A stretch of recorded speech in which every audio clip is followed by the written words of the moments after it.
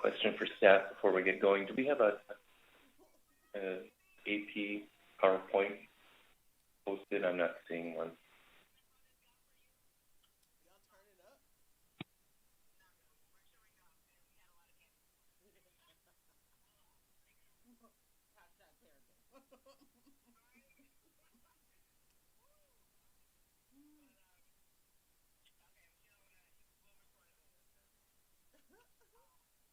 But I imagine if there is one, it'll be presented on the screen, which will be just fine.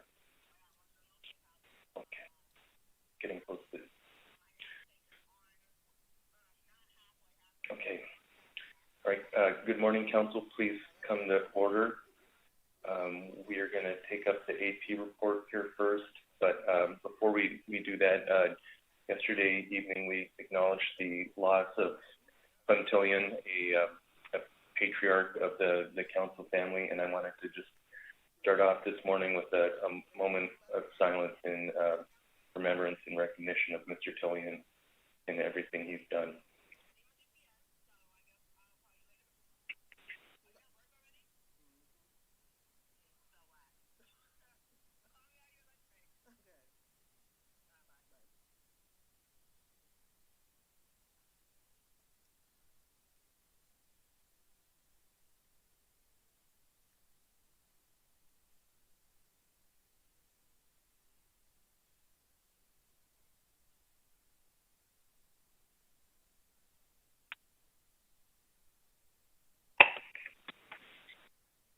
Thank you.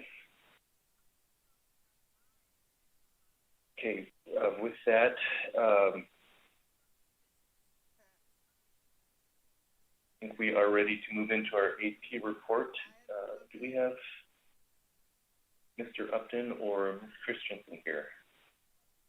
Mr. Chairman, this is Ruth. Can you hear me? Yes, we can. Good morning. Good morning.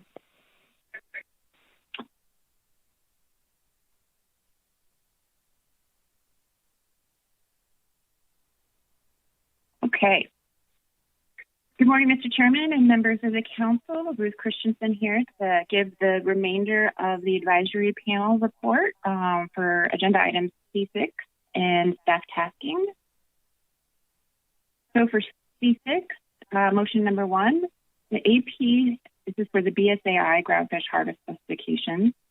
The AP recommends the council adopt the proposed 2022 and 2023 BSAI groundfish specifications for OFLs and ABCs as recommended by the SSC and set tax with all proposed specifications consisting of rollovers of 2022 final specifications from 2021-2022 harvest specifications. The tax for both Bering Sea and Aleutian Islands Pacific cod have been adjusted to account for the state water GHL fisheries.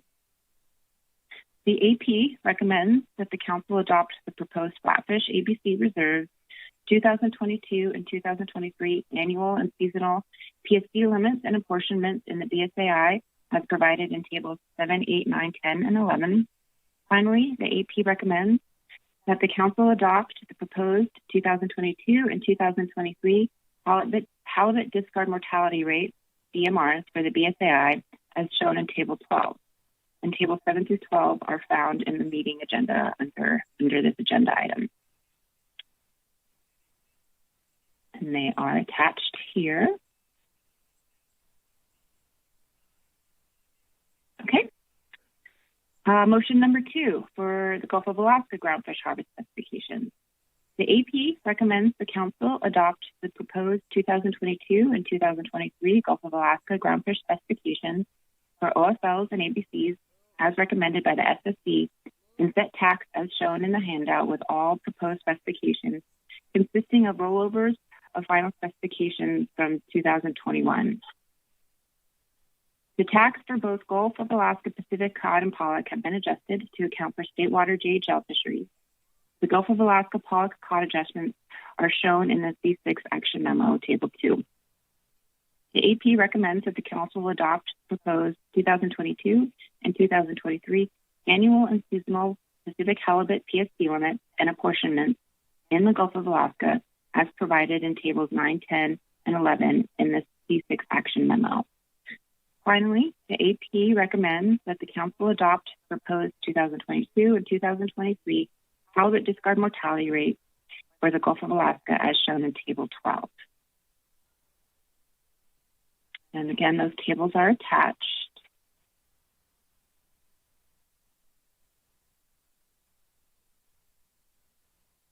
And then our final motion under this C6 agenda item, the AP highlights the importance of CPUE data in the directed sablefish fishery and halibut fishery through the sablefish stock assessment process and asks that NOAA work with the IPHC to secure that data on a timely basis. The AP requests the stock assessment authors provide apportionment scenarios that include a 25%, 50%, and 100% step from the static apportionment in place over the past 6 years to the 5-year weighted survey average apportionment. And I will pause for questions on C6.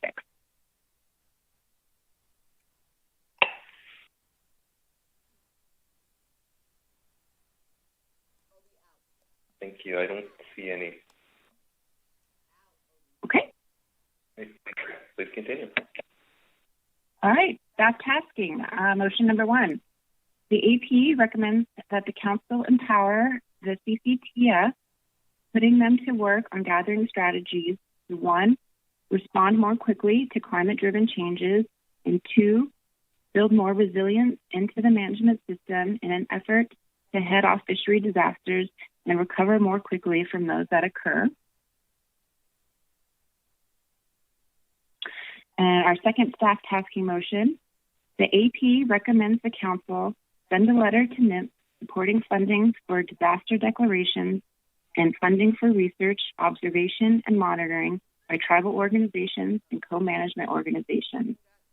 Initiate a discussion paper to take a fresh look at Chinook and chum salmon bycatch in the Bering Sea pollock fishery, a discussion paper that looks at the current salmon bycatch numbers, genetics, and impact on Alaska salmon stocks, as well as a summary of the current state of in-river return. Ensure Alaska Native tribes have a seat at the decision-making table. Ensure Alaska Native tribal representation on all council bodies, including the AP, SSC, and plan teams. And support and encourage NOAA to initiate tribal consultation on the issue of salmon bycatch so that both NOAA and the Council have the best available information. And that concludes my report, Mr. Chairman. Thank you, Ms. Christensen. Mr. Twite has a question. Thanks, Mr. Chair. Good morning, Ms. Christensen. This motion creates the distinction between tribal organizations and co-management organizations. Can you tell me what that distinction is? What's the difference between those two?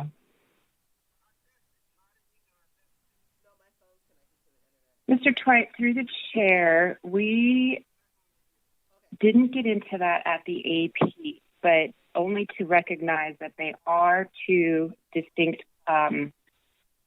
bodies, and both bodies have areas of expertise and membership and these broad level differences that make them both important to include in the process. Thank you.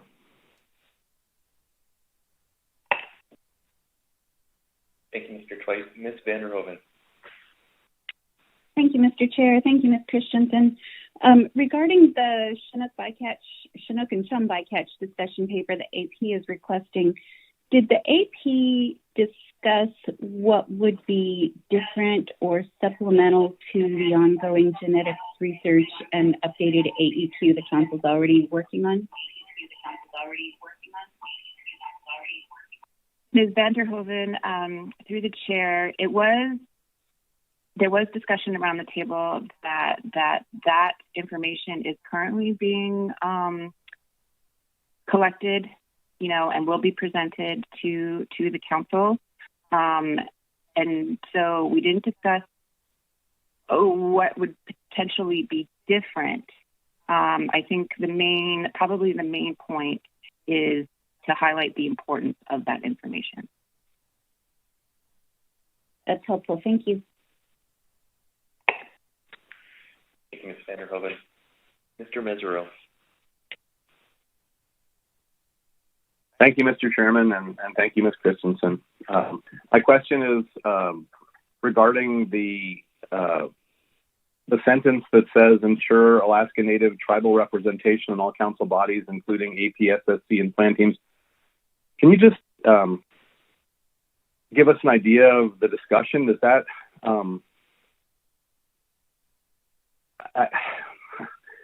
is it qualified tribal representation? Is it people that meet the bar that we set for those bodies and others on the council that we're looking at? I would assume that it is, but I just wanted to clarify that. And then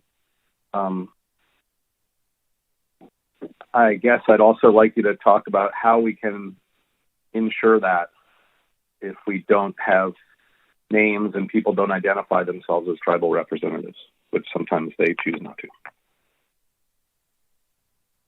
Mr. Mesereau, through the chair, the AP did not discuss qualifications for Alaska Native tribal representation. I think the assumption going into it was that they would meet, the council standard for, when the council does choose to have representation on, to add individuals to the AP, SSC, and plan teams. But we did not specifically discuss are there qualifications or to get to your last point about if the individuals are not coming forward and identifying themselves as Native tribal representatives. Thank you, Ms. Christensen, and I hope we'll hear more specifics when we get to our staff tasking. We have quite a few tribal members testifying, and I think they can probably clear that up too. So thank you very much. Appreciate it. Thank you, Mr. Mesereau. Ms. Kimball.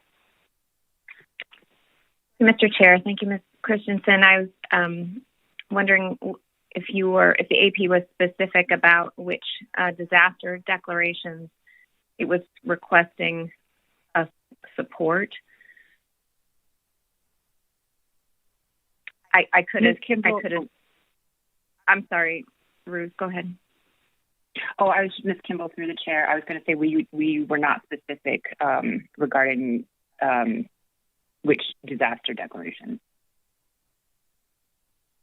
Okay, thank you. And my other question is on your staff tasking motion on the climate change task force.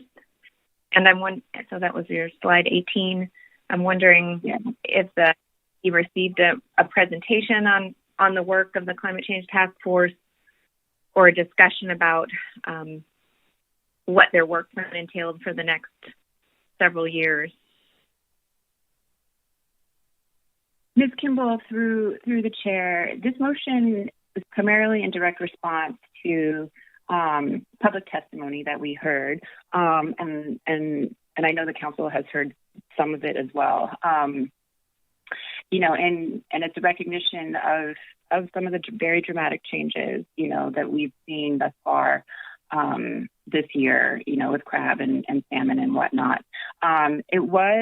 We did have some back and forth with council staff regarding, the CCTF work plan and why they haven't met recently and some of the challenges that they have been faced with. But council staff did let the advisory panel know that they are meeting in 2022, and we did get a general idea of what their work plan is going forward. Thank you, Ms. Christensen. So follow up, Mr. Chair, I should assume then that this motion is really support and emphasis on the work that the Climate Change Task Force is doing, not a new direction. Is that correct? Ms. Kimball, through the chair, yes, that is correct. Thank you. Thank you, Ms. Kimball. Any further questions on the AP report? Mr. Merrill. Thank you, Mr. Chairman. Thank you, Ms. Christensen. On this motion, the staff tasking motion concerning the climate change task force, there was an 8-6 vote. Could you characterize for me some of the opposition if the nature of this action was really just to express support for the existing efforts? Mr. Merrill, through the chair, yeah, it goes back to Ms. Kimball's question. Members of the AP that voted in opposition, I think generally thought that the request, based on council staff feedback, was redundant and not necessary. Thank you. And if I can, Mr. Chairman, one follow-up question on the next motion. Mr. Merrill. Okay. Yeah, thank you. On this second motion, the issue regarding disaster declaration and funding for research and observation, was there something anticipated or desired by the AP that was different or distinct from our normal disaster declaration process?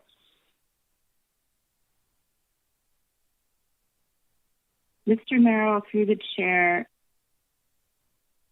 I do not believe so. That was not highlighted at the AP. And again, along with some of these other recommendations in this motion, I think the main point is to highlight the importance of these disaster declarations and the funding for this research, especially given the current status that many salmon populations are facing. Thank you, Mr. Chairman. No further questions. Thank you, Ms. Christensen.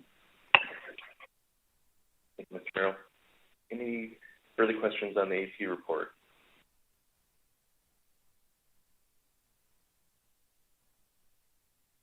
Okay, all right, thank you, Ms. Christensen. Okay, thank you.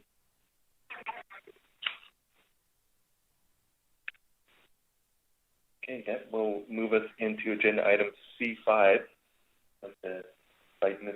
Cleaver to walk us through what we're doing here today. Good morning, Ms. Cleaver. Good morning, Mr. Chairman and members of the council. This is Sarah Cleaver on council staff. I'm the new council staffer for the Partial Coverage Fishery Monitoring Advisory Committee, or the PCFMAC, as well as for the FMAC, which meets later on in May. So posted on the e-agenda under C5 are the action memo, the draft 2022 annual deployment plan, and the report from the recent PCFMAC meeting. And the first order of business for you today is to receive a presentation from Ms. Jennifer Ferdinand and Mr. Jeff Mayhew from the Alaska Fisheries Science Center on the draft 2022 ADP. And this is for observers and electronic monitoring in the partial coverage category of the North Pacific Observer Program. After that ADP presentation, I will present the report from the recent PCFMAC meeting. And the action for the council today is to provide recommendations on the ADP and other recommendations as necessary. I'll also note that there are 7 written public comments on the e-agenda. And in addition to myself and Ms. Ferdinand and Mr. Mayhew, we also have Dr. Kate Hoppola and Ms. Jennifer Mondragon available for any questions. And with that, I will hand it over to Ms. Ferdinand and Mr. Mayhew.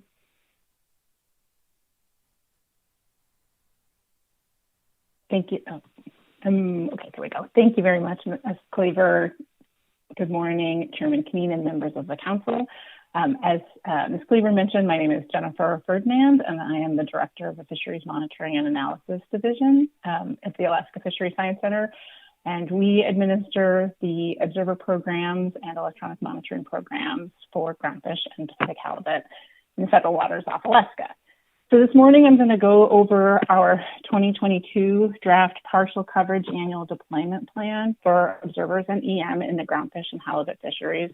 I'm going to sort of set the stage as to where we started from looking forward to 2022, and then I'll hand it off to Mr. Mayhew of the Pacific States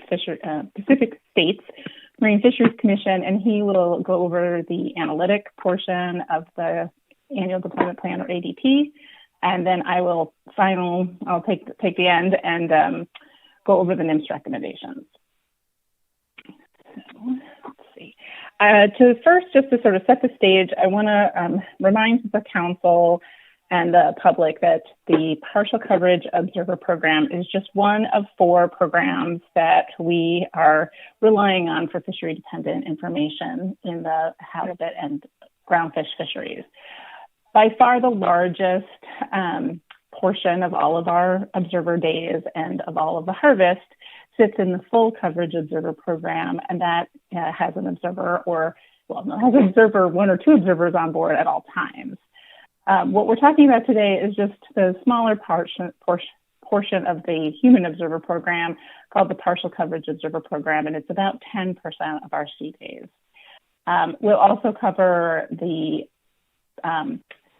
electronic monitoring program that is under current regulations, and that's the one that's deployed out onto fixed gear. And I've highlighted as well the pelagic electronic monitoring exempted fishing permit, only because it affects our annual deployment plan.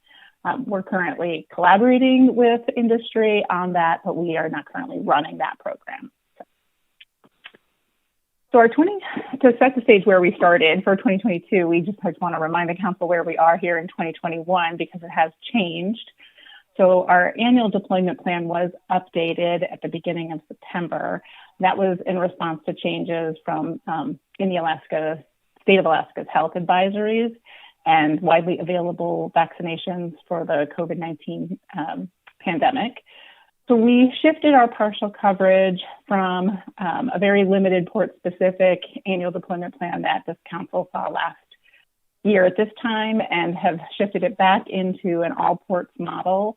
So we are no longer having that port-specific 14-day quarantine that observer affinity to individual ports.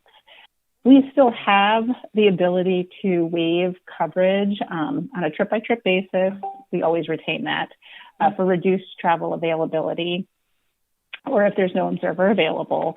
And then also we have supplemental shoreside observers. We were deploying supplemental observers both in early 2021 to allow for observers who couldn't get off their vessels to follow their fish into the plant. And that's no longer happening. The principal investigators for the EM/ESP are able to cover the need for the they are able to cover the need at the processing plants. All right. So again, the 2022 draft annual deployment plan really just covers that partial coverage sector, and it goes over how we intend to assign observer and electronic monitoring resources to vessels in the partial coverage category. And each year what we do is look at a number of different scenarios on how those resources would be deployed. And so for now, I will turn it over to Mr. Jeff Mayhew from the Pacific States Marine Fisheries Commission, and he'll go, before I do that, I'm gonna one more slide, sorry, Jeff. I'm gonna cover what the draft annual deployment plan, the council's motion from June, so that, again, to see what we were looking at and why. So the council recommended back in June that we maintain the 3 gear-based strata, and we have done that. So those are pot, longline, and trawl. The council requested that we evaluate trip-based and port-based deployment, and evaluating that port-based deployment under the COVID protocols, the rules regarding travel and isolation in each port. So we did not do that in this specific plan because we did it in updating the 2021 plan. So the port-based model, we knew it was introducing a lot of bias in both space and time, and we were definitely introducing quite a few data gaps. So again, that's covered for while we shifted for 2021. The council requested that we maintain this 15% baseline hurdle for each gear type before we put additional resources out in the fishery, and that those additional resources, which are often called optimizing, that those ones be put, that we look to see whether or not all of the optimized days should be put on trawl gear. They also supported an evaluation to see if we would reduce the 15% hurdle to allow optimized days on trawl if funding alone was insufficient to hit the hurdle and have optimized days on trawl. We didn't look at that specifically because funding is sufficient to hit the 15-day hurdle and have days left over for optimizing. And then finally, the council requested that we allow additional EM boats, adding into the EM pool as possible with existing funds. Vessels have until November 1st to opt into that EM pool, and so we don't have that number finalized in the draft ADP. That will be in the final ADP that you'll see in December. And then finally, the council did support the Fishery Monitoring Advisory Committee's recommendations that we take on a larger, more comprehensive cost efficiency analysis in 2022 for implementation into the 2024 ADP. So that would not only inform the next federal observer contract, but it would allow us to look at a more comprehensive observer program or monitoring program that incorporates a lot of the changes that have happened since this was originally devised in 2013, including integrating EM into an overall more holistic monitoring program. Okay, so now I will turn this over to Jeff Mayhew with the Pacific States Marine Fisheries Commission. He's been working with us to look through the analytic problems of the draft ADP. Mr. Mayhew. To the Chair. Good morning, members of Council. I'm going to be presenting the analyses that are in Appendix B of this document. So first of all, I just want to highlight the analytical problems that we addressed in this draft. So first of all, we have to make a decision on what kind of fishing we'd be expecting for the next year. One of the primary purposes of this draft is to decide how we allocate those samples. And so we do a bunch of simulations to try to make some evaluations between those different allocation strategies. We also have to know who's going to be participating in both fixed gear EM and the trawl EM EFP. We have kind of preliminary lists that we're working with right now, but those will be finalized for the final ADP.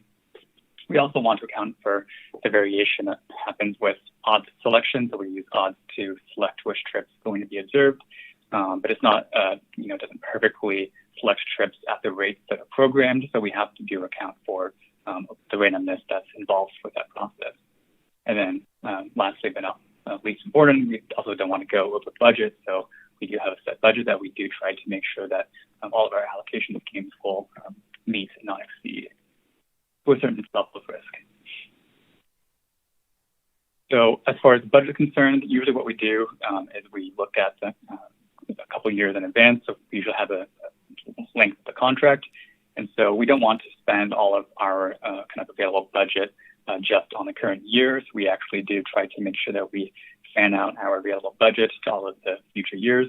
We're trying to have them be equal as far as the number of days afforded. One nice thing about this year, last year, is we don't have kind of continued kind of costs of quarantine. So that was one of the reasons why the cost per day was kind of inflated the previous years. And so what we're doing at this point is we're given kind of loosened restrictions regarding different quarantine protocols in ports and widespread use of the vaccines. We're assuming a negligible cost due to having to deal with quarantining to deal with COVID. As far as fishing effort goes, these methods haven't changed from prior years. We looked at usually the previous few years of fishing, kind of grouped up in by target, gear type, and the SMP. We look at those trends to try to project what kinds of fishing we expect for the next year. And then we usually use the previous year of fishing and we kind of sample from those trips in order to kind of come up with populations of expected fishing effort for the next year. We also changed the number of trips that we sample, either up or down, and this year we either added or subtracted somewhere between 11.2% of trips. This is just kind of based off of, one, not really kind of knowing, making predictions of fishing efforts, always a tricky business, and especially in the last few years with COVID and everything. So we do kind of add a little bit of variation to our expected fishing effort for the next year.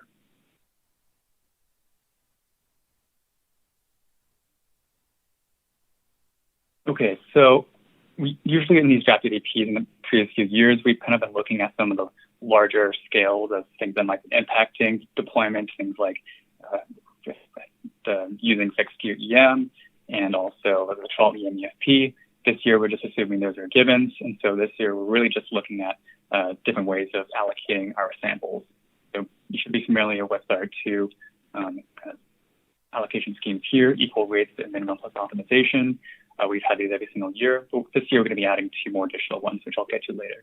As a quick refresher, equal rates is just making sure that each of our three gear type strata within the observer pool gets the same rate. And so the number of trips and days that we assign to each stratum is proportionate to the size or the amount of effort within each of those stratum. Minimum plus optimization is kind of our status quo allocation scheme. What this does is it finds the number of days that are required to reach 15% of trips observed with each of our three strata. And then we allocate the rest of those days based on kind of an optimization routine, which is based off of trying to minimize variance in discarded groundfish, Chinook prohibited species catch, and halibut PSC.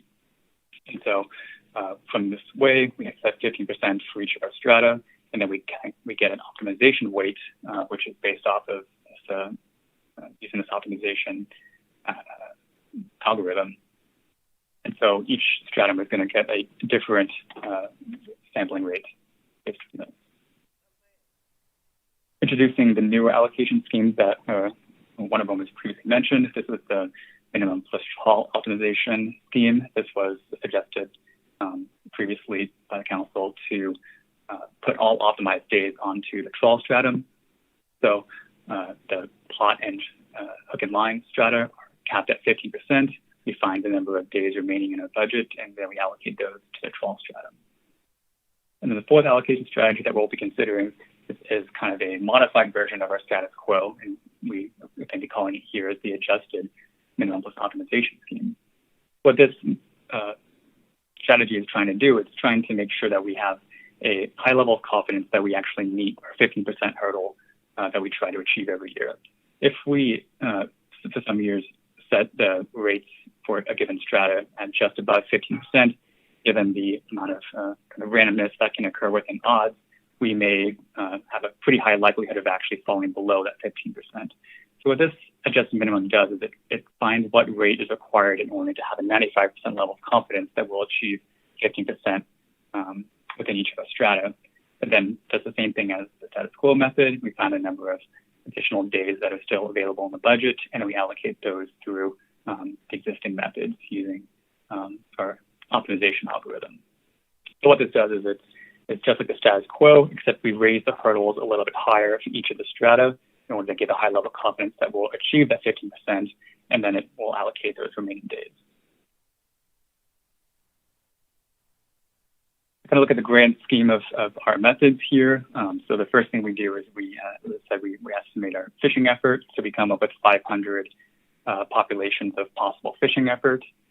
From each of those 500 effort populations, each one goes through 1,000 odds iterations for each of the different 4 allocation schemes, which are shown in red on the right. So once we do that, we kind of make adjustments according to how things end up kind of costing at the end of the simulation. We then kind of end up with our final rates that are afforded by each of the allocation schemes for each of the populations. And then we can do here is we can look at the distribution of the rates that are afforded from the 4 different allocation schemes. Once we get to this point, what we try to do is we want to evaluate which allocation schemes perform better in some areas and which ones perform less well. And so what we do here is we apply what we've deemed the similarity analysis that tries to get to quantify the level of coverage that we are provided by each allocation scheme. So if one allocation scheme affords a higher selection rate than another allocation scheme, we should be able to see a reflection in the proximity of those observed trips in time and space to unmonitored trips. So the idea is that if we have a higher index score from this evaluation, it should presumably translate to a higher likelihood that we'd be able to have make estimates for unmonitored trips using data from observed trips that are closer in time and space. Closer in time and space that we can make estimates at, the less variance and the more accurate our estimates should be.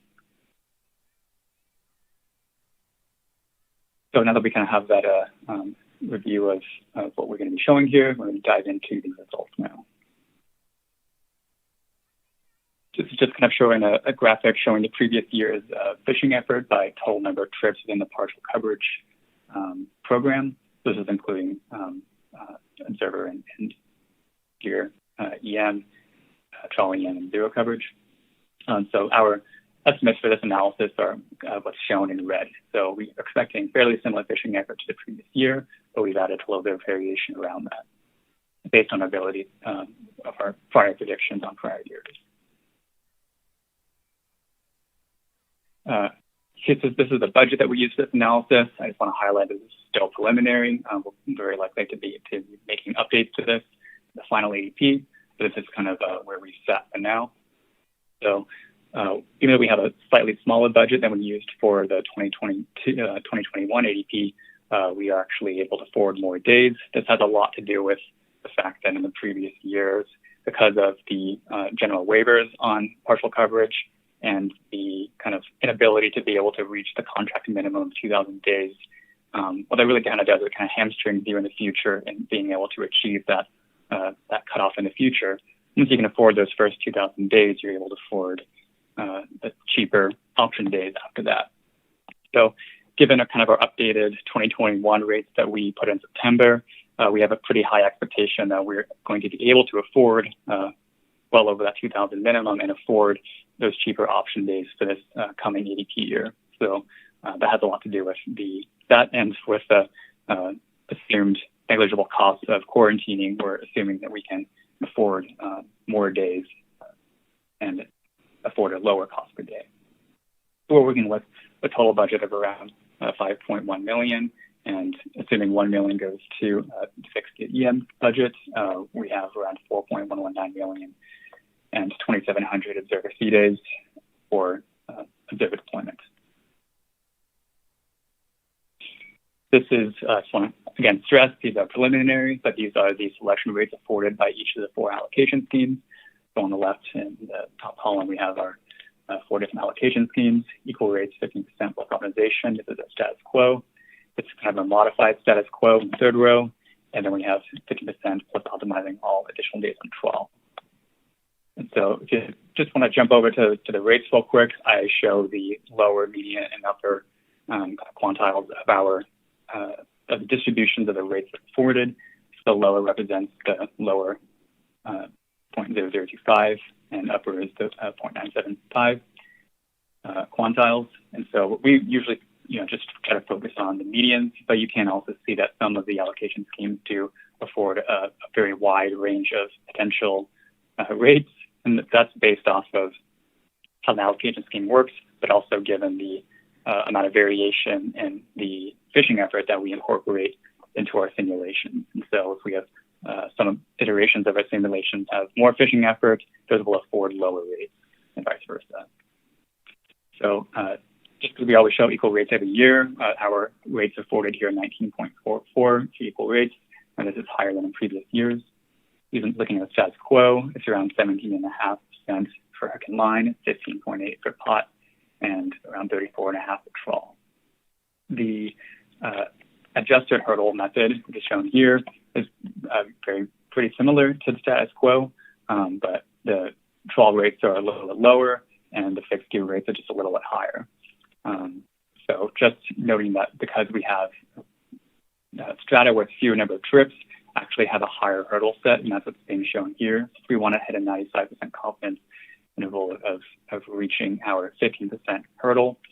These are the hurdle that needs to be afforded first. So after we achieve, instead of achieving rates at 15%, we achieve rates at 16.8, 17, and 17.52 for three strata before allocating our optimized days. 15% was 12. There's no variation here because we cap line and pot at 15%, and for 12, the median was around 44% monitoring rate.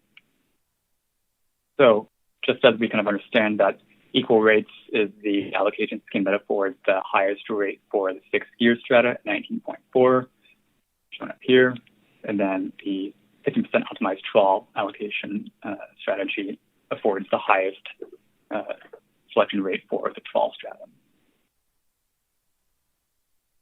I'm not going to go too much into detail with kind of look at specific results the similarity analysis show for each of our comparisons here, but I just kind of want to highlight to everybody kind of how the similarity analysis works.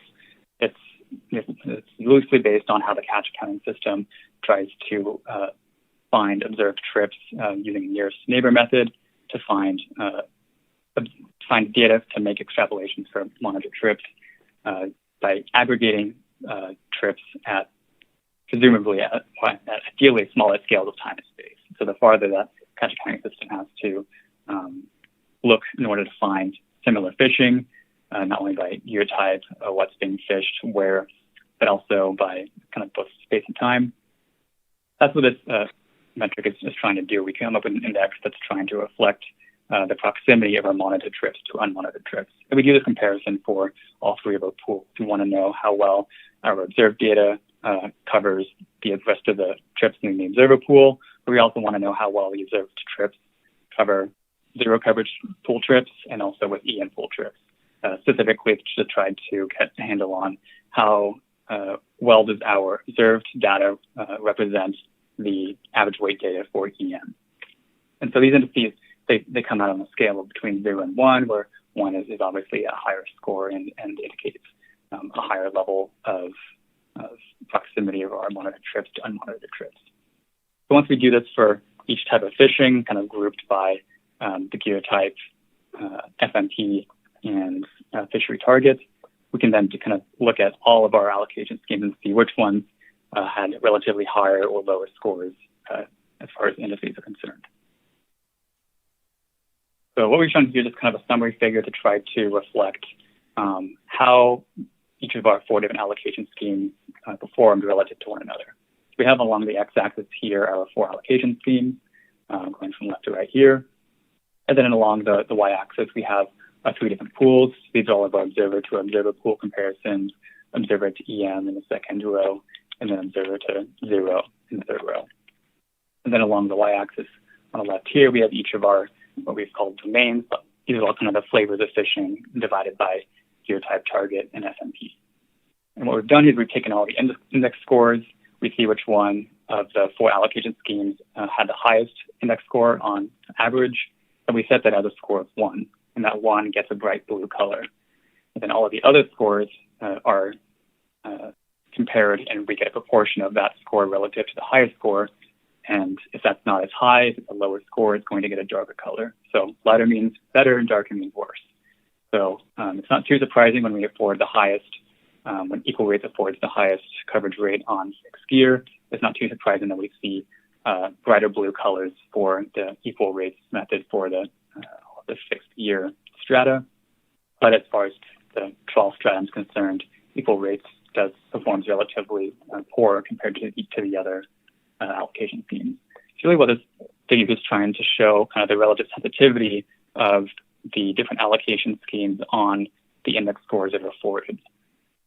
If we look at the 15% optimizing 12 strategy over on the right, it's no surprise that we have the highest scores for 12 here, but we can see kind of relatively how does it perform in all of the other comparisons to 6G as well. And so just kind of looking at the big picture here, what we found is that the 15% plus optimization scheme, which is our status quo, performs relatively similarly compared to the 15% optimizing 12 strategy. So kind of what we can conclude here is that even though there are some gains that optimizing on trawl has on the trawl stratum specifically, those gains are relatively similar. We still have some pretty bright blue colors compared to status quo here. And what we also find is that the adjusted hurdle method kind of finds a happy medium between equal rates and 50% optimizing trawl, that it actually provides a fair level of high index scores compared to the bounds of the kind of the two extremes on either side. So this is the adjusted hurdle method is what's being shown here in the third column is kind of the analyst suggestion for the allocation scheme to use. With that, I will pass it off back to Jennifer Ferdinand. Thank you, Jeff. So now I'll go through the NIMS recommendations for the 2022 draft annual deployment plan, and this would be how we recommend implementing in the out years. So first, fixed gear EM chip selection pool. We recommend that we essentially keep this exactly how it has been operating, in that EM vessels who are interested in participating in EM can opt in or request to opt in to the selection pool. And again, that has to be received by NIMS through the OD system by November 1st. We'll continue also working with individual operators if there are issues that we've noticed with them adhering to their vessel monitoring plan. We have not had to do that with very many users, but it does give them a feedback loop and making sure that those that are participating in the EM pool are achieving usable information and getting the most out of those systems that are being carried.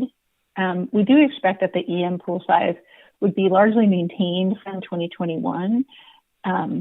However, if funding is insufficient to accommodate anybody who's opting in or to participate, we would continue to prioritize the placement in the EM selection pool the way we have been in the past years, meaning that we look at the vessels that may already have EM systems. Those are obviously cheaper to continue to run. Vessels that might be cost effective for EM and unlikely to introduce large data gaps. And then, of course, to maintain the council intent of prioritizing smaller vessels where carrying an observer is problematic due to bunk space or life raft limitations. For the trawl EM trip selection pool, the agency is going to continue to work with the permit holders of the EFP. And we've been working with them very closely throughout the last year and will continue to do so. We have offered to continue to supplement shore-based observer coverage in the Gulf of Alaska if that's needed, either because COVID protocols kicked up again and then that those shore-based observers cannot handle the influx of fish needed to be sampled in the processing plants. So far, we've been told by all the processing plants in the Gulf that they don't expect that will be needed, but we're just letting folks know that it's available if it does become required. For fixed gear, continuing for the fixed gear EM program, we do know that there's an ongoing National Fish and Wildlife Foundation supported test system that's happening. Right now, phase one is what is being done where there are lighter mobile systems that are being carried alongside a more traditional hardwired system of a boat that's already in our EM pool. Those are being looked, so we can look at that side by side, or rather the investigators can look at that side by side, and we're just waiting to see what the results are. Once those results come in, the planned phase two would test the effectiveness of those mobile systems with 12 vessels that are either in the current zero selection pool or in the observer trip selection pool. If a vessel that was testing one of those light EM systems happened to be selected for an observer trip while they're during the test, we do still maintain the option to waive the observer portion of that test, or of that trip rather. So we will also support other EM projects that receive NIFWF funding in 2022. The funding cycle for NIFWF, we know lots of people put in applications that just doesn't fall, their funding cycle timing doesn't work for our draft annual deployment plan. So those results are usually announced in November, and we'll be able to incorporate them into the final ADP should any of the projects impact the annual deployment plan. Our NIMS recommendations for observer coverage are to maintain the current no selection pool. So we have been setting that no selection pool on fixed gear vessels that are less than 40 feet and all vessels that fish with jig gear. And we would continue that throughout 2022. We recommend that for our observer trip selection pool that we maintain those 3 sampling strata for hook and line vessels that are greater than or equal to 40 feet, vessels that are equal to or larger than or equal to 40 feet, and trawl vessels. And as I mentioned earlier, we have this ability to continue to waive trips on a trip-by-trip basis, consistent with our NOAA Fisheries Observer Waiver Policy that essentially states that a vessel is no longer automatically eligible for a waiver if there is a vaccinated or sheltered-in-place observer available. Let's see, going on to observer coverage, we recommend that observer deployment allocation be, that the strategy that we use is that adjusted 15% plus optimized based on discarded halibut, groundfish, and Chinook. The preliminary budget for the draft ADP, as Jeff went over, is just over $5 million, and that results in estimated coverage of a little over 18% on hook and line, 17.5% on pot, a little over 28% on trawl, and then we continue to maintain a policy-based, not a statistically based or model-based deployment on the fixed gear EM and the trawl EM. So fixed gear would maintain at 30%, and the trawl EM EFP is 100% EM, and then our observers that are on at the shoreside monitoring plant or shoreside plants would be monitoring at 30% in the Gulf of Alaska, and they monitor all of the deliveries from the Bering Sea.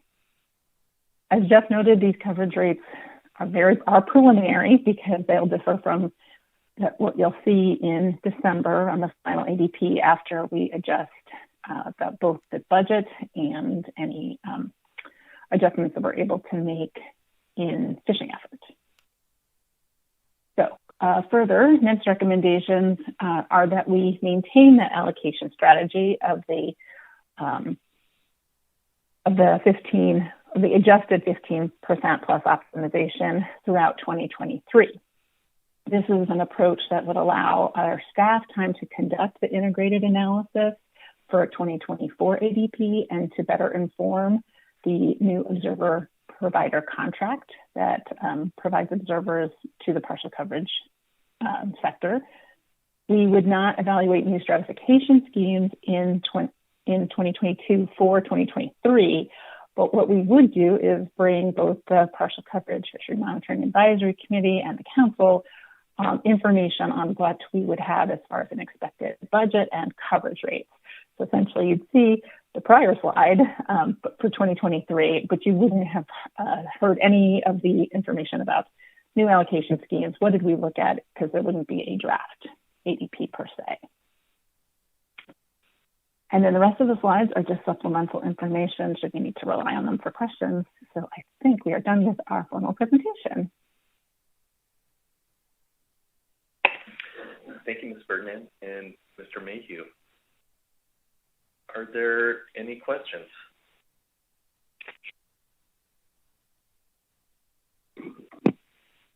Mr. Twite.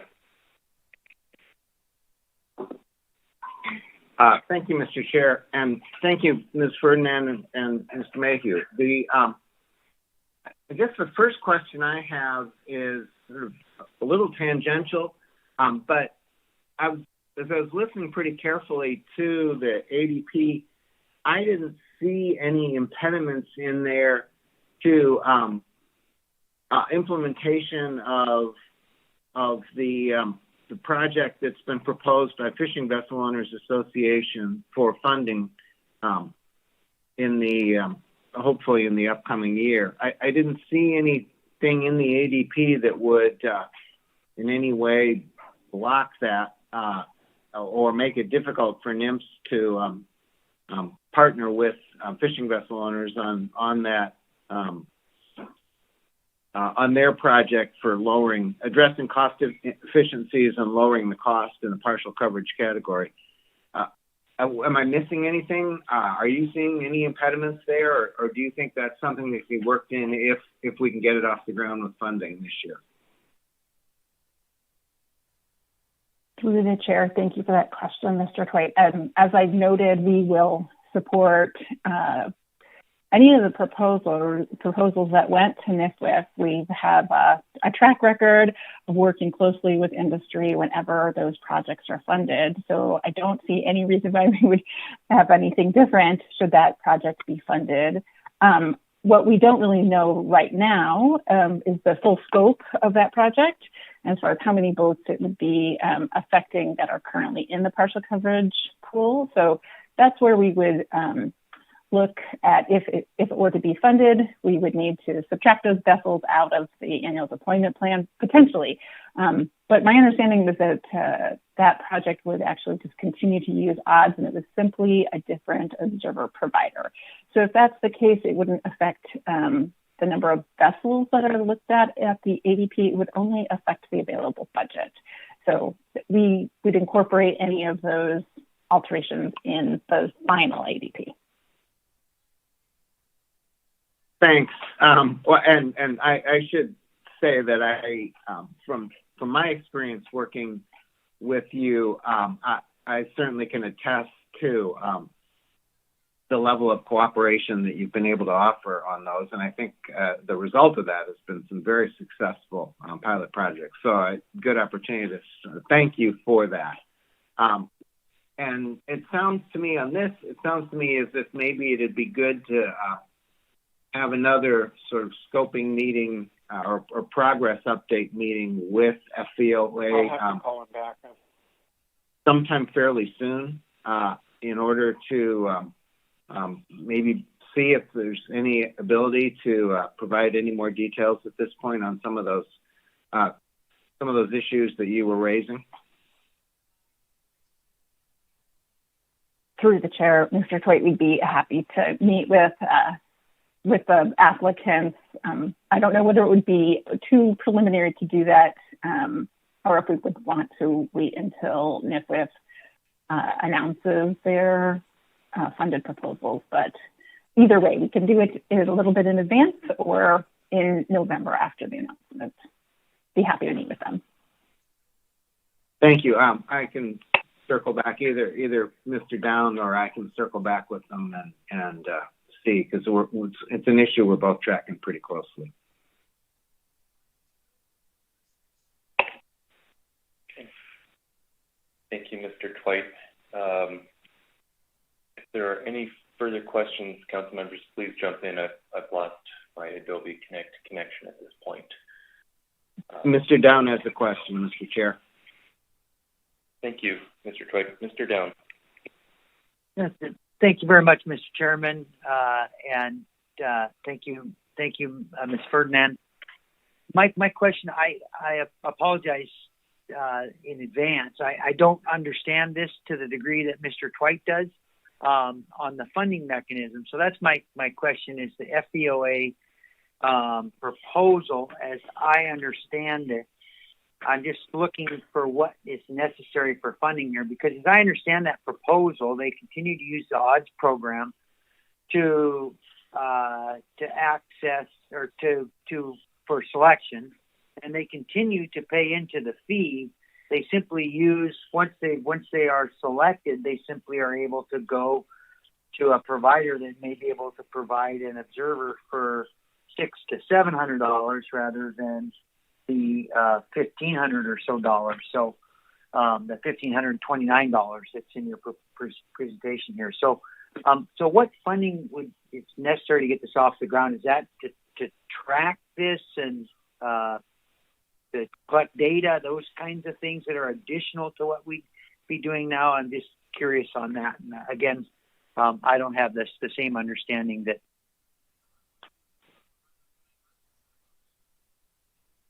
Through the chair, thank you for that question, Mr. Down.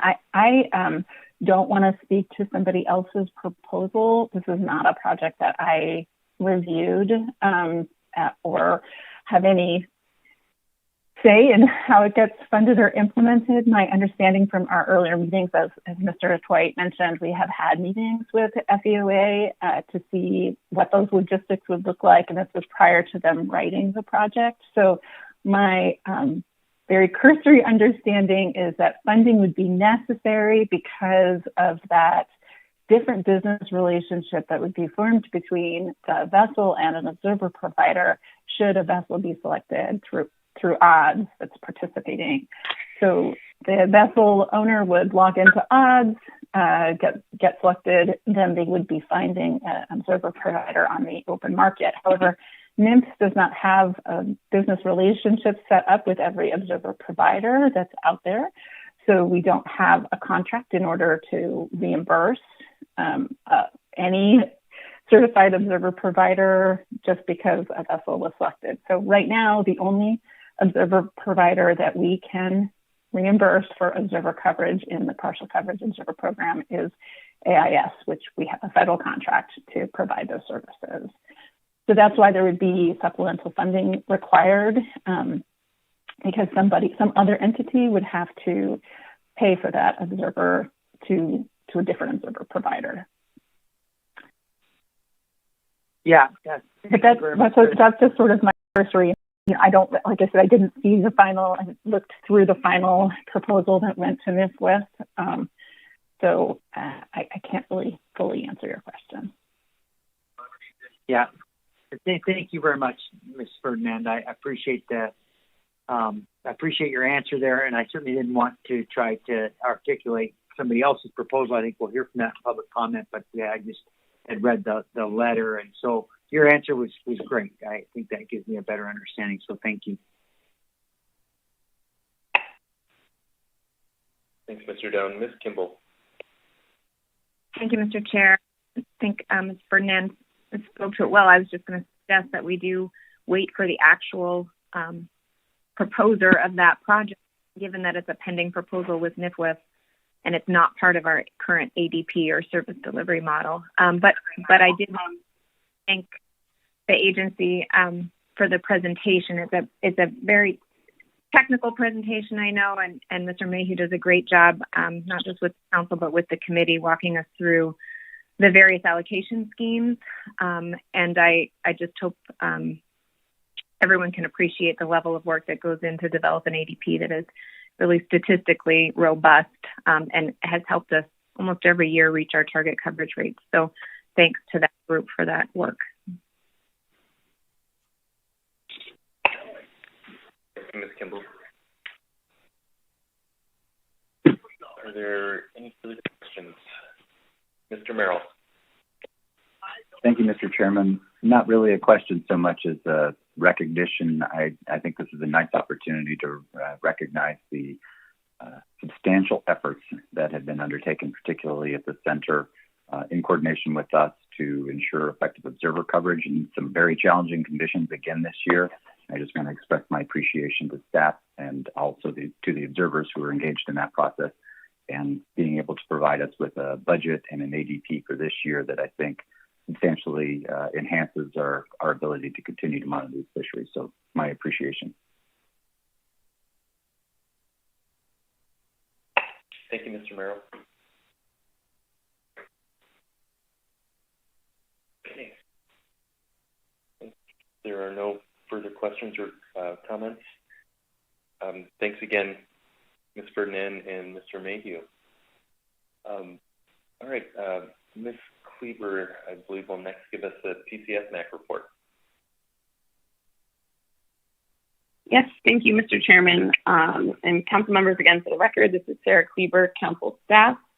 I will now provide the PCFMAC report from the committee's most recent meeting, which was held virtually on September 17th. And all materials from that meeting are linked on the agenda as well. Ms. Kleber, I apologize. I should make sure to let the public know to please sign up to testify prior to the end of this committee report. That will be our cutoff time for testimony. All right, please continue. Thank you, Mr. Chairman. So the purpose of the PCFMAC meeting was to review the draft ADP and to make recommendations to the council on the ADP, as well as on some other items related to the partial coverage category of the Observer Program. And a reminder for the council that the PCFMAC was formed in 2019 to provide the council with recommendations specific to the partial coverage category. And these recommendations are generally specific to fees, observer and EM deployment, as well as cost efficiencies.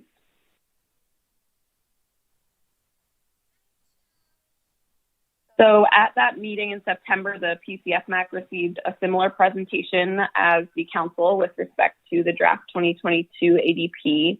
And the PCFMAC appreciates the work on the draft ADP completed by staff as well. The PCFMAC endorses the NMFS recommendations for observer and EM deployment as represented in the draft 2022 ADP. And those recommendations are captured here on the slide and detailed in our PCFMAC report. I would note that the committee had significant discussion related to the recommended allocation strategy. And at the June 2021 council meeting, the council had supported maintaining the 15% baseline hurdle for each gear type. And the council had also supported the agency evaluating the optimization scheme so that all additional observer days above the baseline coverage level would be placed on trawl gear. And I think that Jennifer and Jeff did a great job describing this. So the agency did complete this analysis, which was strategy 3, the minimum from trawl optimization in the draft ADP. Sorry, my presentation seemed to skip forward.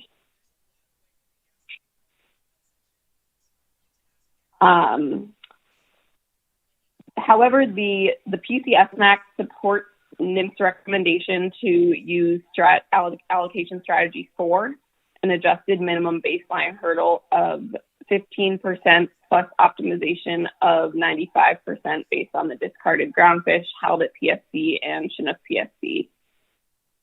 The PCFMAC also supports the NMFS recommendation to maintain this stratification and allocation strategy for 2023 and not evaluate new strata or allocation scenarios for 2023. The committee supported this allocation strategy because it offers a higher level of confidence that the 15% baseline hurdle would be met across strata when the allocation strategy selected in the 2022 ADP is intended to be carried forward to 2023.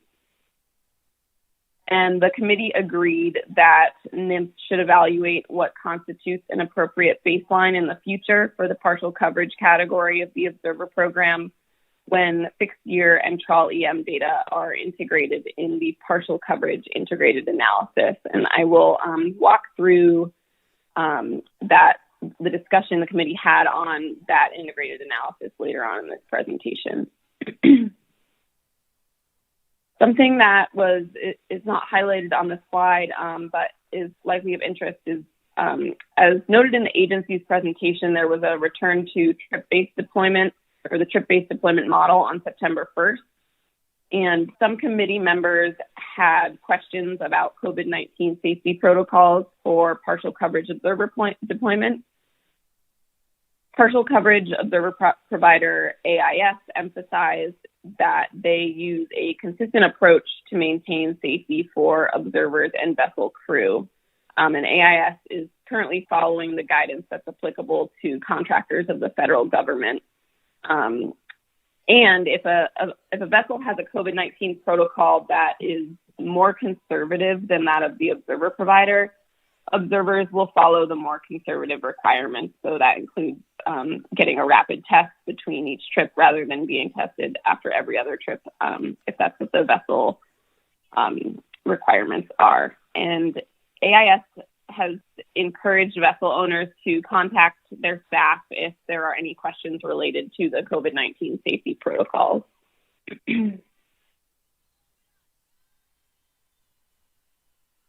The PCFMAC also received a budget update from agency staff and really appreciated seeing the 3 years of preliminary budget projections. While a stable budget is anticipated for 2022 and 2023, there was a lot of discussion among committee members about budget uncertainty beginning in 2024. At which point the Trawl EM program is expected to be an implemented program covered under the observer fee rather than under the supplemental funding through NICWIS. The PCFMAC therefore requested NIMS consider the cost of incorporating Trawl EM under the observer fee in 2024 in the partial coverage integrated analysis.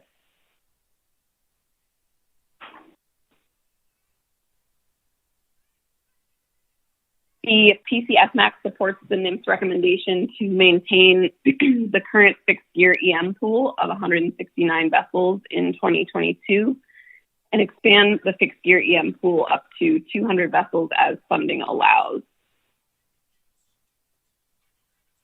The PCFMAC was aware that funding may be insufficient to accommodate all new vessels that request to participate in the fixed-gear EM selection pool. And the committee supports maintaining priority for EM as recommended in the draft ADP.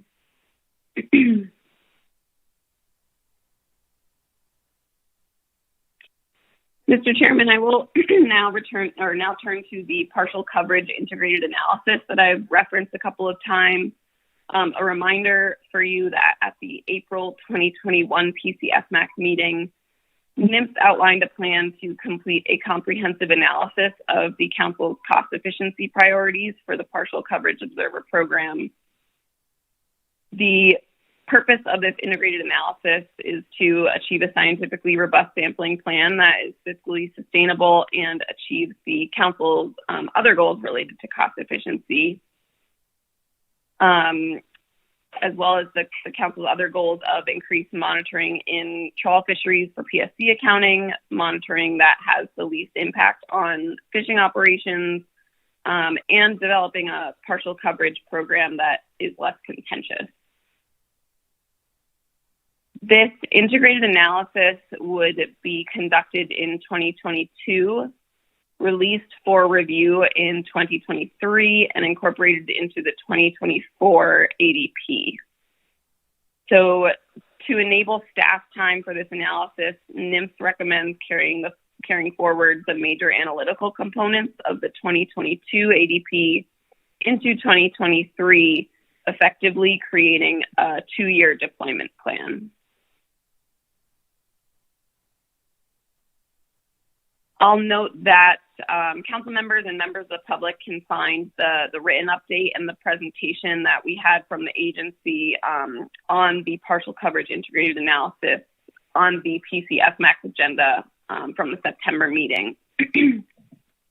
But the major themes of discussion and recommendations related to that presentation are captured in our report, and I will summarize those.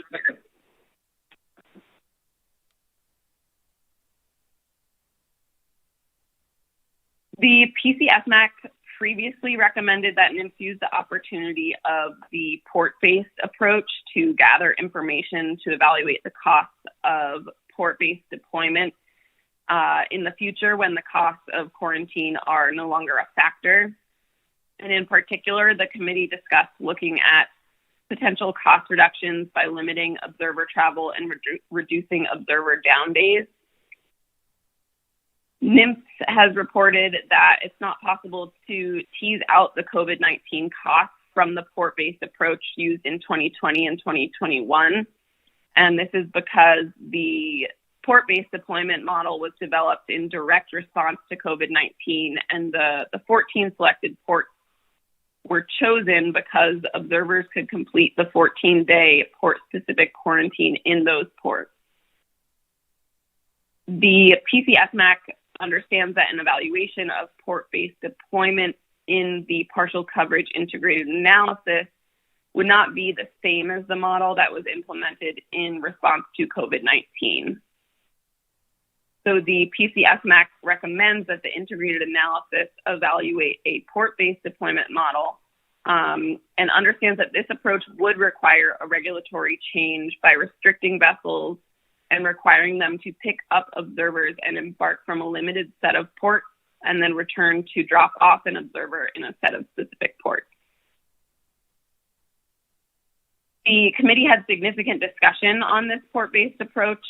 First, committee members expressed concern that requiring vessels to embark and return from the same port would impose significant constraints on vessels' current fishing practices and alter patterns of commerce. Some committee members supported NMF's evaluation of a mini vessel selection model that would require a vessel selected in odds to carry a partial coverage observer on multiple trips. And this would allow the vessel to pick the observer up in one port and drop the observer in a different port. So allowing a vessel to drop the observer in the port that they want to return to could help to eliminate the data gaps and bias that was found in the 2020 Observer Annual Report.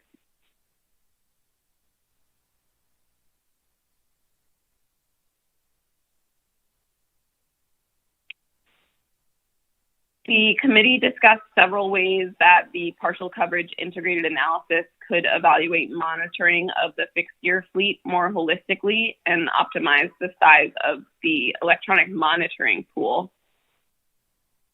The PCFMAC supports evaluation of a sampling approach that would consider requiring a vessel to carry both an observer and EM on some trips.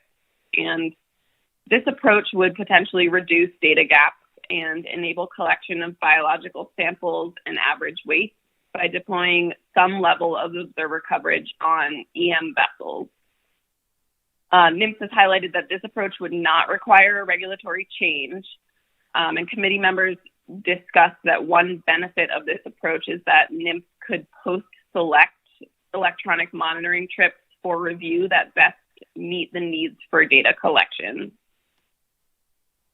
However, committee members expressed concern with a blanket approach to deploying observers onto fixed gear vessels that are already carrying EM equipment, because some vessels have opted into the electronic monitoring pool for the reason that they cannot carry an observer, for example, if they have limited bunk space.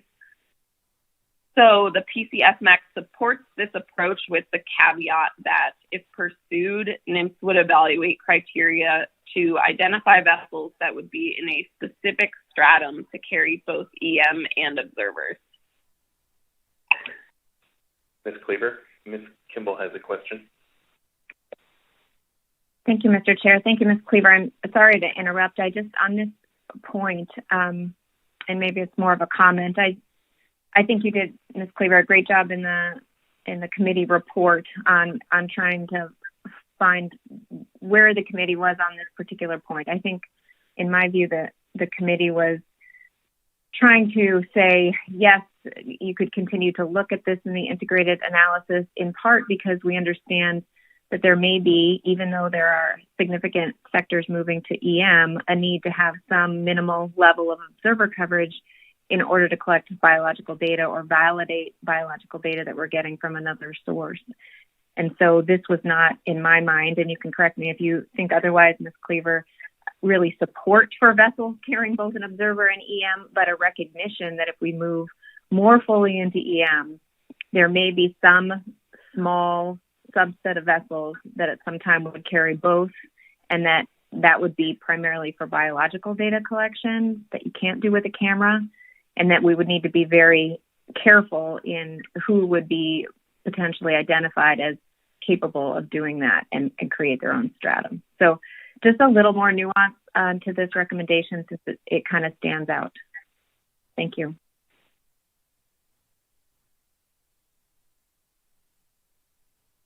Thank you, Ms. Kimball. Yeah, absolutely. I think that there was significant discussion about this, and there was definitely a lot of concern and noting that the committee really wanted to highlight that caveat that there really are specific vessels that it would really not benefit them to be part of a sampling approach where they could carry both an observer and EM. So thanks for highlighting more of that nuance.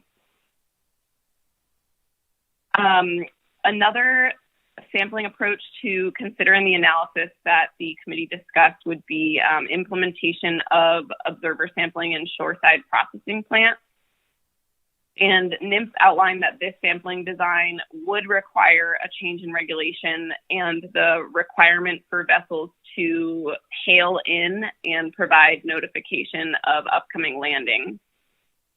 This approach is also being considered as part of the trawl EM program. And while we discussed this approach at the committee, PCFMAC members didn't really express a strong objection to the idea of the hail-in system, but there wasn't a specific recommendation there either. The PCFMAC also continues to support reevaluating the zero selection pool for cost efficiencies. So currently, as Jen described, the ADP defines vessels in zero selection as fixed gear vessels less than 40 feet and vessels fishing with jig gear. And the zero selection pool can be modified without regulatory changes. Changing the definition of the zero selection pool could provide an opportunity for cost savings, but it could also increase data gaps.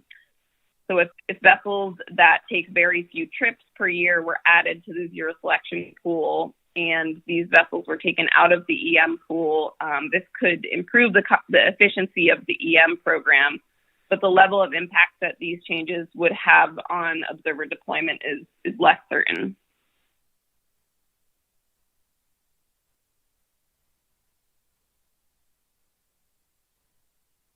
NMFS put forward the idea of extending the length of notice for deploying at-sea observers.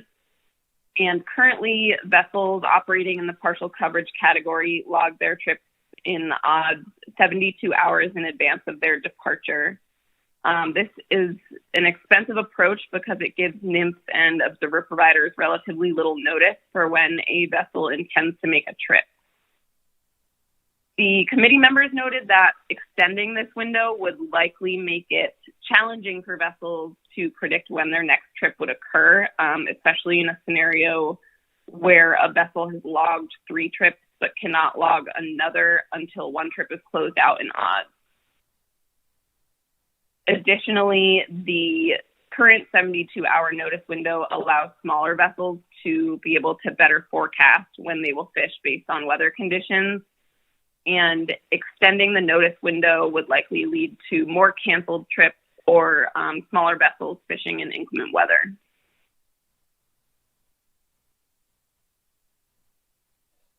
The committee also briefly discussed a report from the recent NMFS electronic monitoring workshop, which I believe has been referenced a few times throughout this council meeting. And the purpose of that workshop was for Science Center staff to prepare for using electronic monitoring data in the 2021 stock assessments. And of particular interest to committee members was the recommendation coming out of that workshop that a process be developed so that assessment authors can provide coordinated feedback to the council advisory bodies regarding stock assessment data needs. The committee noted the need for increased communication between stock assessment authors and plan teams, as well as the committee at relevant times. Relevant to filling data gaps using EM data, there was discussion at the committee on observer to EM data comparison and how well the estimates of average weights from observer data reflect electronic monitoring data and what level of precision in time and space may be necessary for accurate catch accounting, and how to provide sufficient biological data for the stock assessments. So the committee highlighted the importance of incorporating the stock assessment perspective and input into this partial coverage integrated analysis.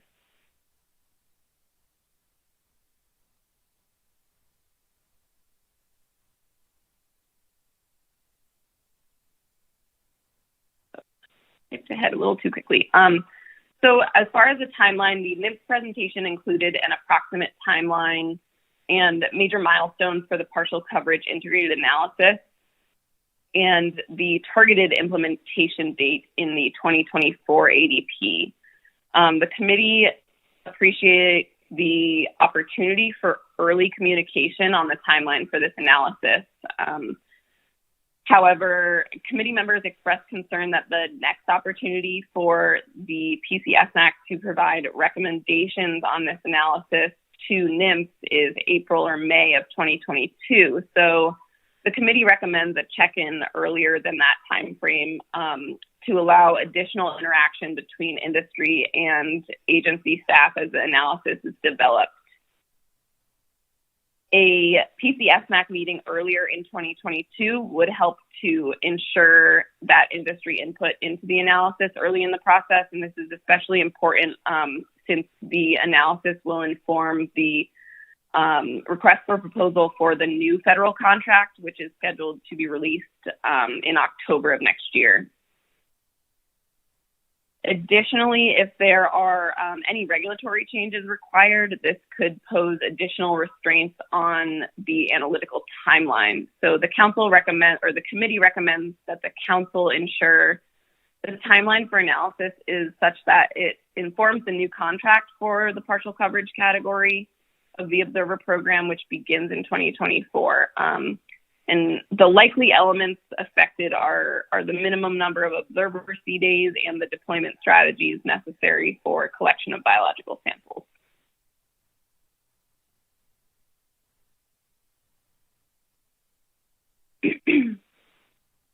Pam Gale from Alaskan Observers, Inc. also provided the committee with a summary of observer labor shortage issues and potential recommendations in response to public comment at the June 2021 council meeting.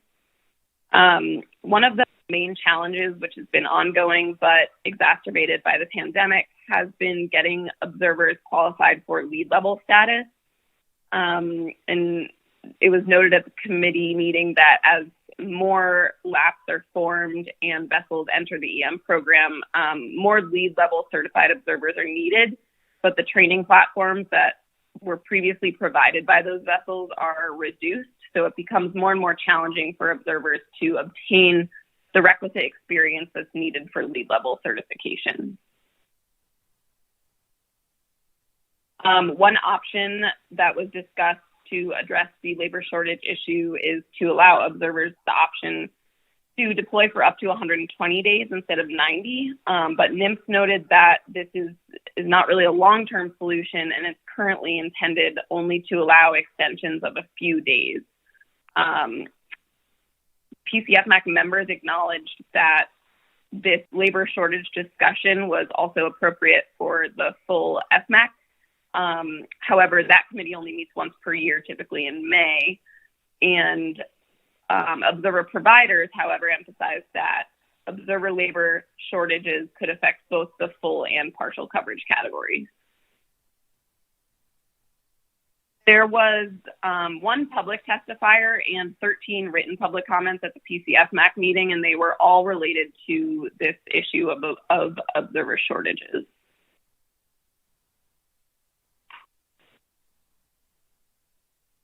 Lastly, in the partial coverage integrated analysis update, NIMS provide. Oh, it looks like Mr. Twite has a question. So before I get onto this slide, I'll take that. Thank you, Mr. Cleaver. Mr. Twite. Thank you, Mr. Chair, and thank you, Ms. Cleaver. This is on the labor issues.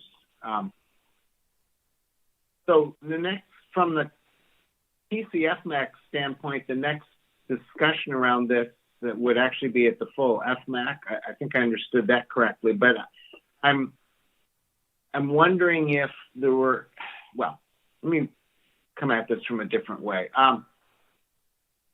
Simply putting that proposal out there clearly really caused a reaction among the observer community. Those were some pretty strong letters. And they raised some pretty broad issues, some of which touched back on the safety review work that the agency had done a year ago now, or longer, maybe. And was it the sense of the PCFMAC that we could just kind of leave this hanging until until the FMAC has a chance to address it as well, or was there a sense that we need to respond to the observers now and at least let them know, heard them, and that understood the perspective? Or I guess I'm just really wondering about how we sort of communicate back to the observers and not leave them feeling like their concerns are in limbo. Yes, Mr. Twite, thank you for that question. I see Nicole or Ms. Kimball has her hand up. I don't know if it's in response. I can provide what I saw as a lot of acknowledgement at the PCFMAC meeting. I think that there was a significant response from PCFMAC members highlighting that they did hear and did see the concerns that observers were providing in their written comments and in the one public comment, that the deploying for longer than 90 days has a lot of challenges for observers themselves, and I don't want to try to characterize that public comment, but noting that there was concern there for many of the observers, or all of the observers that we heard from. And I think that from the committee standpoint, this was kind of left hanging for discussion potentially in May,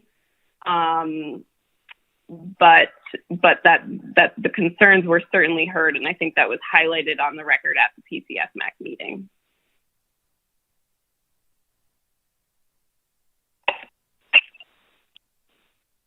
Ms. Kimball? Thank you, Mr. Chair. Thank you, Ms. Cleaver. I think that was a good response. I think it's an important issue, so I wanted to weigh in.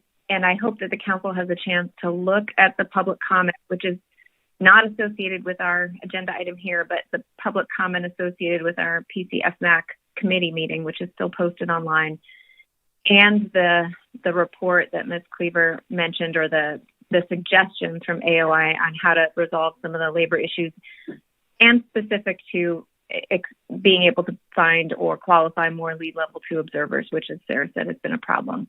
So not all of those suggestions that were put on the record and discussed at the meeting had to do with extending the deployment, but the majority of the response in public comment was associated with that suggestion. And I think it's important because we don't normally get 13 comments for a committee meeting that's fairly technical and small from observers, and every comment letter was from an observer. And I know that staff don't like to characterize public comment. I feel fine characterizing public comment.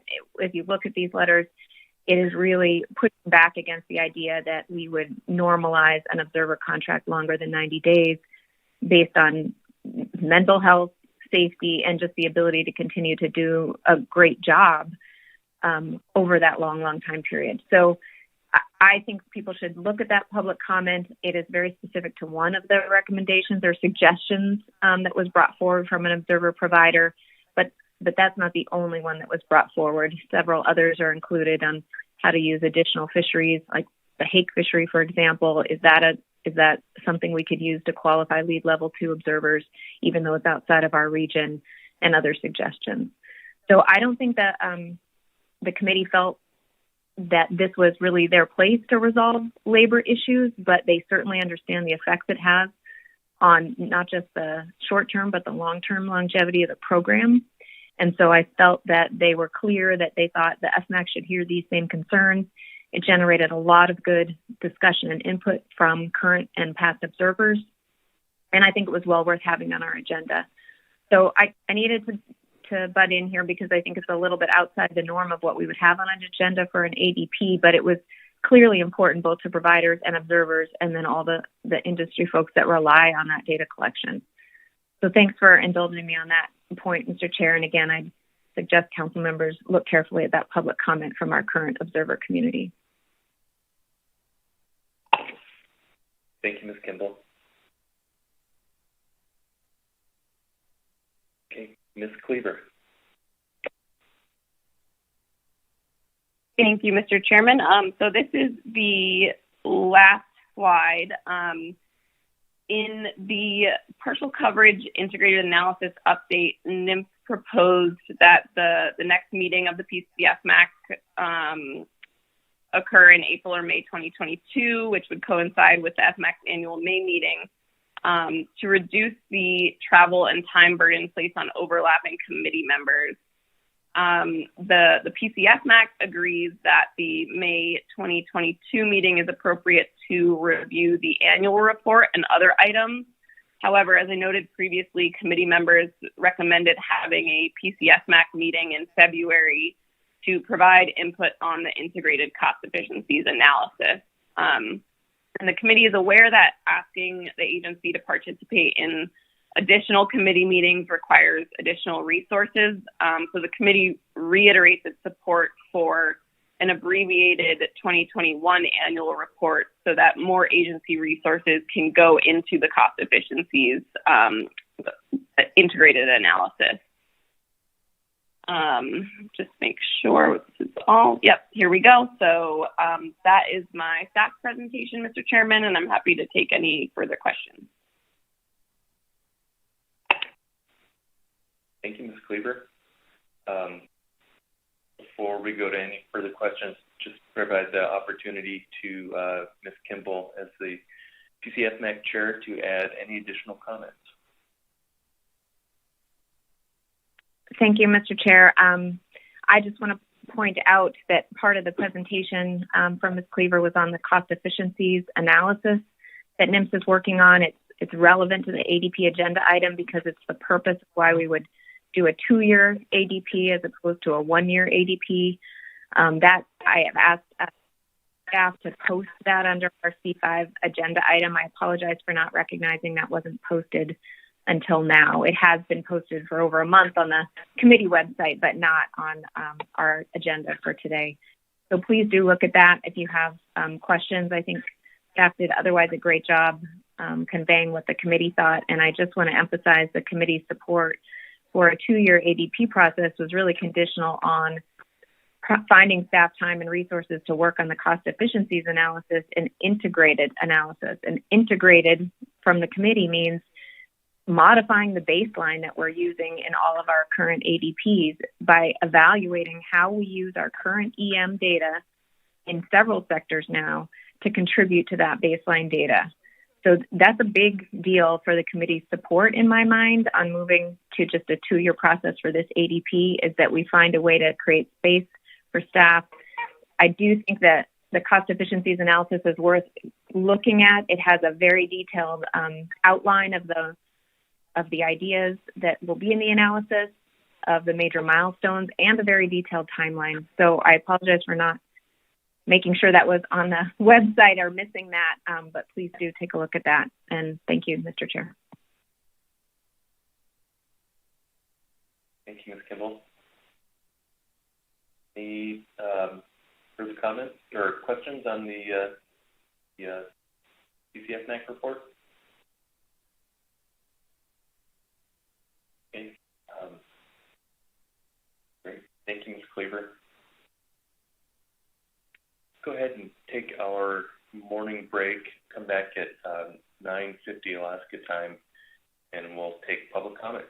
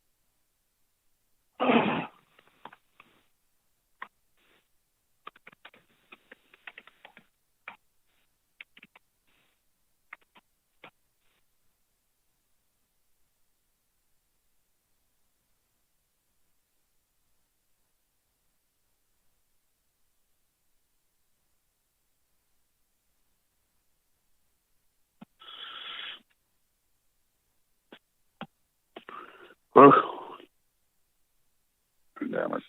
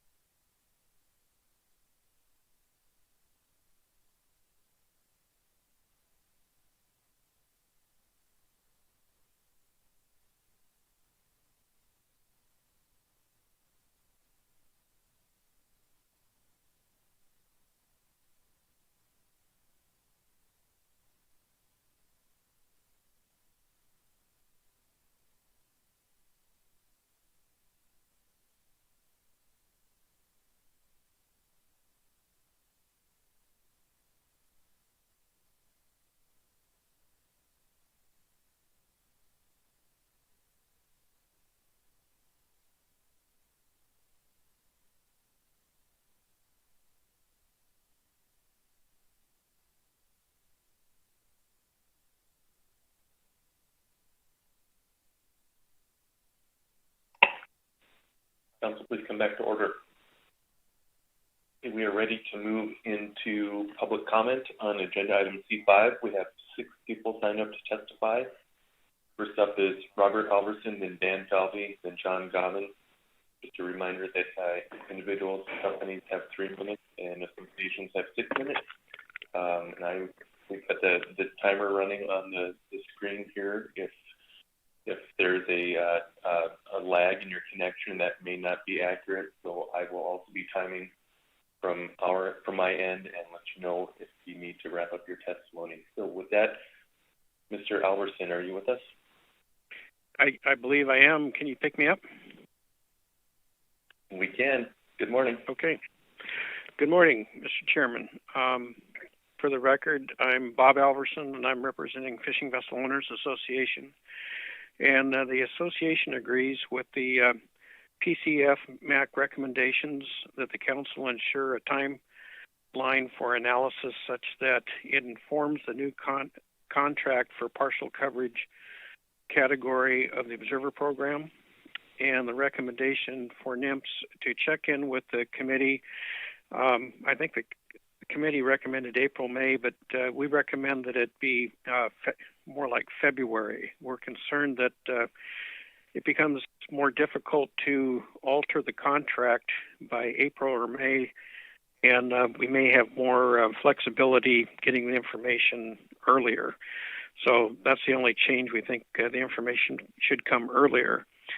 Second, the association would like the council to ask its staff to prepare a paper that would inform the council and the public of what would be needed regulatorily to allow the partial coverage fleet to secure their observer coverage directly from the NIMS-approved observer companies. Assuming the odds process stayed in place, the fee collection stayed the same, and the vessels would get reimbursed at the end of the season from the collected funds. So those are our comments, Mr. Chairman, on the Observer ADP agenda item. If someone wants to ask some questions with regard to our NIFWIF grant request, I can speak to that as well. I heard some people talk about it earlier in your discussion. Thank you, Mr. Alverson. Ms. Kimball has a question. Thank you, Mr. Chair. Thank you, Mr. Alverson.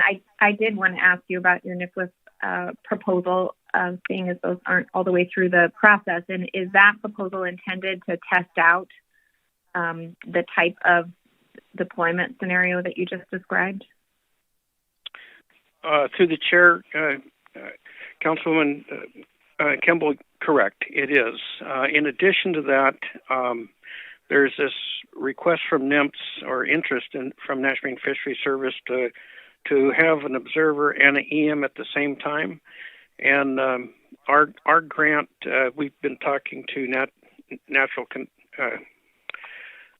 Natural Conservancy, and they've agreed to augment our grant should we get it with $50,000. And with that money, we would be able to set up additional boats with EM that could take EM and an observer. So whatever NIMS is trying to look at, our program would also be able to address that issue as well. But yes, to your first question and what our request was from FVOA, they're identical. Thank you, Mr. Alverson. Thank you, Mr. Chair. A quick follow-up, is that when do you expect to know whether that proposal was approved? Within the month, I think. We're not sure yet. Great, thank you.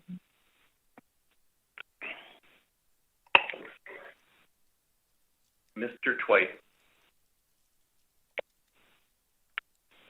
Thanks, Mr. Chair, and thanks, Mr. Alverson.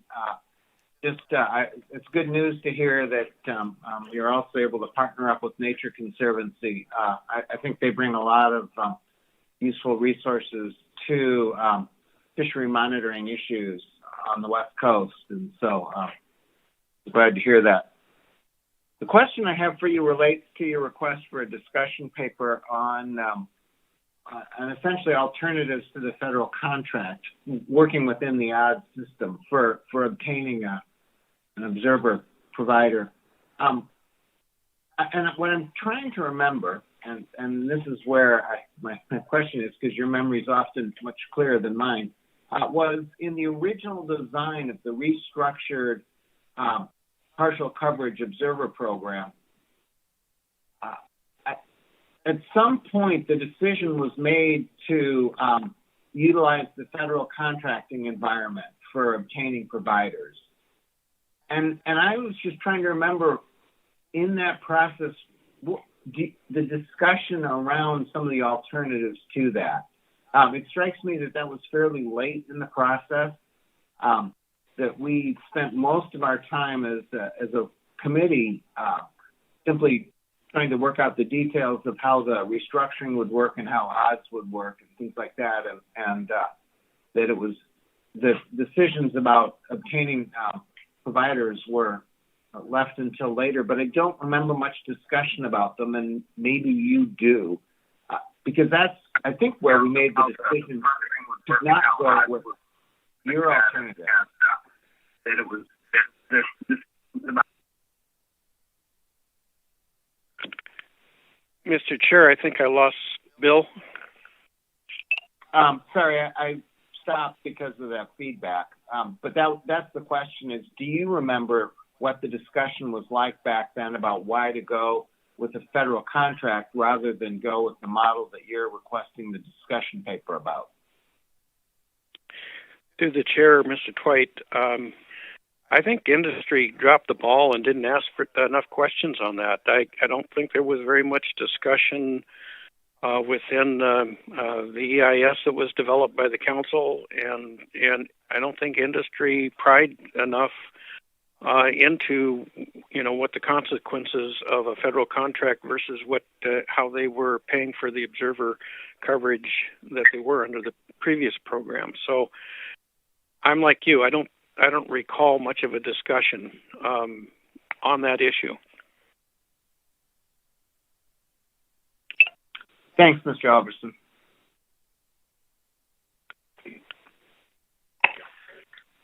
Any additional questions? Mr. Down.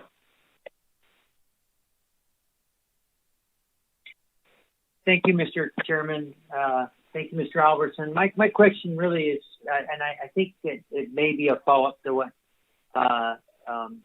what Ms. Kimball was asking, but my question is on timing on this. So, in other words, I believe what you're asking for here is that the council take up a discussion paper to look at this alternative to providing observers that would roughly cut half of the cost of an observer, and effectively for those would increase the observer coverage, which sounds like a great deal to me. I like the way you've outlined this. But on the timing issue, should the council take up a discussion paper like this now, or should we wait for this NPFMC funding for you to know later on in the month and maybe revisit this in December? I guess that's my question is you've asked for a discussion paper, but it sounds to me like you might be on your way to being able to kind of prove this concept with the NPFMC funding, unless I've missed something. Thank you. Through the chair, Mr. Downs, I think the council's options before it to really materially increase the observer coverage from, you currently have this benchmark of 15%, which is barely statistically relevant according to the SSC, and it's hard to maintain that with increasing costs and the $1,529 per day. I think the council, whether we get a NPFMC grant or not, is going to need to know what that alternative looks like in terms of regulatory action by the council.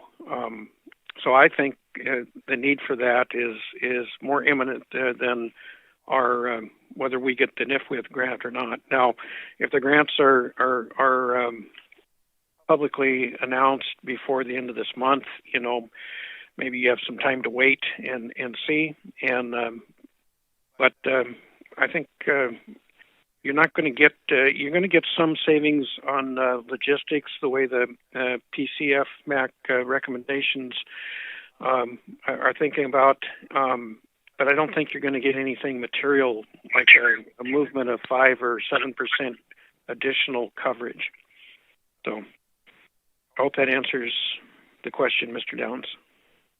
That helps. Thank you so much. Thank you, Mr. Chairman.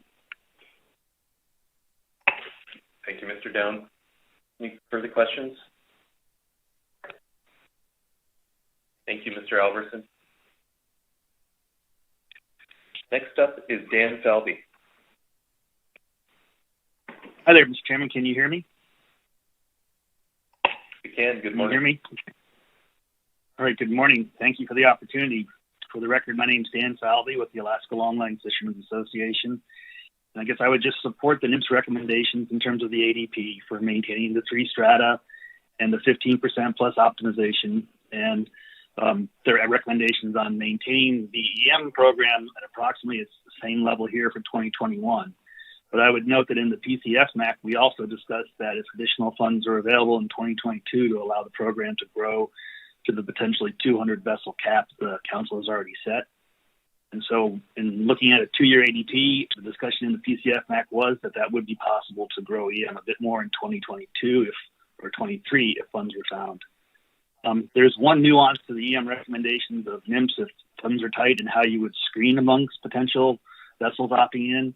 And that's in June, the council also asked that the ability of the vessel in select ports to share the EM hardware be added as a consideration in screening the vessels.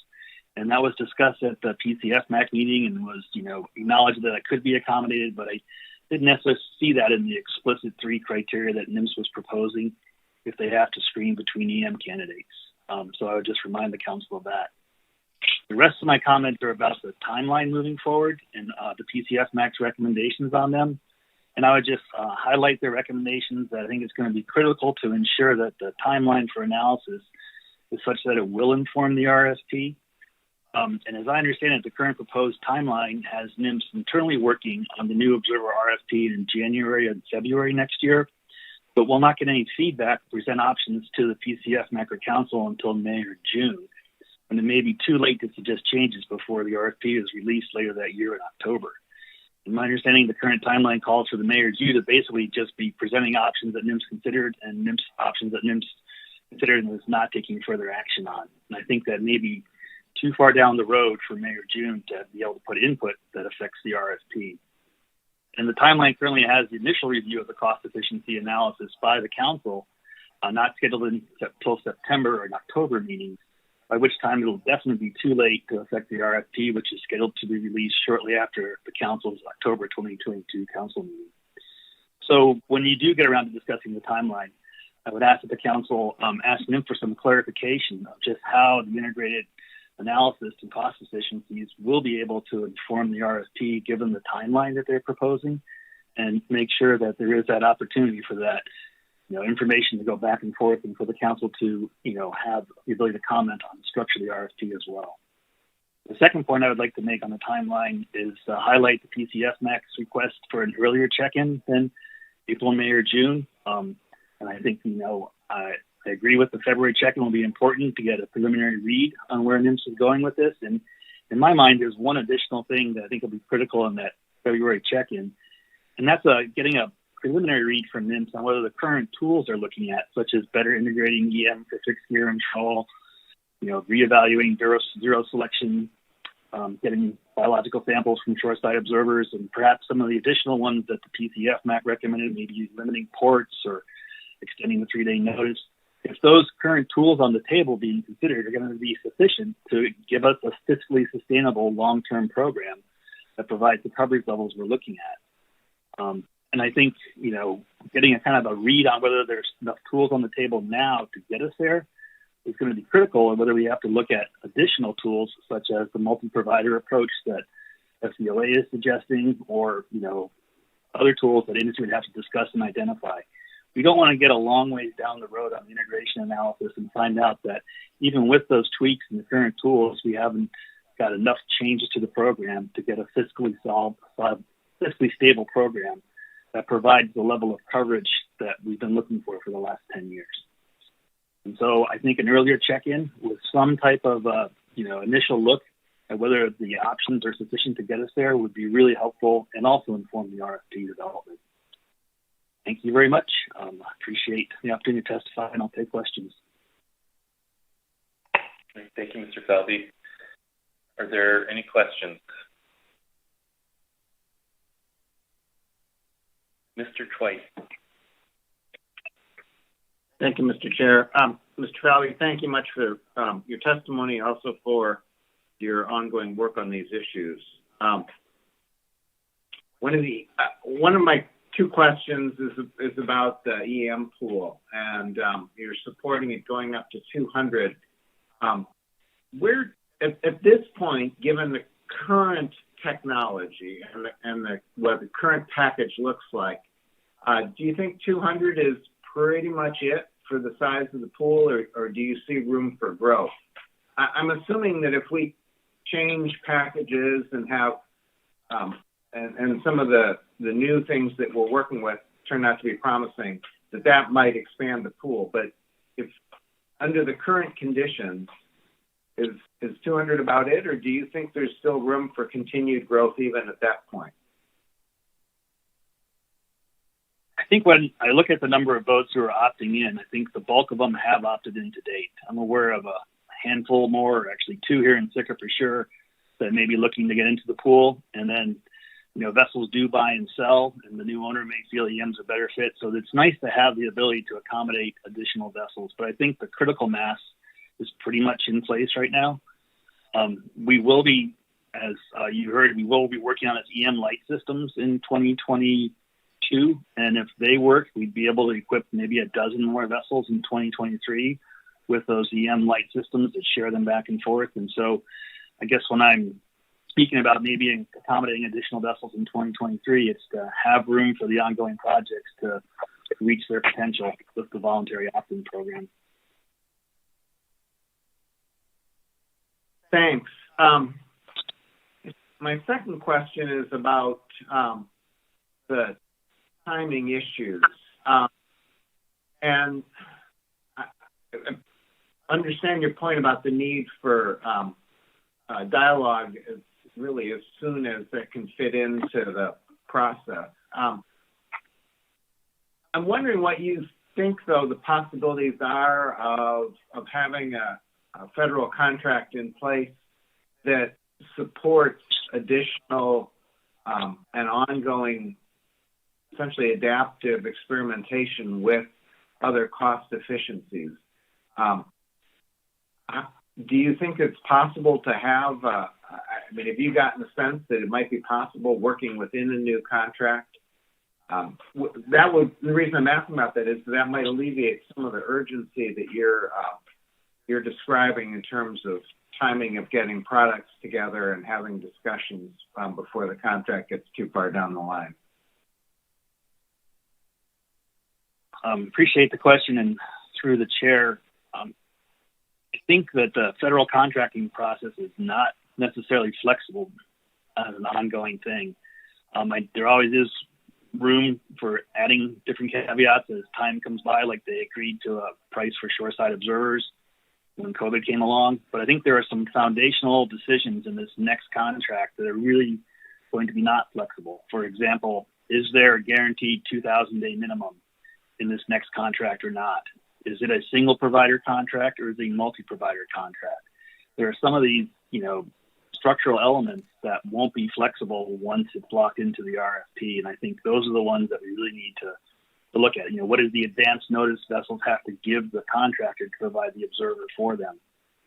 Are they the unrestricted ports, or the contractor only going to be responsible for delivering the observer to one of a dozen ports with jet service? Some of those things I think will really define the contract moving forward, and we need to understand whether we're going to need to go to those type of tools to get the program costs down, or whether, adding additional EM vessels and things like that will get us where we want to go.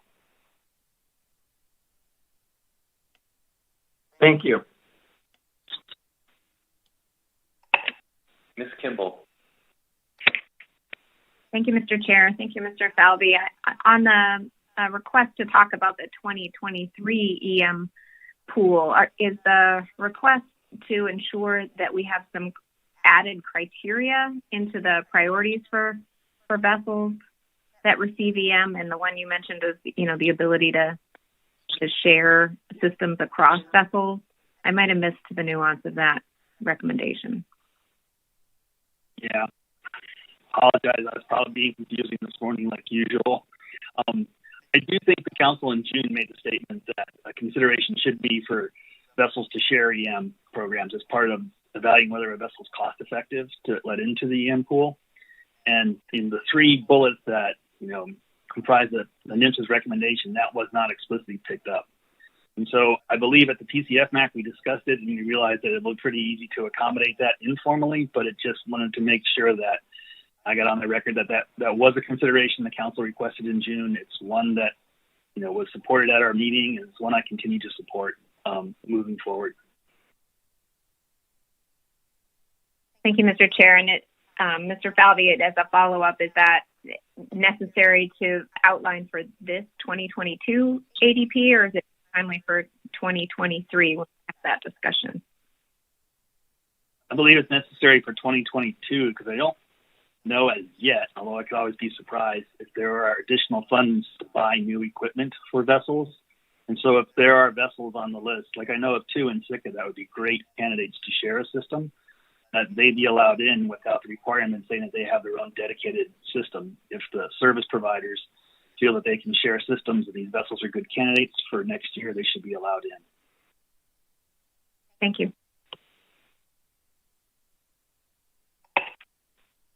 Thank you, Ms. Kimball. Any further questions for Mr. Falvey?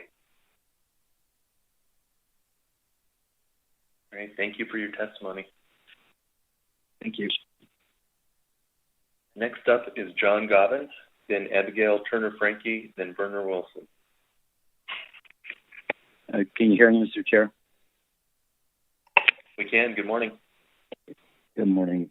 Thanks, Chair and Council, for taking my input on the C5 agenda item. I recommend the Council consider changes to the partial coverage monitoring in place for the Bering Sea pot cod fishery. I think it's important to get accurate accounting for the number of red king crab this fleet is taking as bycatch.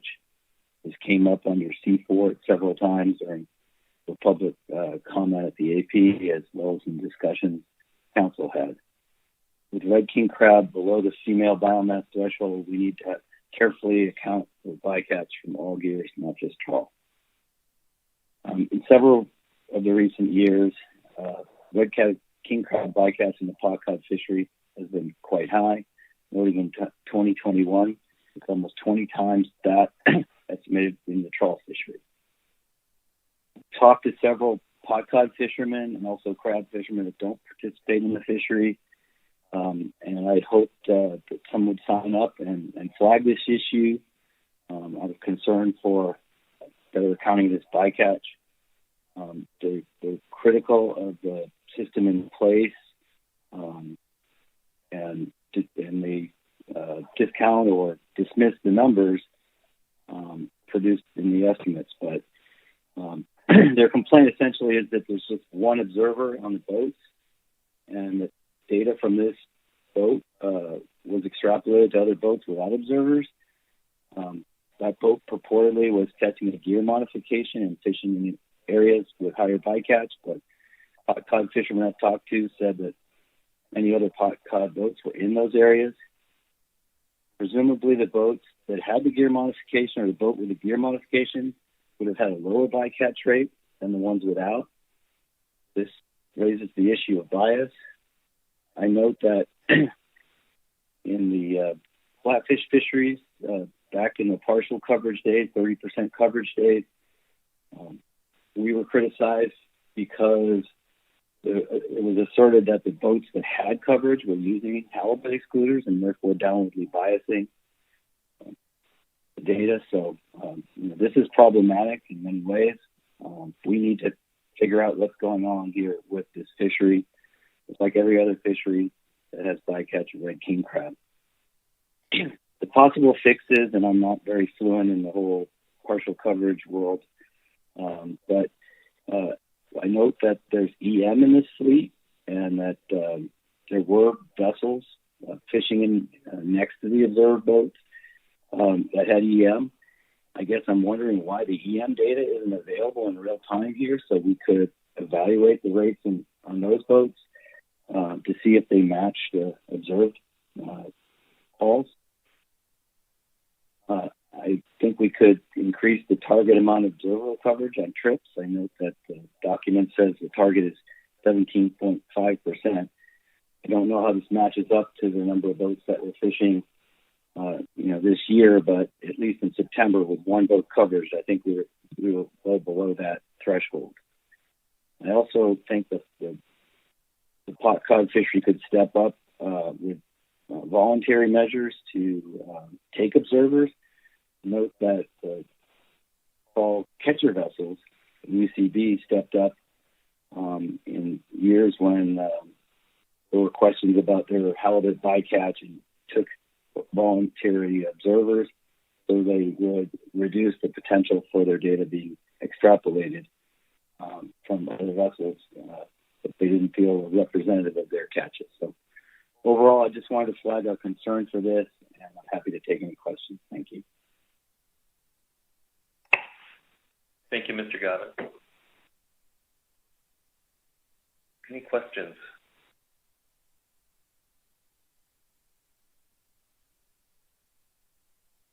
Mr. Merrill. Thank you, Mr. Chairman. Thank you, Mr. Gavin.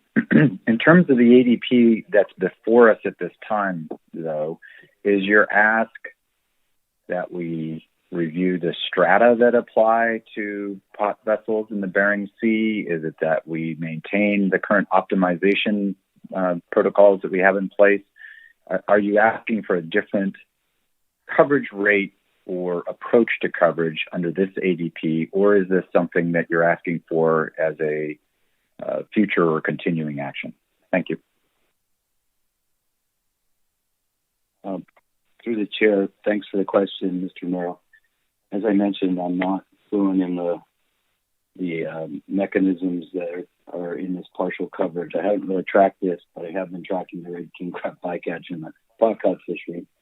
So I'm looking to you to see which the best mechanism you can use to prioritize more coverage or more utility from the EM data.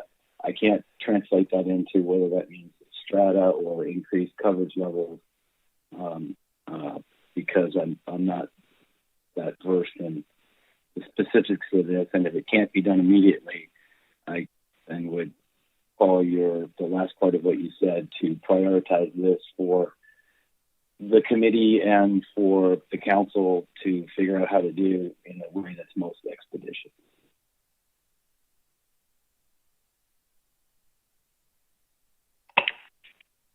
Any further questions? Thank you, Mr. Gavin. Thank you. Next up is Abigail Turner-Franke. Thank you, Chairman Canine and members of the council. I hope you can hear me. Thank you very much for the opportunity to comment today on agenda item C5. This is Abigail Turner-Franke of North Pacific Fisheries Association out of Homer. I am a member of the Fishery Monitoring Advisory Committee and the partial coverage contingent of that same body.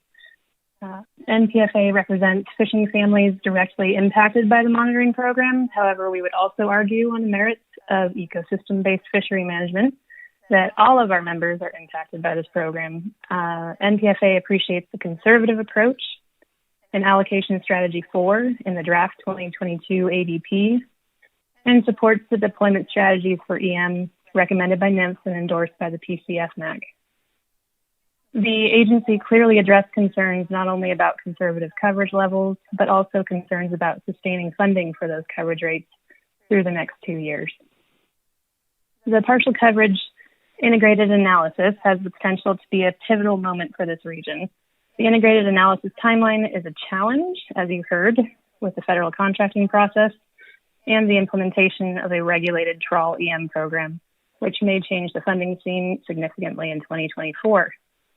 Also, as you just heard from Mr. Alverson and Mr. Falvey, there are other options that aren't necessarily new, but that might also be helpful to think about before we come out of this reviewing 2024.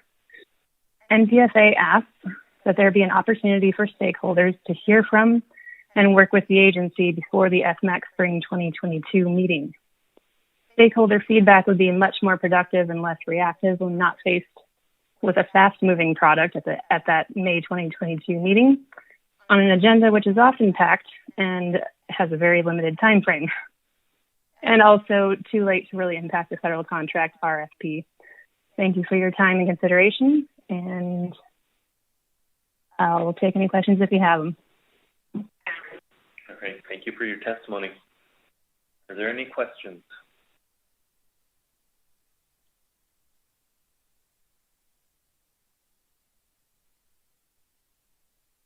Thank you again. Next up is Werner Wilson, and then last up will be Julie Kavanaugh.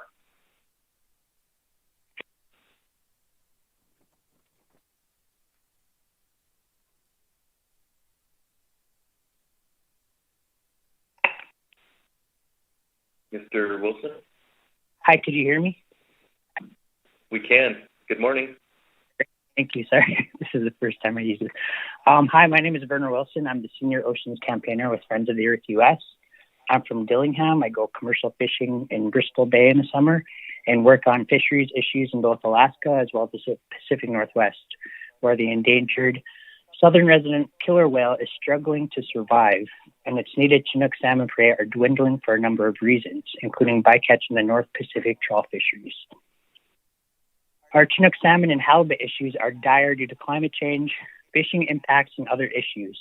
The Observer program is an extremely important program. This council has direct impact on how much known crab, halibut, and salmon is taken as bycatch from the trawl fisheries, for example. We need to increase Observer coverage during these trying times. I understand you're considering changing to deploying the same program every 2 years, but we need to be vigilant in understanding the bycatch issues year by year, not just every 2 years. The Observer program, therefore, needs to be adaptable, and the Council has a responsibility to consider the issues each year. Genetic stock information is extremely important for the Observer and EM program because we need to understand where the salmon bycatch would otherwise be going if it wasn't caught at sea. To my understanding, electronic monitoring can't perform genetic stock and origin of salmon information. I understand that most salmon bycatch in some of the groundfish fisheries in the Gulf of Alaska, for example, according to previous reports to this council, is heading towards the Pacific Northwest. That fish might otherwise be heading towards the areas that the endangered southern resident orca is feeding. The bycatch this council manages, therefore, may be helping to starve the dying population of orcas in Puget Sound. In the Bering Sea, there needs to be an increase in monitoring king salmon genetic stock of origin. We all know the Yukon and Kuskokwim king salmon runs are dying, but even the mighty Michigac I grew up on in my home region has been struggling, and that is a shame. It's your responsibility to ensure our fisheries are robust, and in my humble opinion, just reading the dire stories in media reports and knowing in my home region of Bristol Bay in southwestern Alaska, our halibut and king salmon runs are dwindling. It may not be the entire fault of this council, but I believe it is one of the factors. So it's your responsibility to ensure we have a robust Observer electronic monitoring and genetic stock identification program to ensure our fisheries are more robust. I'm not sure these proposals that you're considering cuts it. What other technologies are there? Drones, satellites, body cameras on trawl workers? You all have the responsibility to increase your and the public's understanding of this dire situation of low Chinook, halibut, and now even Bristol Bay king crab, etc. What is going on with these fisheries that this body has helped managing? Thank you very much for your consideration of my disappointing comments. I hope this council has more collaboration with the Pacific Fishery Management Council to understand the needs of the endangered salmon and orcas of the Northwest, as well as throughout Western Alaska and other regions. And many other fisheries, it seems like, that seems to be unfortunately failing. I'm happy to take questions or comments. Thank you. Thank you for your testimony, Mr. Wilson. Are there any questions?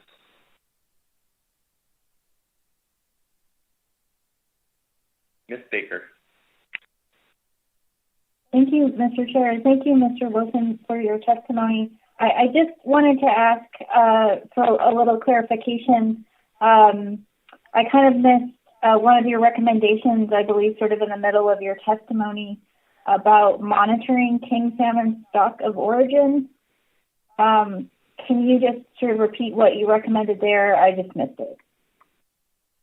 Yeah, so it's my understanding, like with the Observer program, that and I used to work at Bristol Bay Native Association as the Director of Natural Resources. And one of the studies that we did was genetic stock of origin for chum salmon bycatch in Western Alaska, for example. And that was a very complicated project. I understand that's a very complicated field, but and we're still in the very starting stages of it.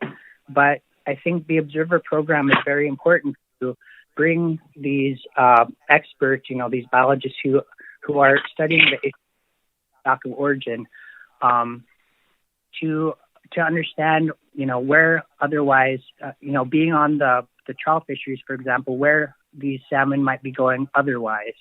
And that specific grant on chum salmon that I worked on was through the Western Alaska Salmon. I forgot what it was called. It was, that was quite a while ago. But, this program, I think, including those experts that could do genetic stock identification on specific rivers is important. And even if, you can't identify where the salmon is specifically going in terms of like per river, understanding where the salmon are going to each region, I think is extremely important, especially now in, the Seattle area and Pacific Northwest. They're understanding that, unfortunately, most of the salmon fisheries in Southeast Alaska and the Gulf trawl fisheries are heading towards the Pacific Northwest. So that's very troubling because otherwise that, as I said, that fish might be going to rivers that would be helping to feed the endangered orcas that are dwindling. So hopefully that answers your question. Thanks. Mr. Chair, Mr. Wilson, it does. That's very helpful. Thank you very much for that clarification. No further questions, Mr. Chair. Thank you, Ms. Baker. Any further questions? Thank you, Mr. Wilson. Okay, last up will be Julie Kavanaugh. Yep, sound check.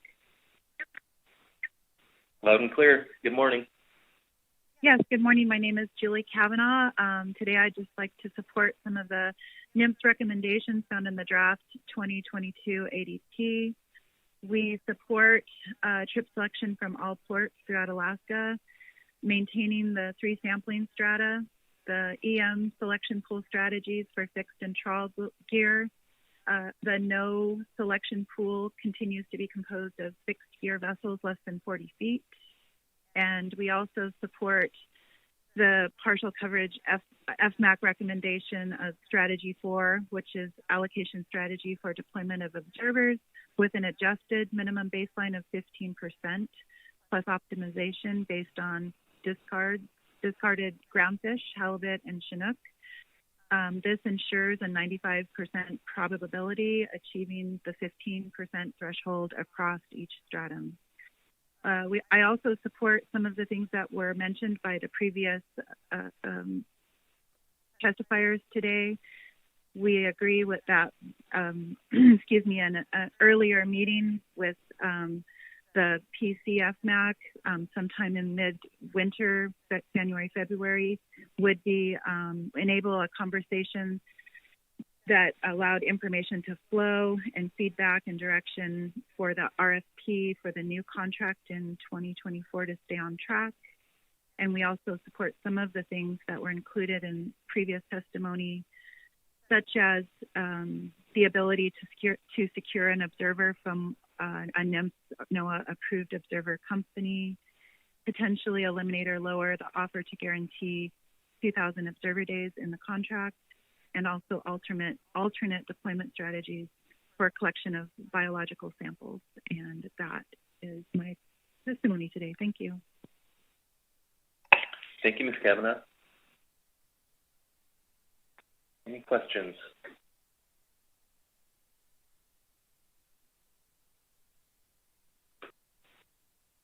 All right, I don't see any questions. Thanks again.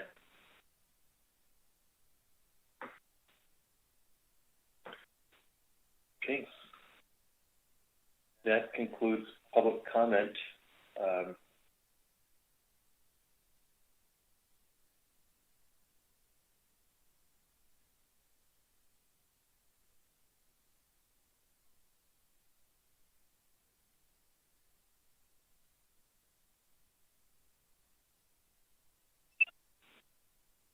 Mr. Chair, Ms. Kimball seeking recognition.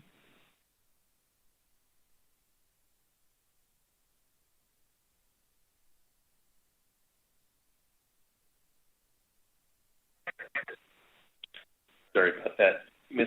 Kimball.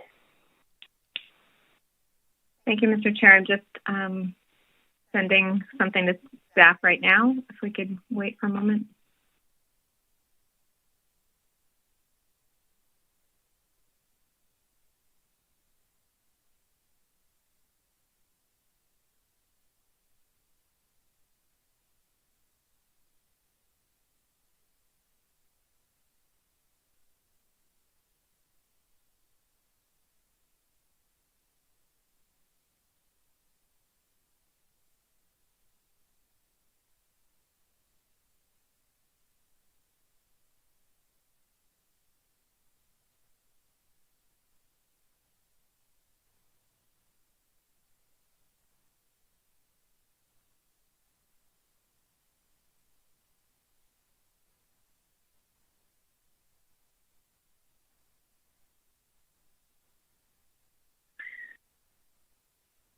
I can see the motion now, Mr. Chair,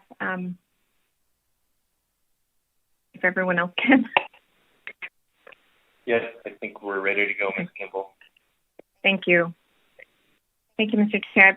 For the following motion, the Council supports the following PCFMAC and NIMS recommendations for the 2022 Draft Observer Annual Deployment Plan for partial coverage fisheries. Observer coverage rates resulting from this approach and the final budget are expected in the final 2022 ADP in December. Fisheries not covered under the ADP remain in the full 100% or 200% coverage category. 3 gear-based deployment strata, hook and line, pot, and trawl. Trip selection from all ports. Observer deployment allocation strategy of adjusted 15% plus optimization for groundfish discards, halibut PSD, and Chinook salmon PSD. 0 selection pool of fixed gear vessels less than 40 feet and vessels fishing with jig gear. Fixed and pelagic trawl gear. Electronic monitoring deployment strategies, including current priority inclusion in the fixed gear EM pool, plus ability of a vessel to share EM systems. Maintaining NIMS's ability to release a trip from observer coverage on a case-by-case basis. Maintaining the automatic release of a trip if the vessel's been selected for 3 consecutive trips. The Council supports maintaining this stratification and allocation strategy for 2023 with the clarification that additional fixed gear EM vessels may be added to the EM pool in 2023, up to 200 total vessels, provided they opt in prior to November 1st, 2022. Additional funding for EM equipment is secured and they meet the criteria in the ADP.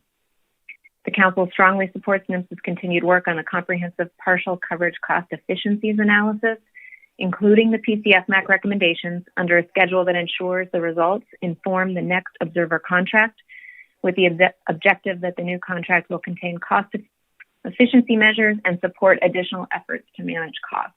And with a second, I'll speak to my motion. Second, Mr. Twite. Thank you, Mr. Twite. Ms. Kimball. Thank you, Mr. Chair. This is a pretty straightforward motion. It's consistent with the committee recommendations. This ADP maintains a lot of the same approaches from previous years, including the 3 strata by gear type, who's in the 0 selection pool, the EM plans, and the waiver and release policies. It also, as a reminder through our presentation, goes back to our kind of more typical trip selection approach, where a vessel in partial coverage logs all their trips. Any trip can be randomly selected, no matter what port you fish out of. So this means that obviously it doesn't use the selective port-based approach that we used in 2020 and part of 2021 due to COVID. This also supports the allocation scheme that the agency recommended and the committee recommended that provides a 95% confidence interval that we will meet the baseline coverage levels for all strata. And then it does put additional observer days in each of those strata above the baseline. I'd note, even though it's not part of my motion, that ADP has preliminary coverage rates associated with these recommendations, and it's a little bit over 18% coverage for hook and line, over 17% coverage for pot, and over 28% coverage for trawl. Fixed gear EM would remain at 30%, and trawl EM under the EFP would remain at 100%. I do note, again, that the final ADP, we will continue to see that in December like we have in the past, and with the final budget and the final projected observer coverage rate. That's something we typically get in December. I would note, of course, this motion supports using the same approach in the 2023 ADP, which the committee recommended as well. As I said earlier during the presentation, that's mainly to provide some staff resources to put efforts into the cost efficiencies analysis that this council has prioritized to try to improve coverage rates as we integrate with EM and make the most of the limited funding that we have through the fee revenue. So this committee, I heard loud and clear and through testimony today, is interested in meeting sooner than the proposed May timeline for that schedule and the cost efficiencies analysis to get another update, to have kind of a preliminary read, as was said in public testimony, from NIMS on the tools and whether we feel like we might make more than a negligible difference in terms of cost efficiencies and increased rates based on the tools we have. And so I am suggesting and supporting that recommendation, understanding that we don't actually do that scheduling of committees until staff tasking. I'm trying to see if there's anything else I need to provide in here. We did hear in public testimony some discussion about the ability to ensure that the recommendations capture the EM pool. I think the committee report and the ADP are really clear on the criteria used to select vessels or authorize vessels to be in this voluntary EM pool for fixed gear.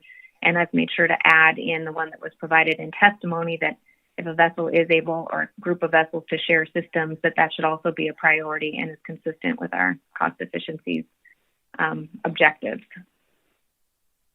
I don't see anything else that I haven't spoken to. I would be glad to answer any questions. Thank you, Ms. Kimball. Any questions on the motion?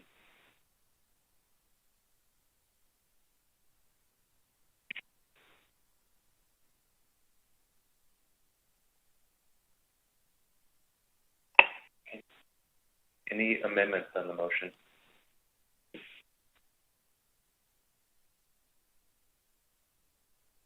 Any comments on the motion?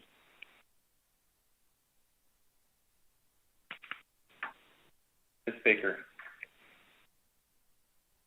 Thank you, Mr. Chair. I don't really have any substantive comments other than to say thank you to Ms. Kimball and in particular to the PCFMAC for the outstanding work that they continue to do on these issues and for explaining their recommendations so clearly and helping us really facilitate and coordinate on this action item. So I'll support the motion and thank you again to all involved.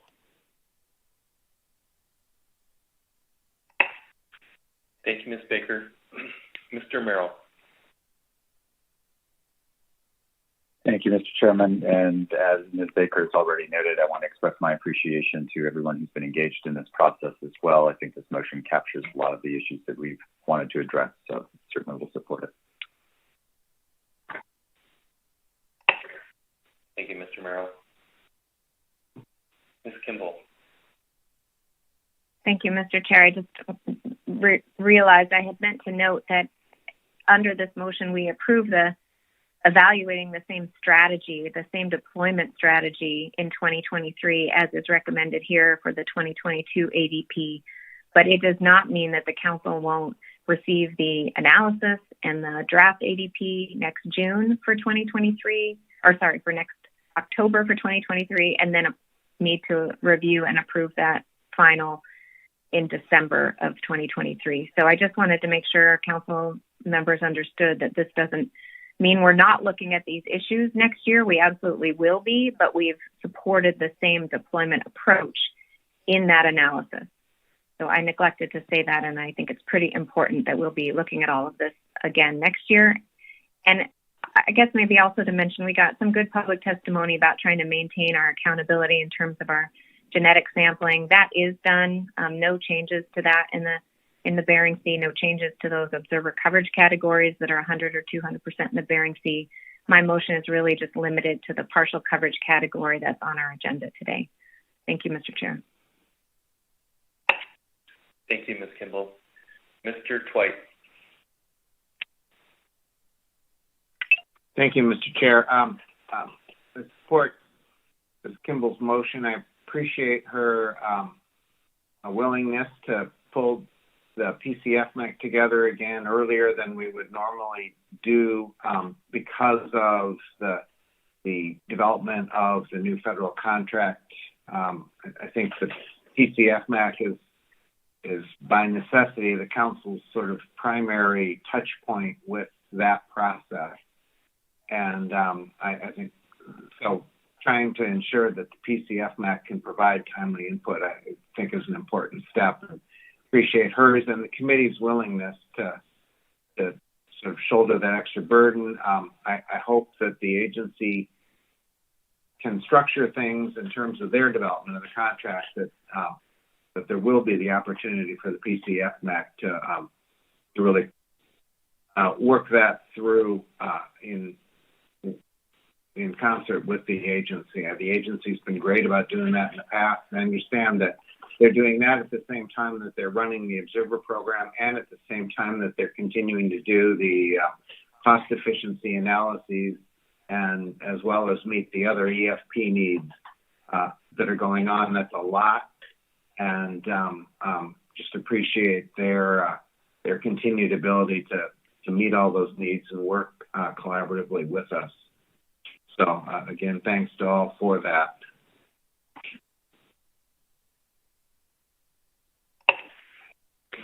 Thank you, Mr. Twite. Any further comments?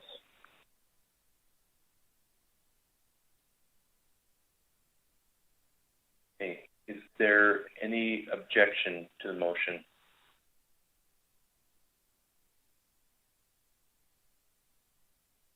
With no objections, the motion passes unanimously. Thank you, Ms. Kimball. Further action on C5.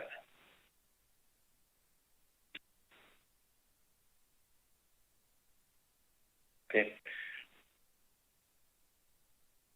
That we are wrapped up with C5. Thanks again, Ms. Kimball. That will bring us right to agenda item C6. So we will have Sarah Cleaver and Steve McLean walking us through this today. Good morning. Good morning, Mr. Chairman, council members. I'm Steve McLean. Radio check, please. Loud and clear. Good morning. Okay, great. Thank you again. My name is Steve McLean. I am council staff for the time being, and I'm here along with fellow council staffer Sarah Cleaver. We will be presenting agenda item C6, the Bering Sea and Aleutian Islands and the Gulf of Alaska proposed specifications, plan team reports, and the risk tables.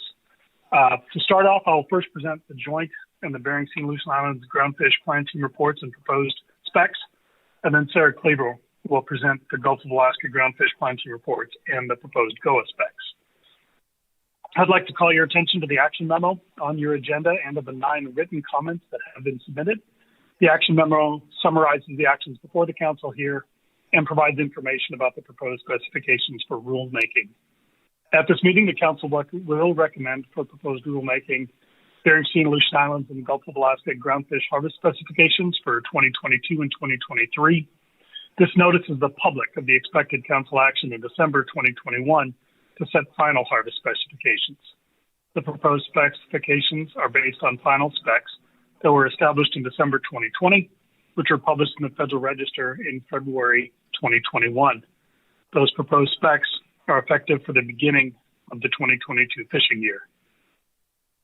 The Council will also recommend for proposed rulemaking year and target fishery apportionments of prohibited species catch limits for halibut, red king crab, tanner crab, papilio crab, and herring. The Council will also recommend updated halibut discard mortality rates. Final harvest specifications in December 2021 will be based on stock assessment reports included in the groundfish safe report for the Bering Sea and Aleutian Islands and the Gulf of Alaska that will be released in late November 2021. In setting the total allowable catch for 2022 and 2023, the Council accounts for guideline harvest levels, GHLs, for groundfish fisheries in state waters. The GHL on the Aleutian Islands will be set at 39% of the Aleutian Islands Pacific cod tack, or a maximum of 15 million pounds. The GHL on the Bering Sea will be set at 10% of the EBS Pequod ABC, and an additional 45 tons will be set aside for the Area O jig fishery. An ABC reserve is specified for flathead sole, rock sole, and yellowfin sole as described in the action memo. The 2022 and 2023 CDQ and Amendment 80 ABC reserves have been provided by NIP staff based on 2022 TAC levels and the past Council action to set ABC reserves at the maximum amount. The proposed 2022 and 2023 ABC surplus, ABC reserves, CDQ reserves, and the Amendment 80 ABC reserves and the BSAI for flathead sole, rock sole, and yellowfin sole are shown in Table 7 of the BSAI Plan Team's proposed tables that are on the agenda. Final BSAI harvest specifications also include PSC limits for halibut, red king crab, papilio crab, and herring, and year type and target fishery apportionments. Overall, crab and herring PSC limits are set outside of the groundfish specifications process, but the Council does apportion crab PSC limits by target fishery in the specs process. 2022 and 2023 crab PSC limits have been revised using the current biomass estimates, and the herring PSC limits will be revised when the most recent biomass estimates are known. Proposed PSC limits and apportionments are shown in tables 8 through 11 on the BSAI 2022 proposed tables on your agenda. Federal regulations state that the red king crab savings sub-area is closed to non-pelagic trawl gear if ABF&G does not set a TAC for red king crab in the Bristol Bay area in the previous year. Because no GHL was set for 2021-2022 Bristol Bay red king crab season, the area will be closed to non-pelagic trawl gear in 2022. Halibut discard mortality rates were reviewed by the joint teams and by each individual team in September. The team supported the working group's recommendations, and the proposed DMRs for 2022 and 2023 are shown in Table 12 on your agenda. The Alaska Department of Fish and Game sent a letter to NIMS dated September 22, 2021, indicating that the Three River Index of in-river adult Chinook salmon run sizes is 165,148 and below the threshold of 250,000. Therefore, the performance standards for the EBS pollock fishery Chinook salmon PSC will remain at 33,318 Chinook salmon, and the PSC limit will remain at 45,000 Chinook salmon. And now I'll go into the report from the Joint Groundfish Plan Team meeting that took place virtually from September 20 to 21 in 2022. That is harder to say than I thought it was going to be. The summary of the recommendations from the joint teams is excerpted from the much more comprehensive presentation that Grant Thompson provided to the SSC on Tuesday of last week. This presentation does not contain much of the detail that Grant's presentation included, and I do encourage everyone to review that presentation and the joint plan team minutes for additional detail. I'll also point out that you heard the SSC reports on most of these items and the Bering Sea and Aleutian Islands Groundfish Plan Team items yesterday. The joint plan teams had a very full agenda, as is shown here. The action items for the teams are shown in red. Some of these are relevant to the plan team procedures, but not necessarily to the proposed specs of this meetings. I will focus on the joint plan team recommendations on sablefish, EFH, and the risk table for this presentation, but will not include a summary of that presentation as you heard the SSC summary of all of these yesterday. However, I can also present information on the other action items after the three items that I will plan on presenting on, if that is the council's desire. Regarding sablefish, the joint team supported all of the modeling changes proposed by the authors. They felt that the proposed model is an improvement over the current model, and they anticipate seeing comparisons between the proposed model and the current model in November. The teams also recommended incorporating updated length and weighted age results from 2 research projects into the assessment when those projects are complete.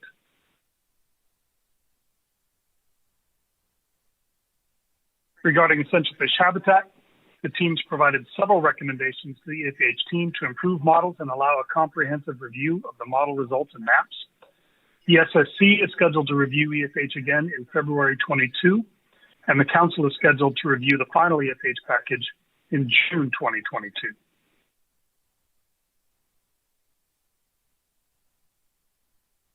Regarding applications of the risk tables, the teams recommended that the risk tables for Tier 4 through 6 assessments should be optional. The teams recommended that an author should provide justification if the author chooses not to include a risk table in their assessment. The teams also recommended that the selection of indicator species for complexes should be left to the discretion of the authors with appropriate justification. And the team supported the SSC's recommendation to move from 4 to 3 risk levels, but recommended that the action be delayed until after the current assessment cycle. And this concludes the summary of these action items. I can provide additional team recommendations on the rest of the action items relevant to the plan team activities if the council desires, but I will point out that you heard the SSC summary of those items yesterday. Otherwise, I can move on to the BSI plan team presentation, depending on your desires. All right, thank you, Mr. McLean. Ms. Kimball. Thank you, Mr. Chair. Thank you, Mr. McLean. I'm honestly just trying to catch up with you. Can you provide a little bit more explanation on the data updates slide? Is that where you are? No. Slide 4.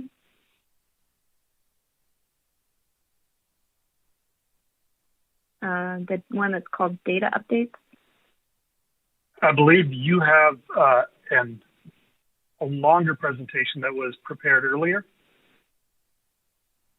That's why so are I'm you having looking at trouble. data?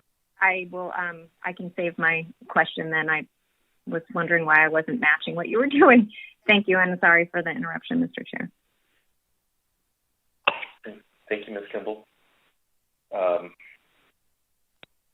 If there is a question about the data updates, I can respond if that is desired.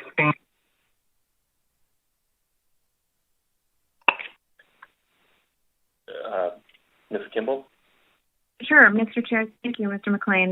The data update slide has a update for the sablefish stock assessment that is very clear. We will likely not have the 2020 CPU index data that comes from the log books. And I wondered if you were going to provide an better explanation of that, or whether that's coming in a later presentation. Yeah, thank you, Mr. Chairman, Ms. Kimball. I do not have any other information about that other than what was included in the plan team report. And I can run through that quickly. I'm looking at the written report. But I don't think that we are planning on providing any additional information there for these reports. And I'm sorry, That is okay. I think this is, part of our learning curve in making these reports more concise, and I will just find an agency staff person to answer my questions. So thank you. Very good. And again, I apologize for not being answered the question that you had. At this point, I am prepared to go into the Bering Sea Aleutian Island Plan Team report if that is the desire of the council. Okay, I don't see any hands popping up for additional requests from council members. So, Mr. McLean, please proceed. Okay, thank you very much. The Bering Sea and Aleutian Islands Plan Team met on September 22 in 2023. Again, the summary of the recommendations from this plan team is excerpted from a much more comprehensive presentation that Grant Thompson delivered to the SSC last week. And I encourage everyone to review that presentation and the minutes for more detail. Again, the Bering Sea and Aleutian Islands Plan Team had a very full agenda, as is again shown here.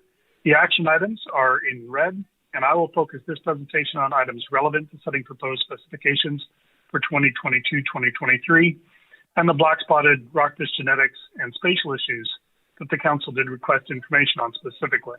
And again, I can provide information on the other action items if the council desires. Getting right to the point, the Bering Sea and Aleutian Islands Plan Teams recommended the OFL and ABCs consistent with final specs approved by the council in December 2020, and your proposed specifications are shown in Table 1 on the agenda. The team recommended adoption of those proposed 2022 and 2023 harvest specifications and overfishing levels and acceptable biological catch amounts, and their adoption by the SSC. As you heard earlier, the SSC did adopt the plan team's proposed specifications. The team also approved the 2022 and 2023 halibut DMRs as presented earlier.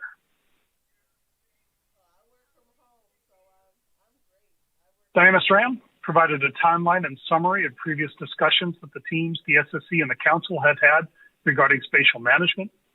And Wes Larson presented the results of a recent genetic study on black-spotted rockfish. That study was a comprehensive study using whole genome resequencing involving 5.4 million single nucleotide polymorphisms, or SNPs. That recent study did not detect any genetic structure in the black-spotted rockfish population. However, that was not unexpected given the large population size, long generation time of the species, and the relatively dynamic habitat. It was pointed out in that presentation that a migration rate of just 1% per generation could provide enough mixing to prevent detectable genetic structure. After the presentations and discussion, the team recommended that the feasibility, costs, and benefits of a tagging study on black-spotted rockfish should be evaluated. The team also recommended an evaluation of the costs and benefits of an individual-based model to answer questions around larval dispersal and stock replenishment rates in the Aleutian Islands. The team supported a continued ranking of strong concern for the species and also retained recommendations from 2022, specifically guidance from the SSC and Council on how to reduce incidental catching areas with disproportionate spatial exploitation, and recommended convening another workshop on spatial management, addressing the BSAI black-spotted rockfish and spatial management issues in general. The team recommended that a focus of the workshop could be to consider and develop alternative management tools for dealing with stocks with rankings of strong concern due to their prevalence as bycatch. And this concludes the team recommendations on specs and spatial issues. And again, I can provide information on the other action items, including updates on models for the EBS PCOD, AI PCOD, EBS Pollock, and BSAI Greenland Turbot, the November assessment, if the council desires. But again, I will point out that you heard information on those from the SSC yesterday.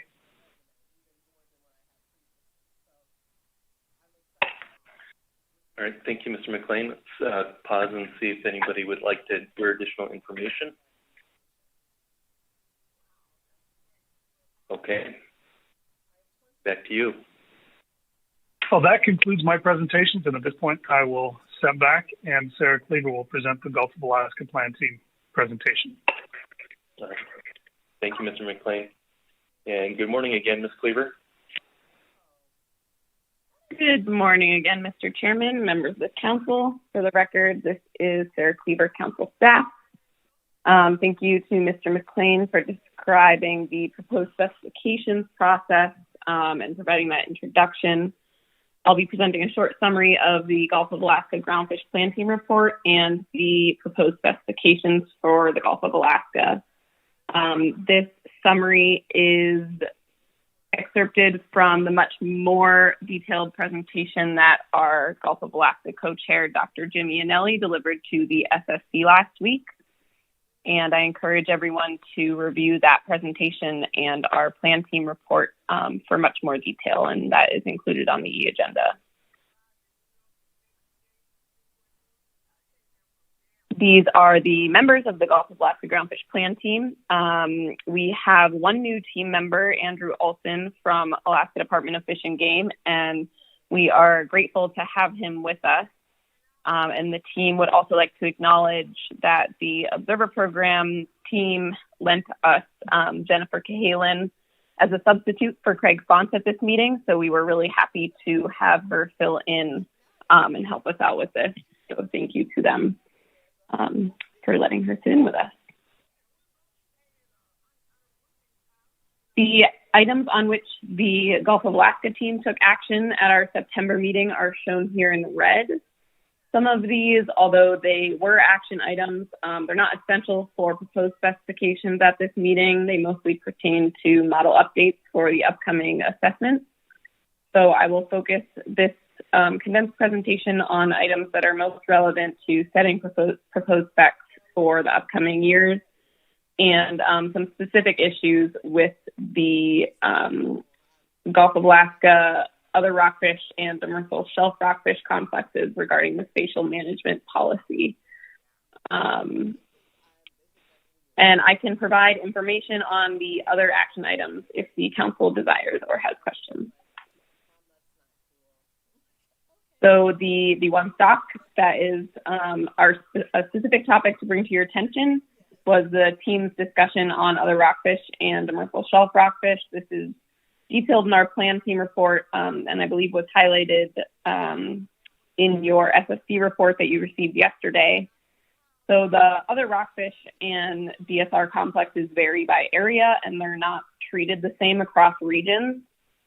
The DSR complex is only assessed separately in the Southeast region, whereas the species within the DSR complex are folded into the other rockfish complex for the rest of the Gulf of Alaska.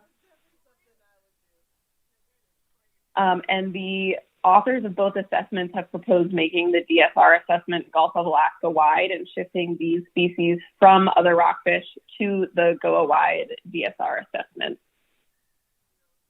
So there's a long history of recommending this split, both in terms of recommendations from the plan team and from the SSC.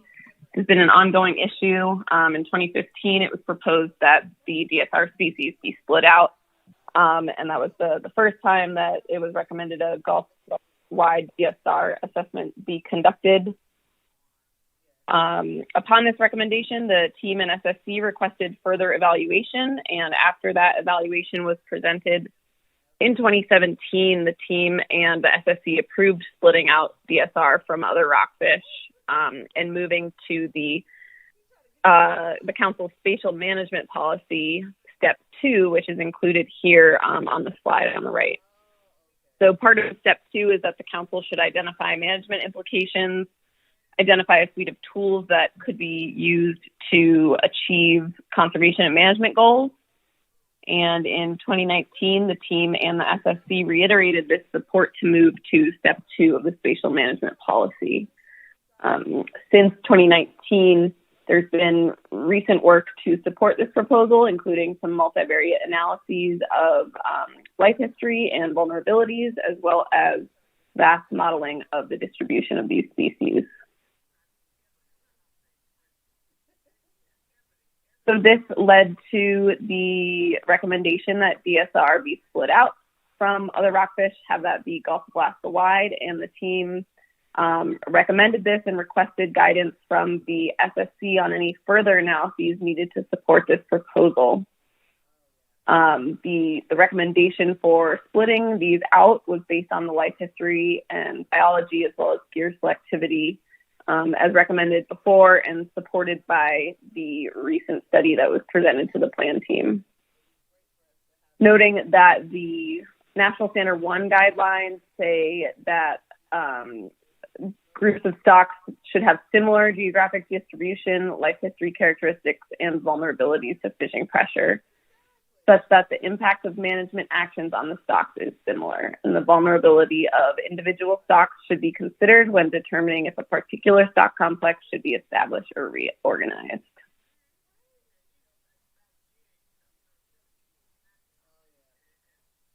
That is the brief description of the other rockfish and DSR issue that the plan team took up. And I believe Ms. Kimball has a question. Okay. Thank you, Ms. Cleaver. Yeah, I apologize. I just lost my connection here. So, Ms. Kimball. Thank you, Mr. Chair. Thank you, Ms. Cleaver. Back on the DSR recommendations, I see the plan team made a recommendation or asked for guidance from the SSC. The SSC then had a recommendation to the council to engage in our spatial management policy and provide supporting information. Is that the point at which we provide some progress on this issue? Is it the SSC or plan team are waiting for the council to say that we should move forward with the spatial management policy? Through the chair, Ms. Kimball, yes. So at this point, the spatial management policy, we're kind of stuck at where the council would take action. So it's in the council's hands as to what the council would like to choose with where to go. But the SSC and the plan team have provided their recommendations, and we are just waiting on direction from the council now. Thank you. Thank you, Ms. Cleaver. Thank you, Ms. Kimball. Probably a good time to remind members of the public, if you wish to testify, to please sign up prior to the end of the staff presentation. We've already gotten AP and SSC reports, so the cutoff time will be the end of the staff presentation. With that, back to you, Ms. Cleaver. Thank you, Mr. Chairman. So the Gulf of Alaska groundfish plan team's harvest recommendations for 2022 and 2023 are shown in the proposed ABC OSL attachment that's on the e-agenda. And these proposed ABCs and OSLs map the existing final 2022 specifications that were published in February of this year. And so these limits are rolled over for 2023. The council will need to also recommend, or within those specifications, the council will need to recommend Pacific cod tax for the Gulf that are a 25 to 30% reduction from ABC, and this is to account for the state GHL fisheries. Using the area apportionments from the proposed 2022 Pacific cod ABCs, as recommended by the plan team, the 2022 and 2023 federal tax for Pacific cod would be adjusted as listed in Table 2 of the Gulf of Alaska proposed tables attachment on the agenda. So Pacific cod tax adjustments are on Table 2 of that attachment.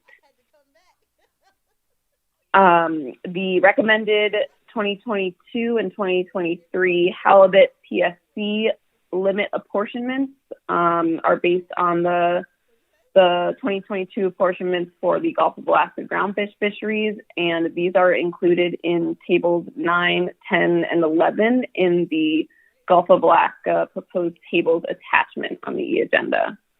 So if you just scroll down past table 2, it's included in the same attachment there. And I'll note that the salmon PSC limits in the Gulf of Alaska groundfish fisheries are not specified on an annual basis because those are set in regulation. Lastly, the team reviewed halibut discard mortality rates for implementation in 2022 and 2023 and supported the recommendations from the halibut DMR working group. As noted in the SSC report on this item, the team agreed that the Gulf of Alaska non-pelagic trawl CP sector now has the appropriate sample size to calculate their DMR instead of using the Bering Sea one as a proxy. And so the revised recommendation using that, the 2-year average is 83%. It's just a 1% change from 84%. So the proposed Pacific halibut DMRs for the next 2 years are in Table 12 of the proposed tables attachment on the agenda. Lastly, the final harvest specifications will be based on the stock assessment reports included in the SAFE that will be released in late November. And this concludes the team report and our recommendations, and I'm happy to take questions or report on other items if the council desires.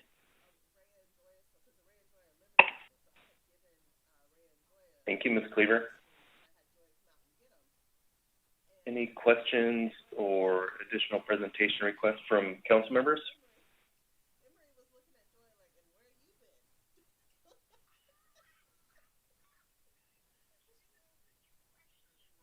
All right. Thanks again, Mr. Cleaver. Oh, Ms. Kimball?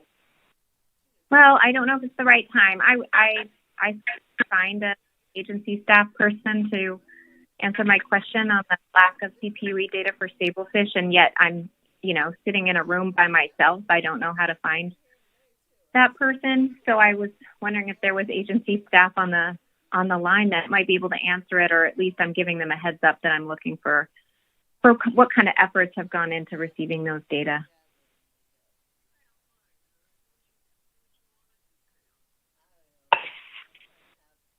See if anybody wants to jump in here. Thank you, Ms. Kimball.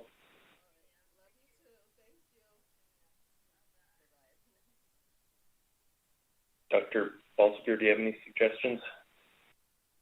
I don't know who's... Thank you, Mr. Chairman. Can you hear me? Thank you, Mr. Chairman. So we will find some, we do have several staff online. We will try to get the answer to that question fairly soon. I don't have it on my mind right now. Thank you, Dr. Balsiger.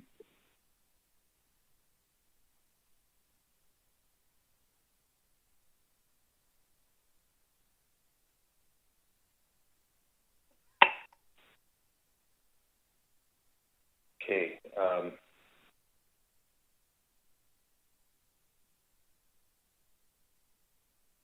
Waiting to see if somebody's going to jump in there. And Ms. Kimball, is this something that you'd like to do before public testimony?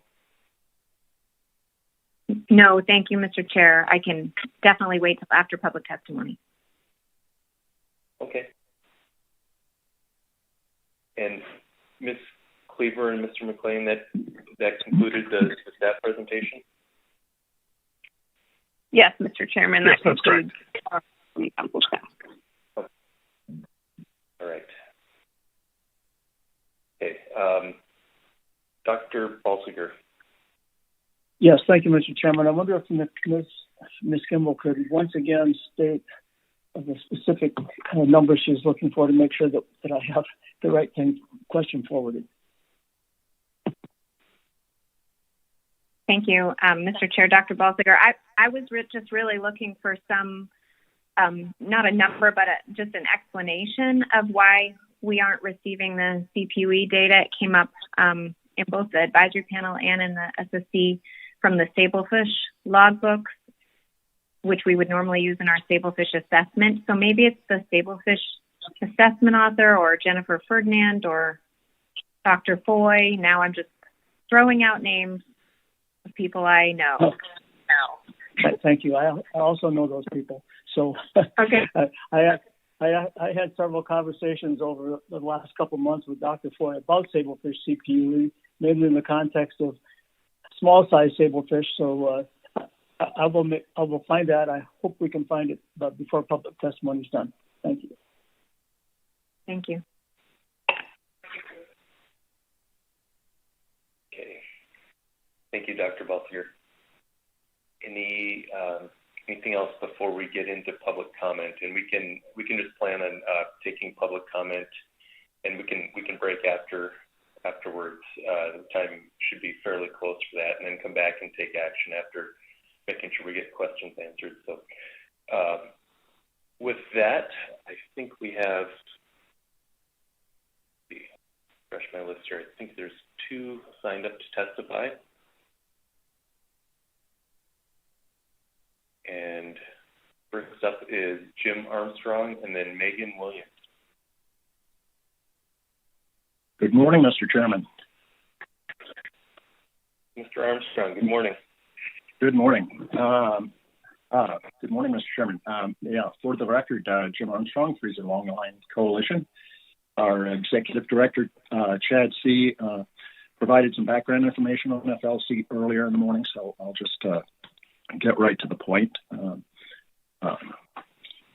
which doesn't come naturally for me, but I'm commenting primarily on the preliminary Bering Sea Pacific Cod assessment that was reviewed by the SSC last week.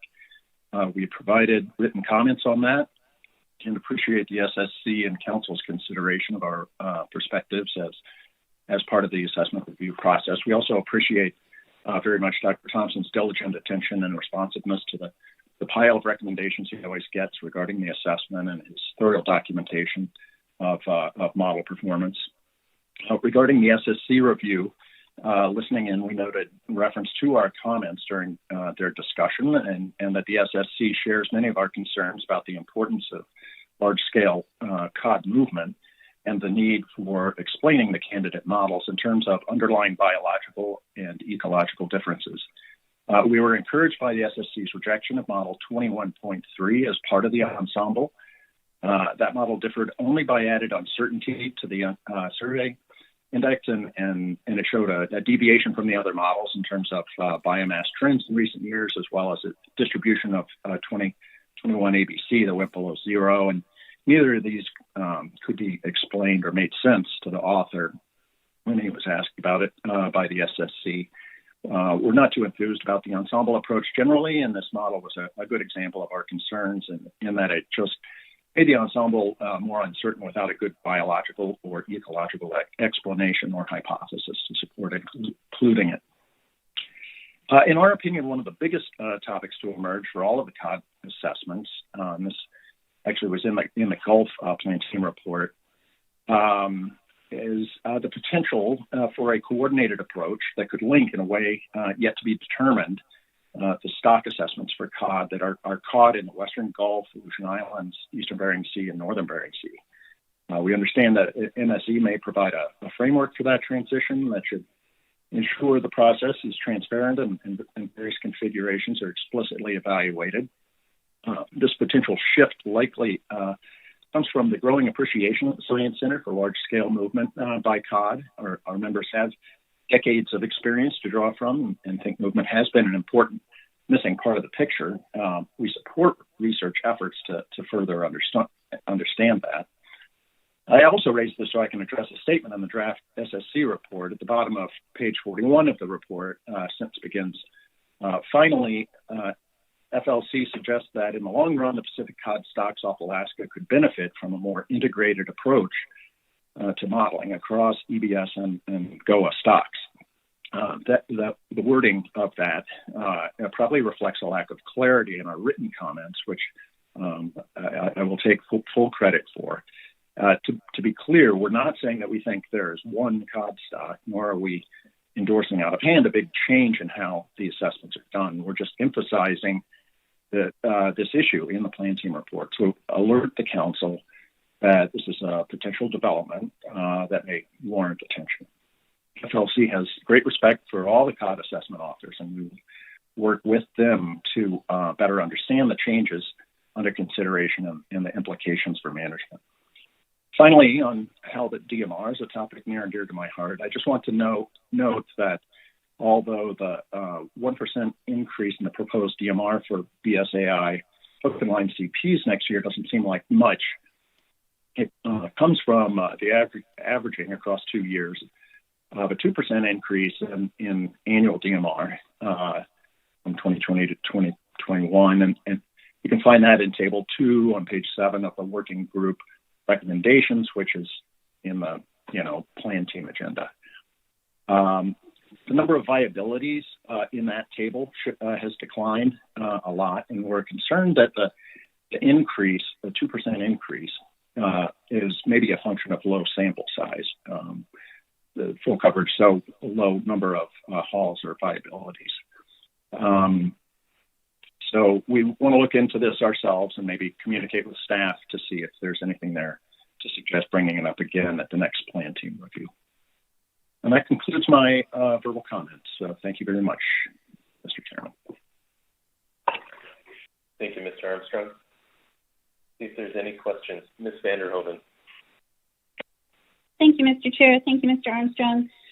Just on your last point on the DMRs and the change in sample size, I'm not as familiar with your fleet these days as I used to be. Is there some change that you're aware of that would cause that number of observations to have declined? Thank you for the question. Through the chair, this is something, as I indicated, that I want to look into further. I got the question.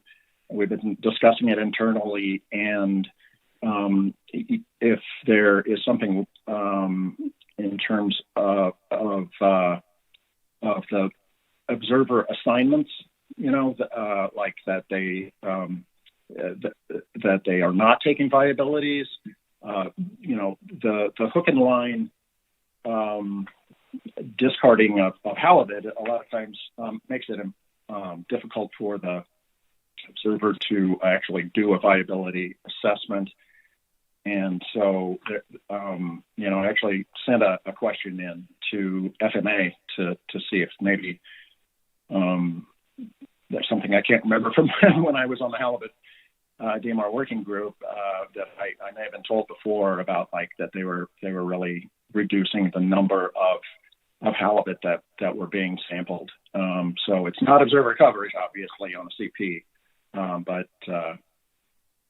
it could be that, the number of halibut that are being encountered are lower, which is something we could also find out ourselves. But it's just a question I'm raising. But thank you for the question. Thank you, Mr. Armstrong. Thank you, Ms. Vanderhoven. Any additional questions for Mr. Armstrong?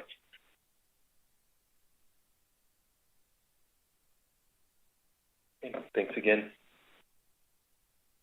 Last up is Megan Williams. Good morning. Am I coming through okay?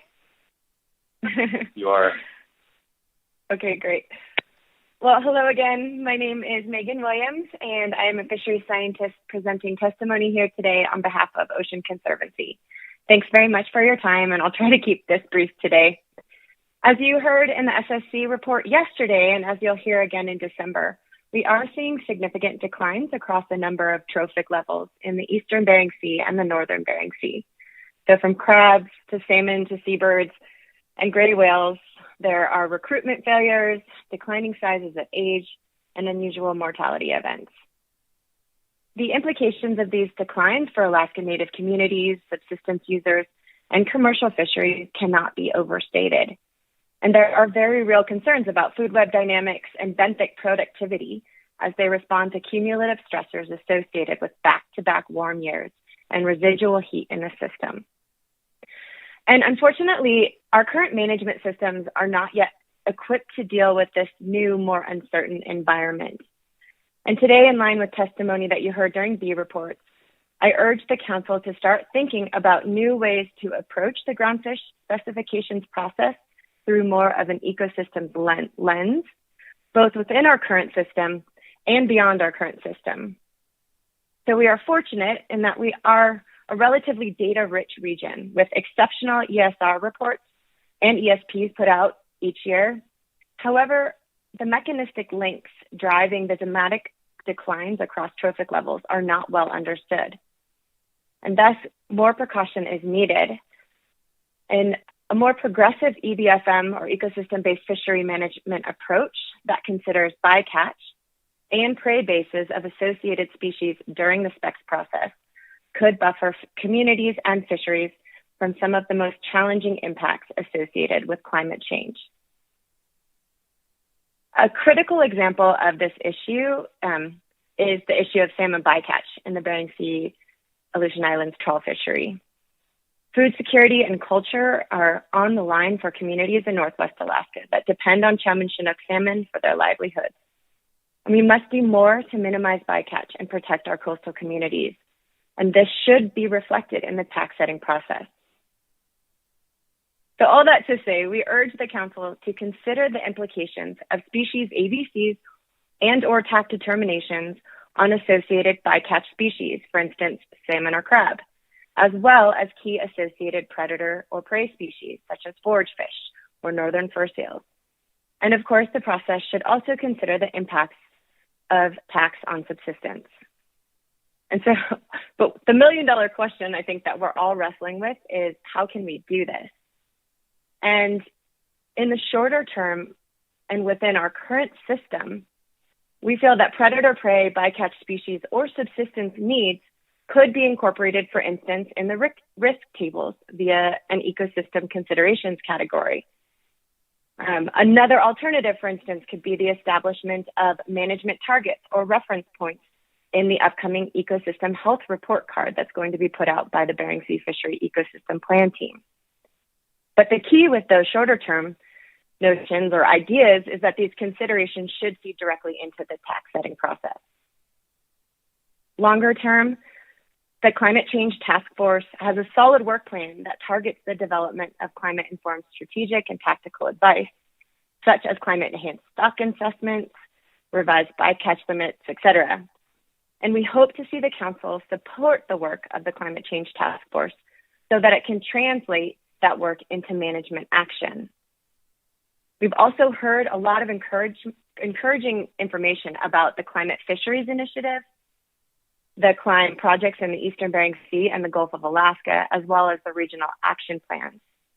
And as suggested by the SSC, these projects could consider and should consider dynamic OY caps that consider ecosystem productivity or catch-by-catch allocation issues in a sort of framework that is more in line with management strategy evaluations and potentially takes a longer-term approach with that.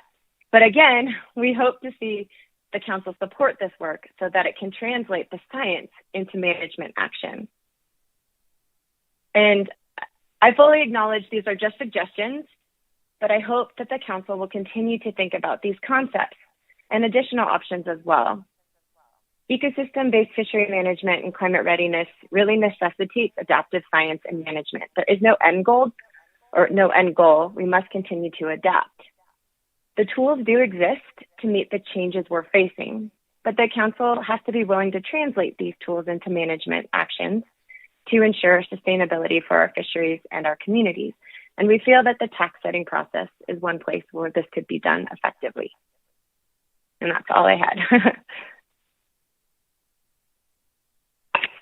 Thank you, Ms. Williams. Are there any questions?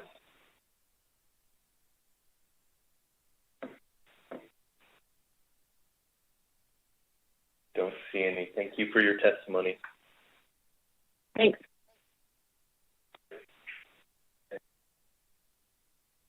I got a note from that Ms. Benkin had been trying to sign up but was having connection issues, and I've had my share of those this morning.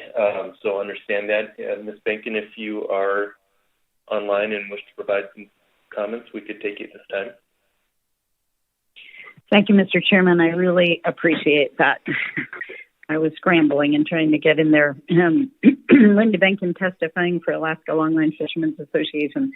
I spoke under the B reports about some of the ecosystem issues that we're hoping the council will wrap into your considerations. I won't reiterate that, just reinforce the public testimony you just heard from Megan relative to those issues. But I did want to speak specifically to the Sablefish dock assessment process to voice our appreciation for the work that's gone into recalibrating the model, testing some of the assumptions about how the catchability of small sablefish to the survey and whether we might be overestimating the abundance of these juvenile sablefish and how that might be affecting ABC. So really appreciate that work. We still really urge a precautionary approach in the tax setting process as you move ahead and realize that happens in December. But between now and then, ask that the council would address this issue of not having the stock assessment authors not having fishery CPUE data for sablefish, either still, it sounds like, having difficulty getting the EM data that they should be getting, but new this year not having the logbook data from the under 60 fleet, which is a huge component of the fishery that's collected by the IPHC and needs to be entered and made available. So just to highlight that to us, that CPUE data is really important. The fleets worked hard to make sure that data was collected on a voluntary basis from the small boat fleet and provided to the stock assessment team. It has been a real ground truth over the last 3 years on the survey results. So ask that you emphasize the importance of obtaining that data. Thanks so much, Mr. Chairman, for accommodating me today. Thank you, Ms. Benkin. And consistent with the technology troubles, my screen has frozen up. So if any council members have questions, please jump in. I have a question, Mr. Chair. This is Nicole Kimball. Ms. Kimball. Thank you.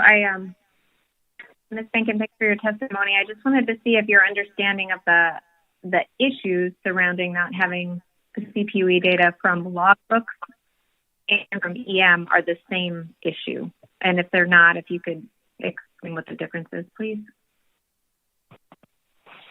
Yeah, thank you, Ms. Kimball, through the chair.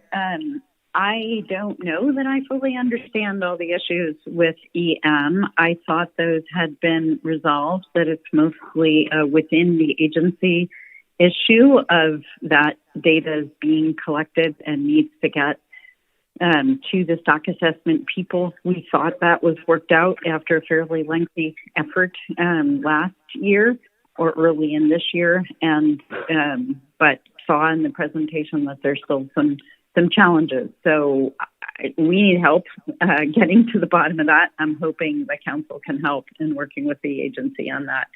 With the logbook data, that data is collected from the boats by the IPHC field people. When they collect halibut data, they also collect the voluntary sablefish logbook data. It's been managed under a contract to the IPHC with cost recovery funds to collect that data and do the data entry. Our understanding is because there was less cost recovery funds this year, the place that the IPHC chose to take that budget cut was to not get that data punched yet and turned around back to the stock assessment people. And I have talked to folks at the IPHC. They say they'll get it done. Not clear if it'll be done in time, and maybe it just helps for the council to emphasize that data is important and needs to be available soon so it can be included in the process.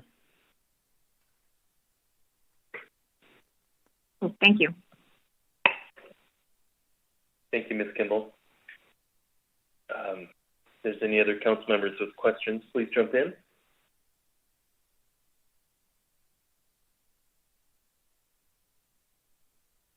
Okay, not hearing any. Thank you, Ms. Benkin.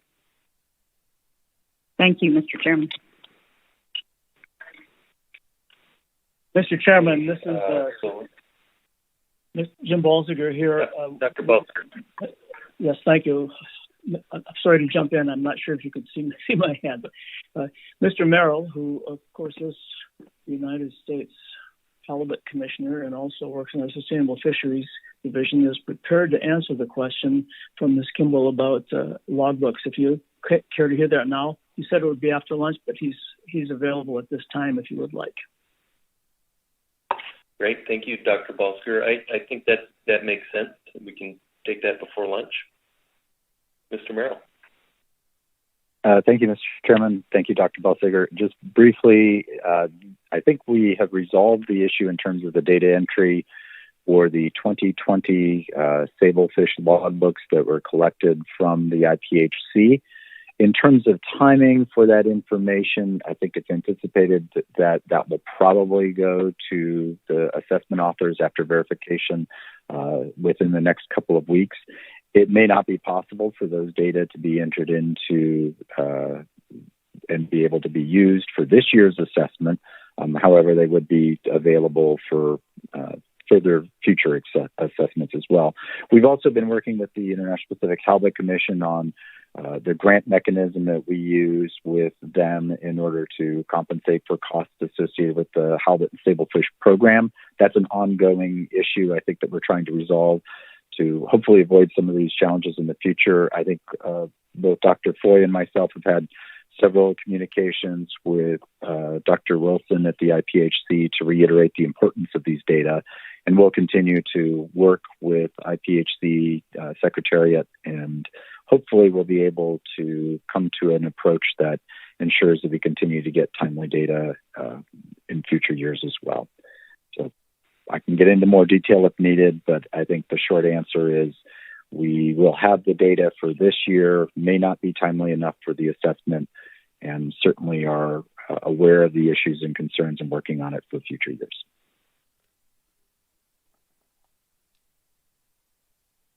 Thank you, Merrill. Thank you. Okay. Yeah, thank you, Chair. That answers my question. Thanks. Thank you, Ms. Kimball. Any further questions before we break for lunch?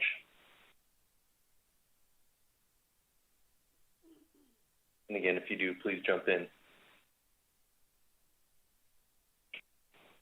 Okay. Great. Well, let's come back at 12:45 Alaska time and take action. See you in just over an hour.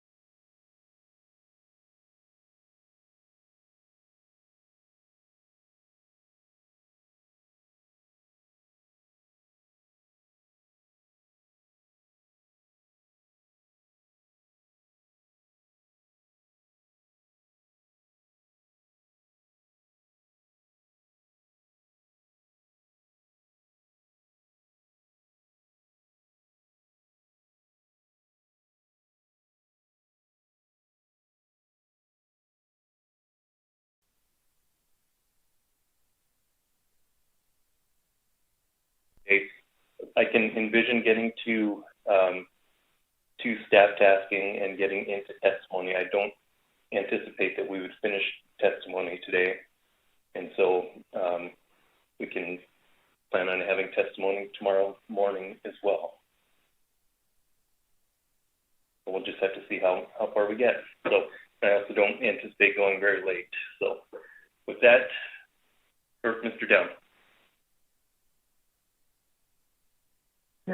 Thank you, Mr. Chairman. I appreciate your update on that, and I would just note that I've heard from several people, as people probably know, that a lot of the crowd folks that are signed up on public testimony are doing quota matching today, and so they would be unavailable, and so I think that clarifies that issue for them. I appreciate that very much. I'm assuming there's other people in the same category that may not be able to testify today that we can circle back to tomorrow. Thank you.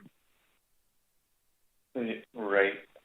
No, I appreciate that, Mr. Down. At this point, we have 24 people signed up to testify. So my plan would be to just run through the list as normal, and those who are not able to testify today, we will just start with in the morning. Again, not sure that we'll get through the entire list today either, or call in everybody today. We'll just have to see how the schedule goes. So with that, we are ready for action on specs. Ms. Kimball. Thank you, Mr. Chair. I have two motions. I'm hoping staff puts the right one up first.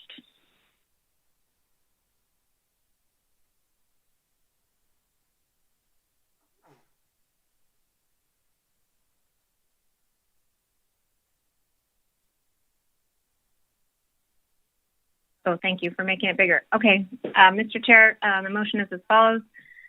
Council adopts the proposed 2022 and 2023 Gulf of Alaska groundfish specifications for OFLs and ABCs as recommended by the SSC and the tax shown in Table 1. Final specifications will be approved in December. The tax for both Gulf of Alaska, Pacific Cod, and Pollock have been adjusted to account for the state water GHL fisheries. The proposed Gulf of Alaska Pacific Cod adjustments for state water GHL fisheries are shown in Table 2. The Council adopts the proposed 2022 and 2023 annual and seasonal Pacific halibut PSC limits and apportionments in the Gulf of Alaska as provided in Tables 9, 10, and 11.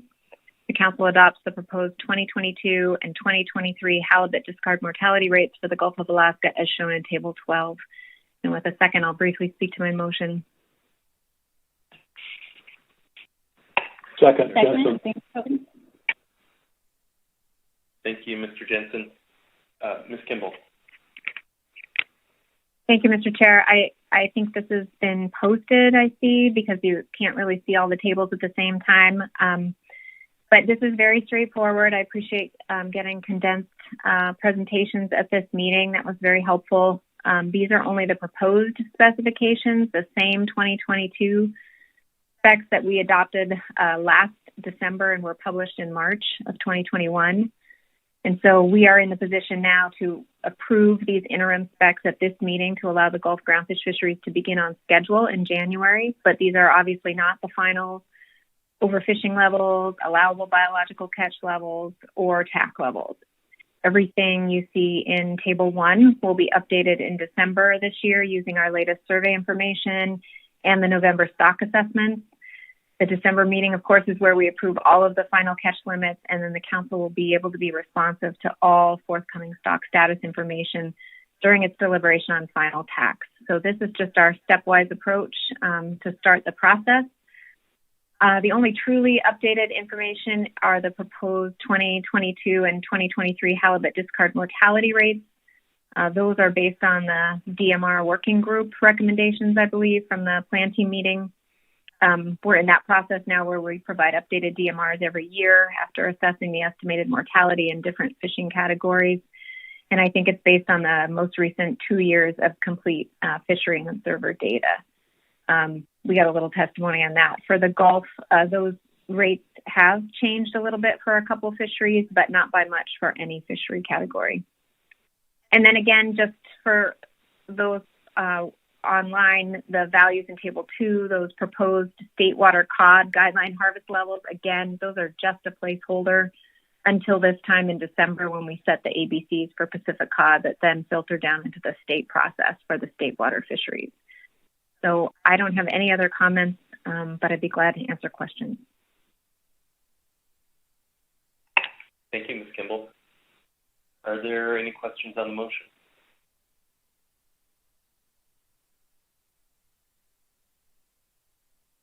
Any amendments?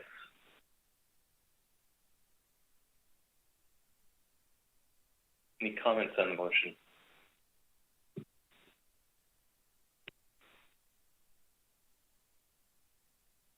Okay. Pretty straightforward here. If there's no comments, we can go ahead and, I don't think it's required, but we can do a roll call vote. And I'd look to Mr. Witherell. Okay, calling the roll on Gulf of Alaska groundfish harvest specifications. Mr. Twite. Yes. Ms. Vanderhoven. You're muted, Mr. Witherell. No, I think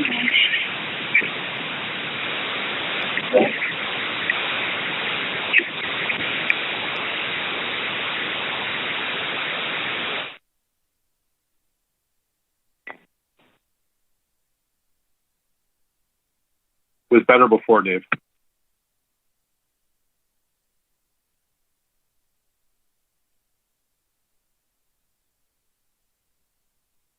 Can you hear me okay now?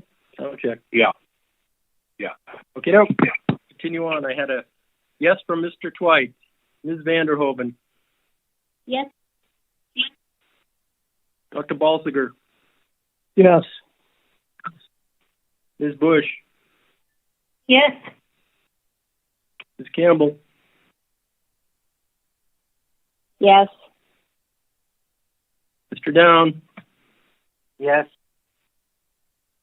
Mr. Jensen.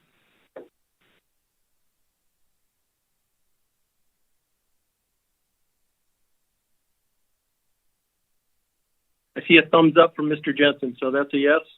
Ms. Kimball. Yes. Mr. Marks. Yes. Mr. Mesereau. Yes. Mr. Kneen. Yes. Motion passes unanimously. Thank you, Mr. Witherell. I apologize. My audio seems to be cutting out fairly regularly. Ms. Kimball. Thank you, Mr. Chair. I do have a second motion. I'll wait for staff.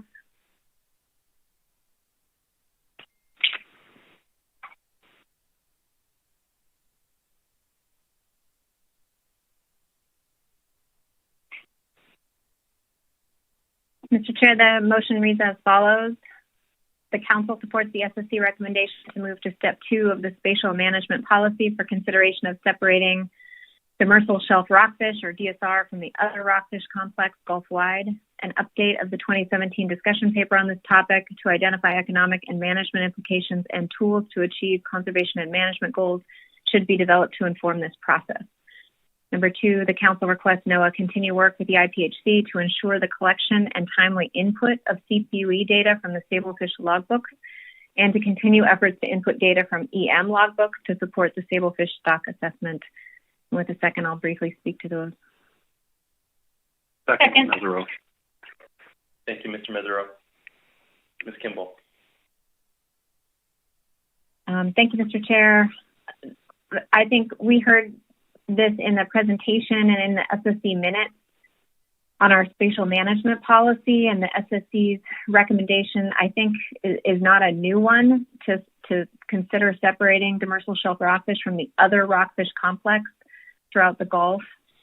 And I asked in questions to staff, what would it take to move that forward? It seems like we're stuck a little bit in a holding pattern, and the response really was that it takes the Council to say we want to move forward with that step in our own spatial management policy.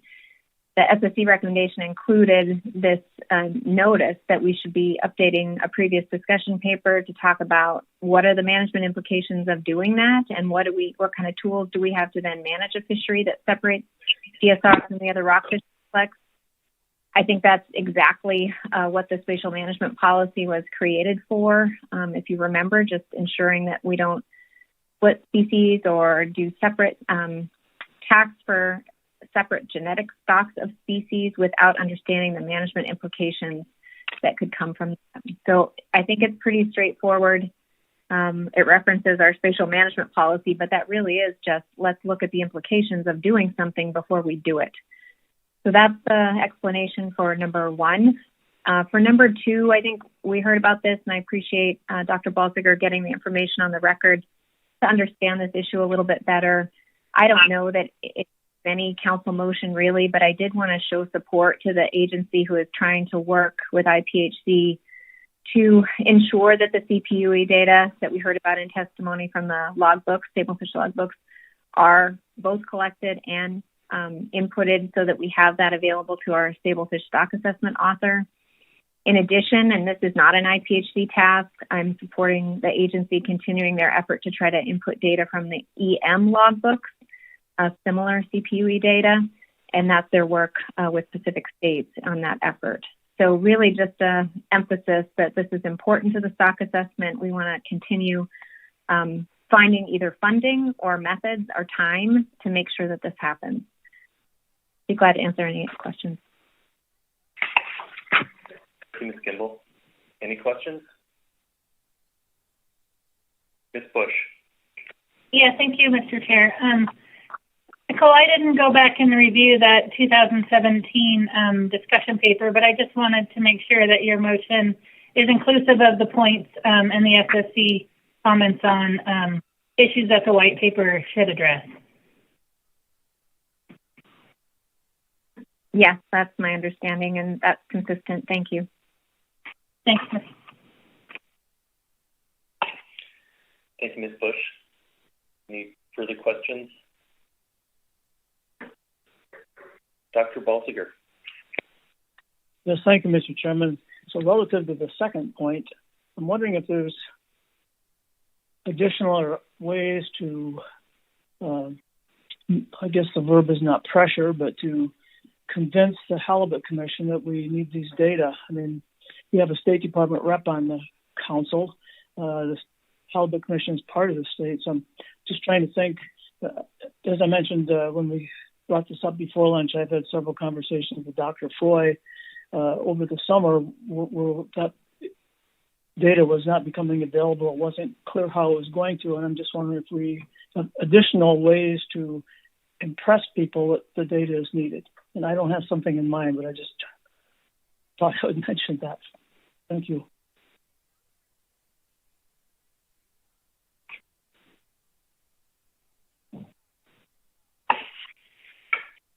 Okay,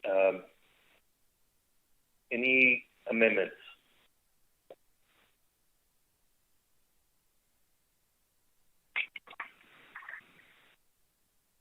Ms. Bush, I'm assuming that's an old hand raise. Okay, any comments on the motion?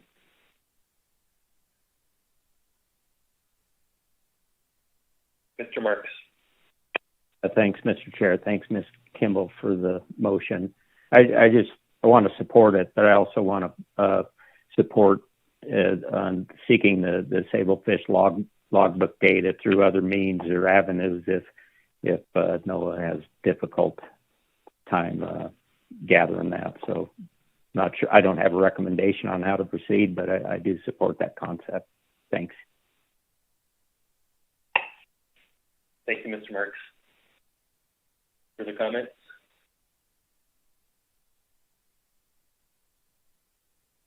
Okay, we can go to the vote. Is there any objection?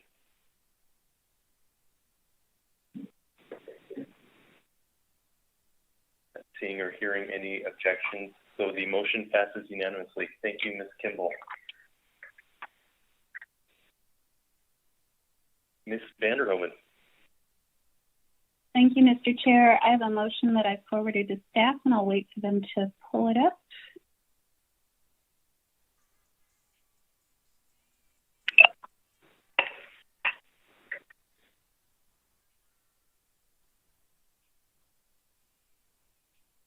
Okay, Ms. Vanderhoven, whenever you're ready. Okay.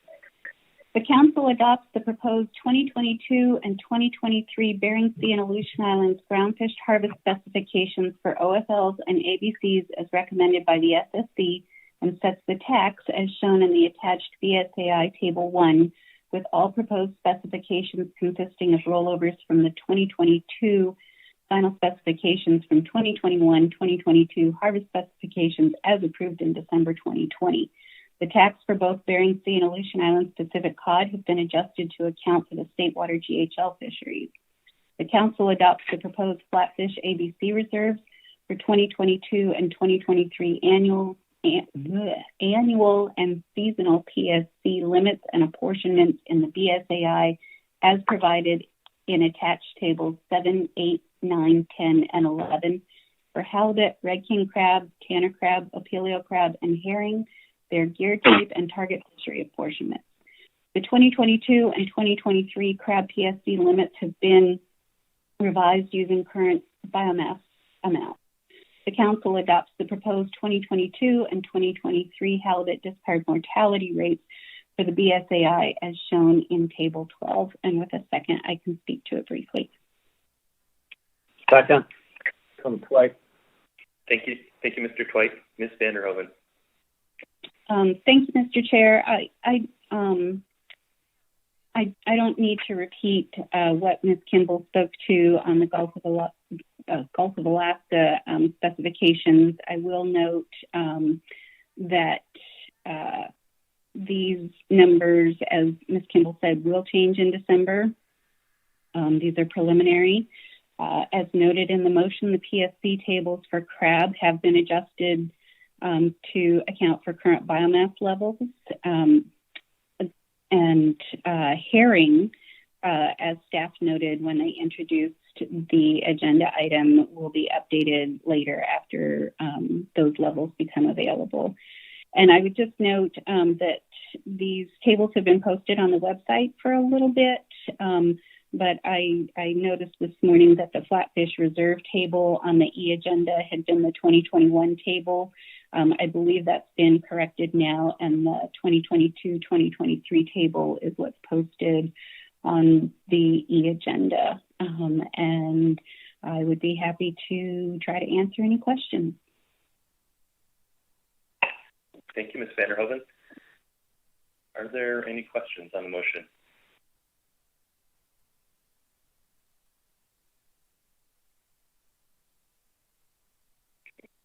Any amendments?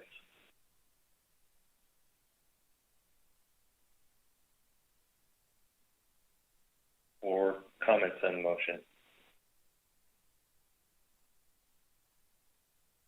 Ms. Campbell. Thank you, Mr. Chair. My comment on this motion is specific to Table 11, which is the table that sets the halibut PSC bycatch allowances for the non-trawl fisheries. And speaking as one council member, I want to express a lot of concern about the way that the cod fisheries were prosecuted in 2020. As council members know, the Bering Sea closed to directed cod fishing for all non-CDQ sectors very early this year on September 17th. And there are several reasons for this, but certainly one of the primary reasons is that one sector greatly increased its harvest rate in the Bering Sea in the summer season. This sector is fully rationalized. They're not in a race for fish, and that sector's leadership was made very well aware that their harvest rate, deviating so greatly from their historical, would preclude a meaningful fall season for other sectors, including sectors who have no ability to harvest remaining tack in the Aleutian Islands. So at this time, I just want to put on the record, as one council member, I find this type of behavior problematic. And I want to make a note that one possible avenue that's available very quickly to the council is to make adjustments to the PSC allowances for that summer season in Table 11 in December when we do the tax setting for the 2022 fishing year. And so I guess I just want to put on the record that I would be very interested in a sector coming forward to let us know that they will be harvesting at or near their historical rates and within their fully rationalized fishery that they have a plan to do that to ensure that they do not preclude harvest by other sectors, particularly sectors who have no ability to make up for that lost opportunity by going to the Aleutian Islands. So, Mr. Chair, thank you for your indulgence, but that's my comment on Ms. Vanderhoven's motion, which I will be supporting. Thank you, Ms. Campbell. Any additional comments? Mr. Down. Thank you, Mr. Chairman. I concur with most of what Ms. Campbell had to say on this motion, and I would just add as my comments on this motion, which I will be supporting, that I hope that it's not just the Freezer Longline group that's kind of put on notice here, but I really believe the solution to this is discussions, ongoing discussions, which I understand have happened between UCB, for instance, and the Freezer Longline Coalition, and perhaps some other ship groups, which is a small group, as you know, of just 2 vessels, to really design a plan in advance of what they plan to do in the Aleutians. It's my understanding that UCB vessels this year made a good effort to try to take some of that Aleutian Island quota that would be along the lines of what they've normally historically taken, and they were unable to do that because the processor that was to go to the Aleutians because of COVID stayed in Dutch Harbor. That's my understanding, and they did try to do some tendering of fish from the Aleutian Islands out to Dutch Harbor, but that's very inefficient, and of course it just doesn't work very well. In addition to that, we saw an overage of cod by the AFACPs this year of 2,000 tons. It would have made a great deal of difference. It could have made the difference had they not taken and disposed of 2,000 tons of cod over the side. That could have potentially made a big difference here in the outcome of what happened. I think what we really want to focus on is how can all of these groups work together to prevent this from ever happening in the past, because I do admit that this is objectionable to me, that we have sectors that where we end up with the pot fishery not being able to harvest its quota, especially in a year when, we just can't allow this behavior. So I'm very happy that Ms. Campbell brought this up, and I think one solution is available to us rather quickly, as she said. But hopefully we will hear back from all of these groups that are affected, that have the ability to prevent this from happening by working together. And hopefully we'll hear back from them in December on their plan for 2022. And not have to take the kind of action that Ms. Campbell is contemplating. Thank you. Thank you, Mr. Down. Any further comments on the motion? Okay, Mr. Witherell.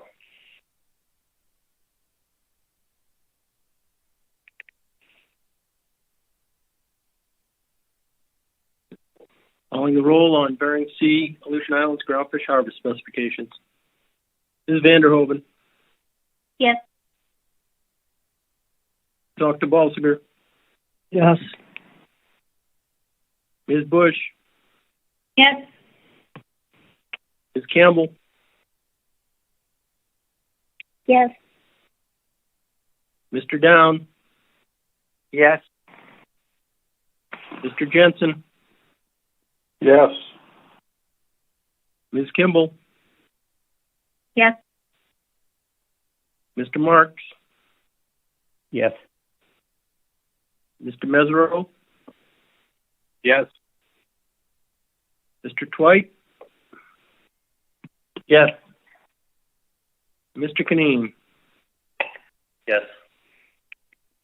Motion passes unanimously. Thank you, Ms. Vanderhoven. Further action.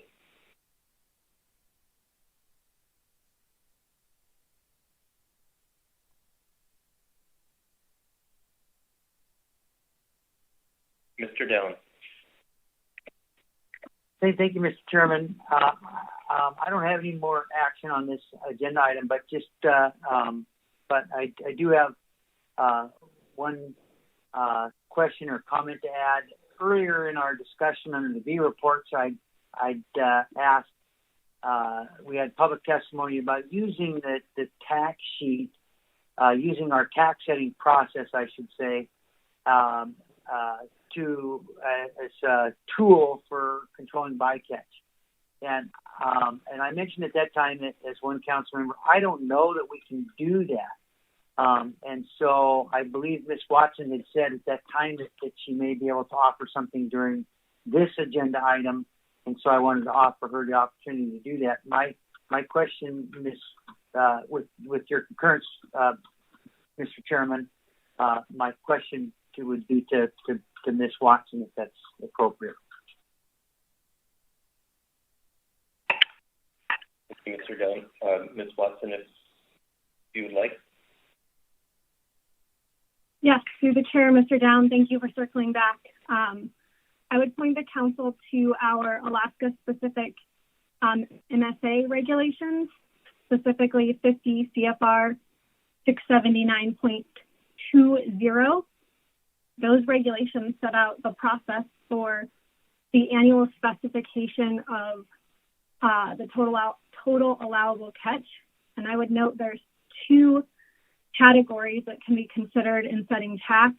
That includes biological conditions as well as socioeconomic considerations.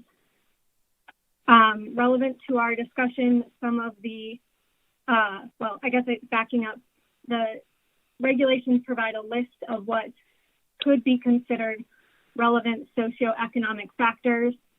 And I noted relevant for our discussion, some of those factors could include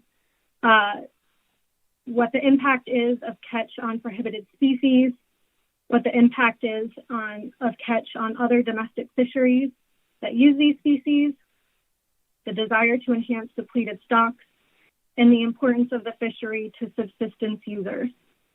So I think in light of our regulations, these are factors that the council may consider when setting tax. I'm happy to answer any follow-up questions as well. Thank you, Ms. Watson. Mr. Downs? Thank you, Mr. Chairman. Thank you, Ms. Watson. I made a note of that, and I appreciate that. And I honestly did not bring this up to rattle cages. I brought this up because I really didn't know, and I've been told the different things when asking questions. So I appreciate that clarification. My question would be: is the regulations say that you said we can, but is there anything that notes that we should be doing these kind of considerations under the tax process? In other words, is there a responsibility that we have to consider these things when setting tax? Thank you. Through the chair, Mr. Downs, thank you. Great follow-up question. I would say that to the extent that there's national standard considerations at play, such as ensuring continuing yield on ensuring optimum yield on a continuing basis, minimizing bycatch to the extent practicable. I would say to the extent that there's national standard considerations at play, I think you always have to be considering and trying to balance those national standards when setting tax.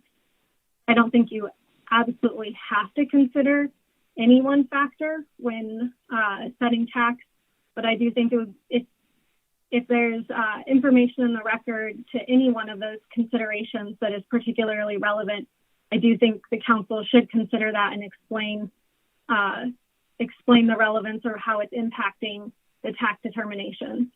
So yeah, I guess I would say I don't think there's any one factor you absolutely must consider when setting tax, but I do think you need to consider the record before you when you're making your tax recommendation and explain based on the considerations at play and the national standards how the considerations play into ultimately your final tax recommendations. Thank you very much, Mr. Chairman. Thank you, Councilor Watson. I appreciate that very much. Thank you, Mr. Downs. Anything further on agenda item C6? Okay. All right, thank you. Thank you, Ms. Kimball and Ms. Vanderhoven and staff. And Mr. McLean, I'm not sure if we're going to hear from you again, but it's been a pleasure.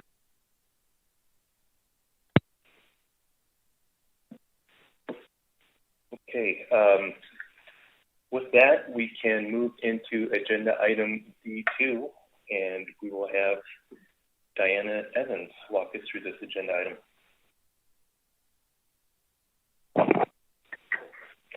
Through the chair, this is Diana Evans, council staff, and this is just a really brief introduction for the presenters who will be leading this agenda item. You have two parts to this presentation, one from the team that is leading the ACLIMB project, and the second, an update from the GOA CLIMB project. So first, you will have Dr.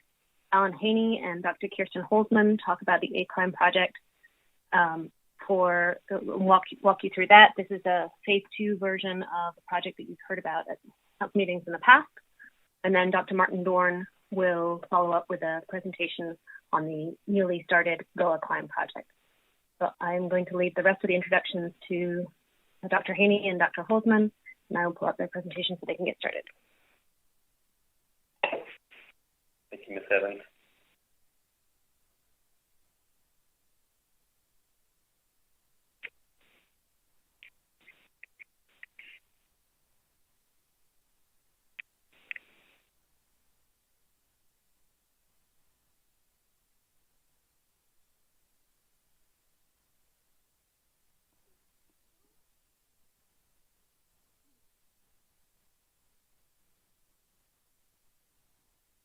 All right. Thank you, Mr. Chairman and members of the council and public. And just a quick sound check. Can you hear me okay? Loud and clear. Good afternoon. Good afternoon. Right, thank you. We are very excited today to have an opportunity to update you on the progress of the Alaska Climate Integrated Modeling Project, where we are evaluating future projections for the Bering Sea in terms of ecosystem and fishery projections, and also evaluating different management actions that can help lessen some of those climate impacts on the system. Before we begin, we'd like to acknowledge our co-PIs on the project and fellow collaborators. And I'm just going to advance the slide here. Excellent. These involve oceanographers, biologists, and socioeconomic modelers across university disciplines and the Alaska Center. The goal of the ACLIMB project is really to try to meet the information needs for the council with the best available science and tools that we have in hand. So to do this, what we're doing is taking climate projections for the... Acknowledge our co-PIs on the project. Sorry, I'm getting a bit of feedback. Yeah, it takes me real. I'm not sure where it's coming from. I just ask anybody who's not presenting to please mute their phones and computers. All right. Go ahead and try it again. Thank you. Okay, thanks. It is good to hear myself, I suppose. So the goal of the project is to take some of the global projections for climate conditions, downscale those to the Bering Sea region, tie those into biological and socioeconomic linked models, and then project changes through the ecosystem, through fisheries, and then evaluate the effectiveness of different management actions to absorb and attenuate some of those climate-driven changes. We're going to circle back to this slide at the end of the presentation. One of the things that we want you to think about as we're going through this is sort of the general direction of our planned work. And in particular, if there are compelling questions or concerns that you'd like to see us address, one of the things that we are really aiming to do with this is provide actionable advice to help inform climate resilience in the Bering Sea. Along these lines, we also want to discuss the best ways to communicate our results and share our ongoing progress and get feedback on the directions that we're going. So just keep that in mind, and we'll circle back to this at the end. We have about 30 to 35 minutes planned for today's presentation. We've got 4 parts to this. The first part will step through the sort of background of climate change and the Alaska Climate Integrated Modeling Project. Then we'll go through some of the newest projections for the Bering Sea, talk a little bit about some of the biological projections that we've produced with fishing scenarios included through the first phase of the project. And then Dr. Haney is going to pick up and lead you through the future directions that we plan to do with the second phase, which is started now. And that includes fishing and harvest control rule scenarios and some opportunity for input and feedback. The first thing we'll do is step into some of the results from the latest report of the Intergovernmental Panel on Climate Change, or the IPCC. These assessment reports come out every 7 years. This particular report was delayed about 4 months because of COVID. It just came out, there's 3 volumes to the report. So the first volume just came out in August. That details the physical changes projected for the globe in different regions. The second volume of the report details the impacts of those changes on ecosystems, sectors, communities, and different regions, as well as potential adaptation actions. And then the third volume of the report that will come out later next year is really details some of the mitigation actions and how that might work with different adaptation actions. And that's for carbon mitigation. The kind of key take-home message to draw from the IPCC's first working group is that globally, our recent global surface temperatures, and that recent is defined as 2010 to 2019, are approximately 1.07 degrees Celsius above pre-industrial levels, defined as 1850 to 1900. This degree of warming is unprecedented in more than 2,000 years of information for global climate conditions, and it's the warmest period in more than 100,000 years. The other important takeaway is that the recent warming that we've seen is due to anthropogenic sources of carbon in the atmosphere, and there's a number of lines of evidence detailed in the report, which is linked at the bottom here. But the key to this is that as we look forward and try to plan for climate change impacts and climate resilient management, we need to consider the future potential trajectories along global carbon mitigation pathways. We'll talk a little bit more about that. The observed warming to date is not universal across the globe. It is stronger in the polar regions and the Arctic in particular because of climate feedback phenomenon known as polar amplification. So things like sea ice, which are bright and white and reflect heat upwards, as that melts and gives way to open water, which is darker and absorbs heat, we see increased rates of warming in these Arctic sea ice covered areas historically. The other thing that's important to note is increased ability to attribute some of the extreme events that we've been seeing to anthropogenic climate change. In particular, marine heat waves of recent years are attributed to climate change, and we've seen a 20-fold increase in these marine heat waves as a result of anthropogenic climate change. As we look forward towards future trajectories, increased warming is associated with an increased frequency, duration, and intensity of marine heat waves. The other thing that's important to note is some of the recent declines in sea ice extent and cover are also unprecedented in a long time series. So this is a paper that came out last year that looked at Bering Sea sea ice winter extent in 2018 and found it was the lowest in a 5,500-year record. This sea ice extent lags atmospheric carbon across that record by about 2 decades. So there's inertia in the climate system that contributes to some of the sea ice conditions we see in the Bering Sea. So we do need to plan for future change in terms of sea ice loss. That said, moderate to high global carbon mitigation scenarios in the future are associated with a higher likelihood of winter sea ice in the Bering Sea persisting. So more global action on carbon means cooler global temperatures, which increases the probability of sea ice in our region. Some other recent information that's coming out is the clear delineation and identification of climate extremes and climate effects on marine ecosystems and fisheries that rely on them. And as we look forward, we anticipate some of those impacts will continue to occur. And so we need to plan for that and build adaptation measures that can help minimize impacts. This is a projected map of sea surface temperature for the globe under a high warming, low carbon mitigation scenario at the end of the century. So you can see that there are still projected changes anticipated for the North Pacific in particular.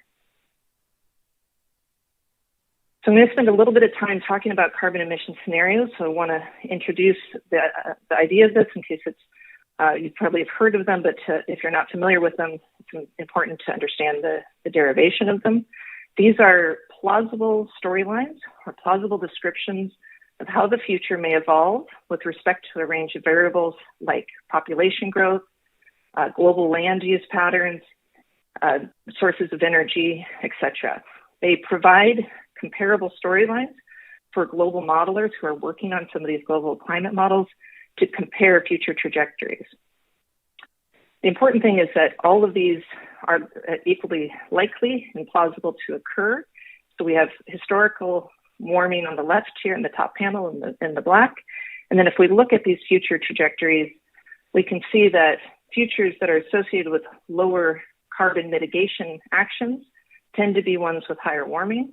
And those with high global carbon mitigation scenarios, there is still some warming anticipated, but the warming tapers off by the end of the century. We look at that playing out through different things like Arctic sea ice. We also see that warming associated with low mitigation scenarios tends to also result in low sea ice cover in the Arctic at the end of the century. So those are the projected changes that we anticipate may be coming, or the range of them that may be coming. But there's quite a bit that can be done in terms of adaptation. Adaptation occurs at every step of the fisheries management cycle, from the biology of the fish themselves. There may be behavioral and phenotypic plasticity that allows for adaptation to changing conditions. Populations may redistribute, change their spawning seasons, for example, and minimize impacts on populations. And then similarly, we can bring in information in the form of climate information into stock assessment models, into the management cycle. Fisheries can adjust to shifting distributions or alter catch in order to minimize impacts. And communities can implement measures to improve resilience and diversify incomes in order to weather climate shocks. So there's quite a bit that can be done to minimize these impacts going forward. The key is to understand what's coming, to plan for it and prepare for it so that those impacts are minimized.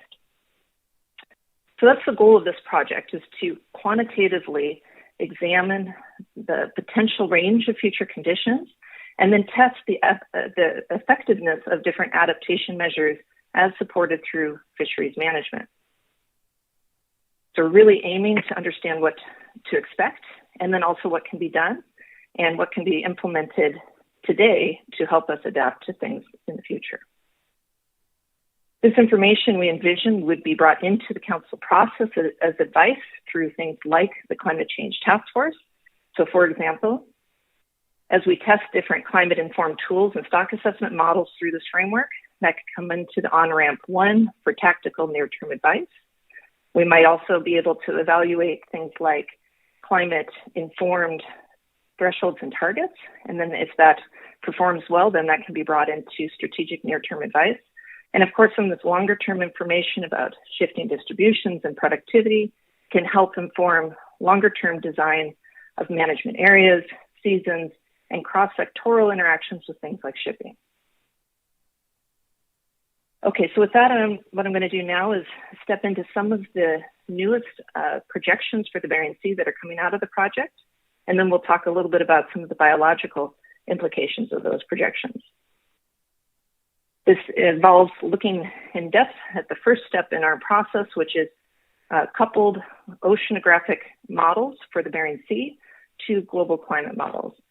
We're really fortunate to work with a very talented team of oceanographic modelers who have built a model of the Bering Sea oceanographic conditions that it has high skill in predicting things like bottom temperature. So this is two plots of of bottom temperature on the left is observed from the survey, and on the right is the oceanographic model replication of that. You can see it does a pretty good job of replicating conditions in the Bering Sea. That model can then be linked up with these global climate projections in order to understand future projections for the Bering Sea. This is hot off the press, new results from Dr. Herman's paper that's in press right now. On the left-hand panel is a future map of bottom temperature for the Bering Sea under a high carbon mitigation, lower amounts of global warming scenario. On the right-hand side for comparison is a low carbon mitigation, higher global warming scenario at the end of the century. And the takeaway here is, of course, that there is a difference between the degree of warming anticipated for the Bering Sea, and there are spatial patterns to where that warming is occurring in the Bering Sea. Overall, the low mitigation scenario results in temperatures that are about 4 times as high as the high mitigation scenario. That model is also linked to lower trophic dynamics, things like phytoplankton, zooplankton, and euphausids, which are the fuel for the ecosystem and the food web. These support the populations of fish on which our fisheries rely. And the model produces projections for those kind of key lower trophic species. So here we're looking at euphausid biomass, again, under the high carbon mitigation, less global warming scenario on the left, and the low mitigation, more warming scenario on the right. Blue here indicates declines in euphausid biomass. Again, those are stronger with more warming. It's about 4 times as high declines under stronger warming scenarios. Those trajectories of decline are important, but it's also important to know if there's going to be shifts in the timing of when those prey resources are available. So this is a figure from Dr. Chang's 2021 paper. The link is available there if you want to read a little bit more about that work.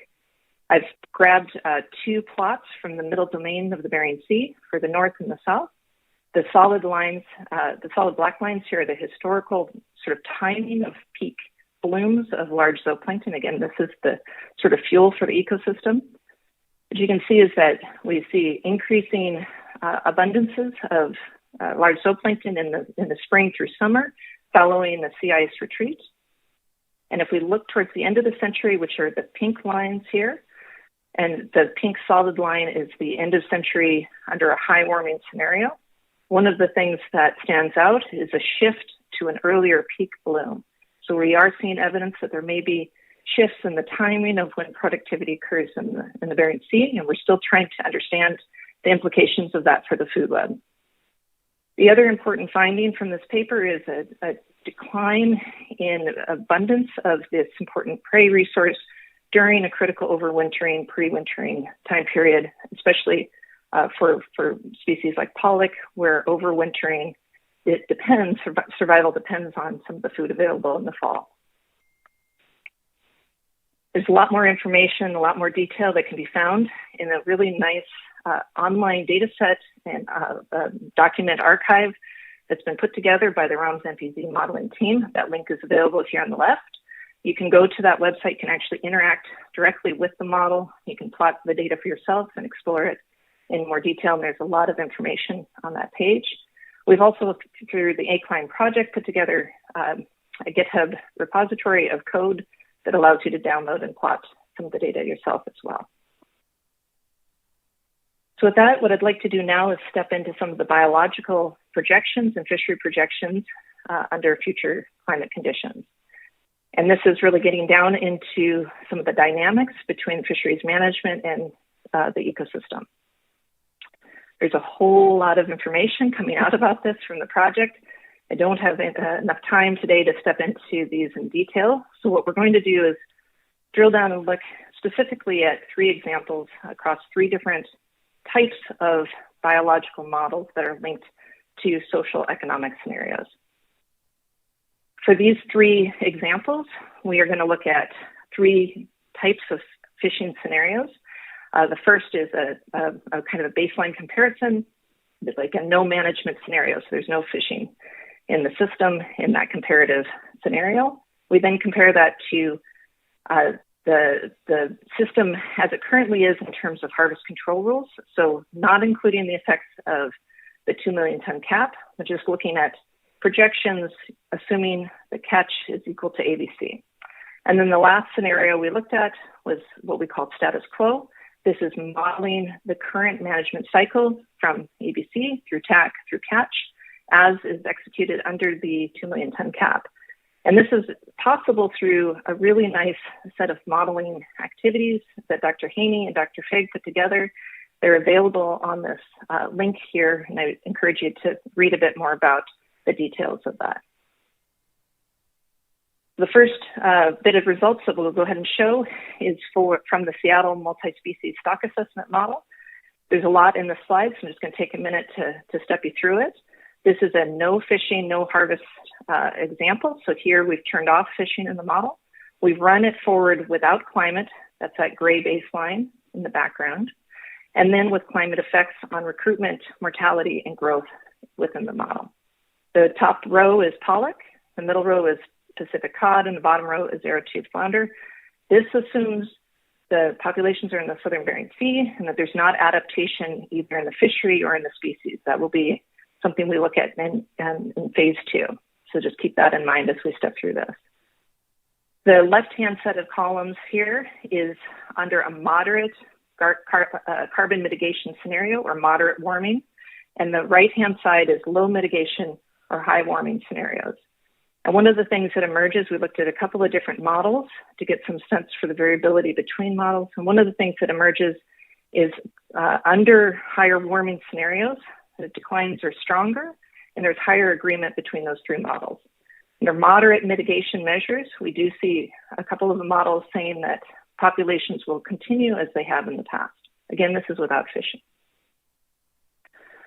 The next set of plots we'll show you is results where we compared the effect of the 2 million ton cap and current status quo management actions to the same system without the effects of the 2 million ton ecosystem-based fisheries management cap. And this is all available in a publication. The link is at the bottom here. The solid lines, the thicker solid lines here are the scenarios status quo with the effect of the cap, and the thinner lines are without the cap. And the takeaway from this work was that the ecosystem-based fisheries cap forestalled declines. It wasn't perhaps designed to address climate change, but it incurs some resilience to climate-driven declines. It stabilized catches for pollock, but it didn't have as much effect on peacock. The last two examples I want to show you are from two different ecosystem models where we looked at the status quo, like we were just talking about in the previous slide, but also adjusted, allowed it a little bit of flexibility in the allocation with 10% more flatfish or 10% more gadded as variations on the current status quo. This is a figure from Dr. Ream's 2020 paper where he looked at these three scenarios, which are the different colored lines here, for aggregate patterns in catch, spawning biomass, and mean body size across multiple fish in the food web. And the takeaway here, there are declines projected under increased warming, but with that a little bit of extra flexibility, catches were increased over the baseline without any effect on spawning biomass or mean body mass size. So that's a positive. Incremental adjustments and flexibility could increase the adaptive scope somewhat to climate change. Dr. Whitehouse in his 2021 paper found a similar pattern, completely different food web model constructed using different first principles and came up with similar results. So on the top here is biomass for flatfish, yellowfinch sole here, and the three alternatives of status quo. And again, that increased flexibility, increased catch without impacting biomass trajectories. Overall, though, both John and Dr. Whitehouse and Dr. Ream found general declines in seabirds and marine mammals and other species in the food web. And so I encourage you to look at their paper in a bit more detail. So with that, I'm just going to go ahead and, yes, go ahead. We got a question from Ms. Baker. Sure, go ahead. Thank you, Mr. Chair. Thank you, Dr. Holtzman. On the last couple of slides, I probably just missed it. But when you're referring to incremental changes in flexibility and the impact they can have? What do you mean by flexibility? Thanks. Yeah, I appreciate you clarifying. So this was kind of relaxing the constraints in the attached model that allowed for allocation under the 2 million ton cap, a slight allocation of 10% more towards flatfish or 10% more towards gatted. And I think, so cod, I don't know, Dr. Haney, are you on? Do you want to explain that in a little more detail?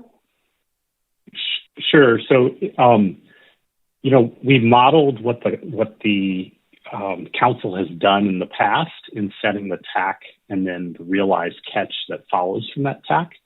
But I'll come back to this a little bit later in our talk, but we basically adjusted this based on council input of what is one of the challenges is, do we put more of the TAC under the 2 million ton cap into flatfish or into gatted? And so we shifted that. And of course, one of the constraints of flatfish is that there's bycatch. And so we basically assumed that there was a higher amount of catch per unit of TAC that was allocated, or that the catch went up when the TAC went up as well, which is what led to this result.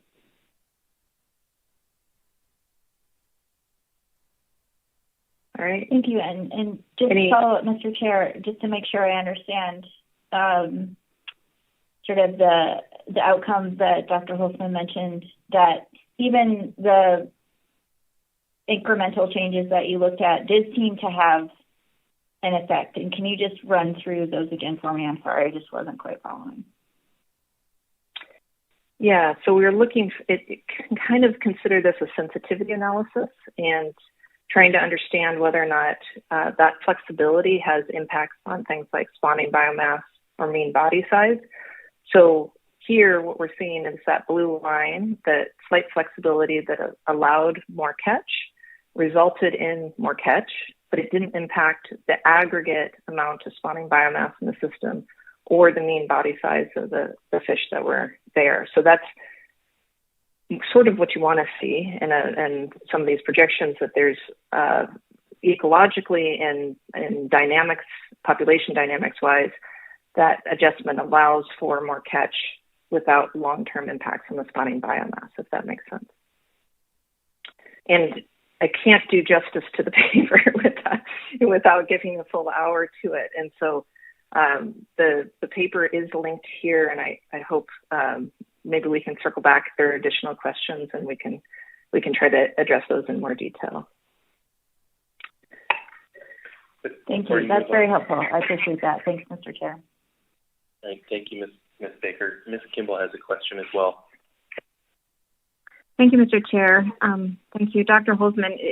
Back on that slide, that's a key point for me to understand, I think, is what we mean by whether we're increasing or decreasing our adaptive scope. Is that solely related to whether we are able to maintain or increase spawning biomass long term? Is that what we mean by adaptive scope? Yeah, I think the first thing to look for, and it's summarized a little bit in this slide, but maybe I'll come back here. The first thing to look for is whether or not there is an ability for a management action like this, a slight change in the flexibility as we've characterized it, to offset climate impacts. So you might imagine that if the system wasn't responsive to slight adjustments to management and climate was dominant, then you might not be able to implement things as easily to attenuate those climate impacts. So what we're seeing here is that management has the ability to offset some of those impacts. And that would be the takeaway message to take from this, is that actions and planning and adjustments that are made through management have the ability to offset some of the climate-driven changes to the system. What we're really interested in looking at in phase 2 of the project is there a point in time or in warming where that ability to offset climate diminishes. And we do think that under a lot of warming at the end of the century, there's just so much change, it's hard to balance that. But with global action on carbon and lower rates of warming, there is quite a bit of scope from our initial work for climate-informed management to offset climate impacts on fisheries. I hope that makes sense. It does. Thank you. Thank you, Mr. Chair. And I mean, I was kind of questioning why we were looking at both scenarios if this council can't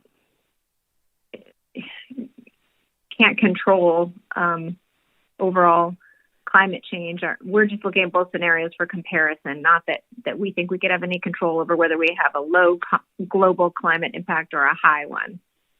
And then my kind of follow-up, that really looking at the changes so far that you've discussed on our ability to be more adaptive is with shifting TAC around in our existing tax setting process, or is there something further that we'll be able to see in terms of management actions that could help?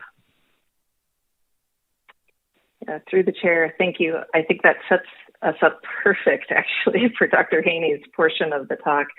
So we, in our previous work, looked mostly at status quo and slight variations under status quo. What we're hoping to do in phase 2 is to really explore the landscape of potential actions to see which things might be most effective, which combinations of management actions meet most of those resilient targets. And so that's where we're hoping to go with this. And it's a big lift, and we want to make sure we focus our efforts on the most important questions and scenarios.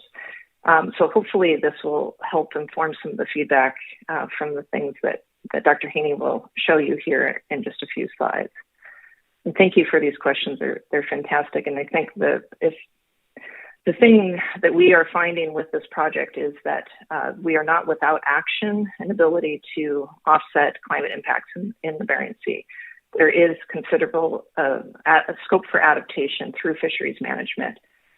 In general, that's more likely to work and is mitigation futures where we do have global action on carbon mitigation are lower risk futures, but there is still considerable things that can be done under all of these future scenarios. And I think that's part of the planning process that we need to kind of prepare for the range of futures that may be coming.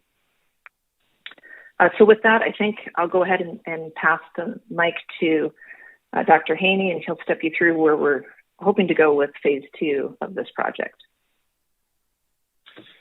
Thank you very much, Dr. Holzman. Thank you, Mr. Chairman, members of the council. So, and through the chair, Ms. Kimball and Ms. Baker, I definitely will, let me know at the end if you don't think I've responded enough following up. But that's definitely where we're going, is trying to look at the interaction of all of the things that we do in the management system. And so, we've successfully managed our system for a long time. Now we're facing these more extreme climate conditions, and we're trying to do a risk analysis to see how all of the tools that we use are impacted by climate change.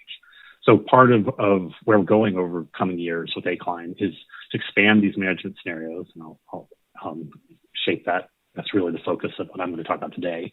But we'll be reaching out to diverse groups, doing community workshops, trying to, as broadly as possible, capture the needs and goals and concerns of our larger stakeholder community.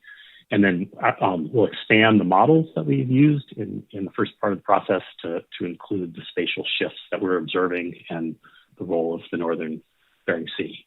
And then we'll also look at impacts on protected species, so we can try to be ahead of the curve in responding to any changes that may happen. And then thinking about physical changes in ocean acidification and dissolved oxygen modeling. And then we'll also focus more energy on modeling lorotrophic interactions and young year effects. And then, as was noted or requested, with COD, try to connect the whole systems where we can, from the Gulf to the Eastern Bering Sea and the Northern Bering Sea.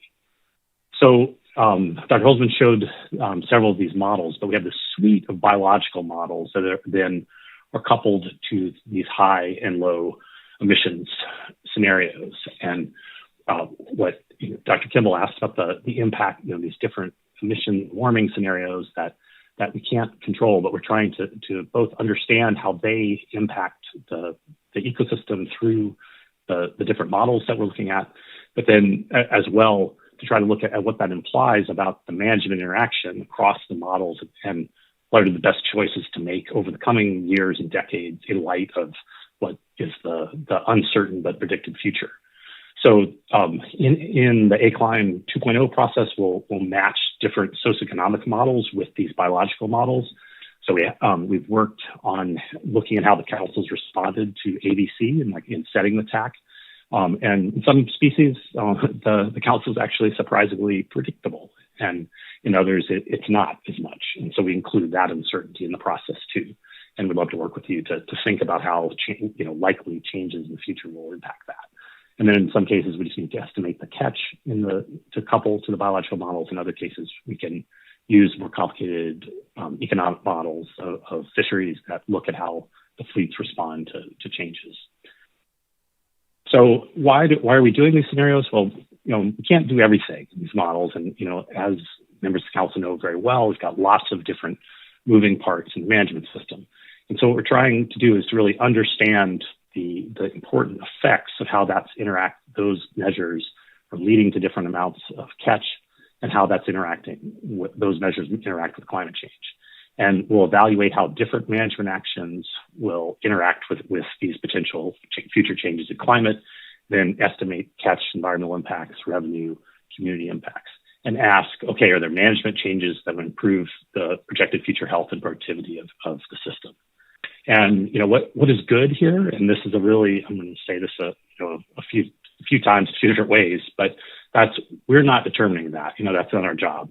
You and Congress and others get to decide that. So we're trying to, as well as possible, really richly provide an understanding of what the likely impacts are and the uncertainty around different features. And so these are the national standards that are under the Magnuson Act. So we're focusing on these as one sort of core suite of outputs to try to see how we think climate will impact these. But then we're open to any suggestions, really, of okay, what are important measures of the fishery management objectives that we'd like to consider.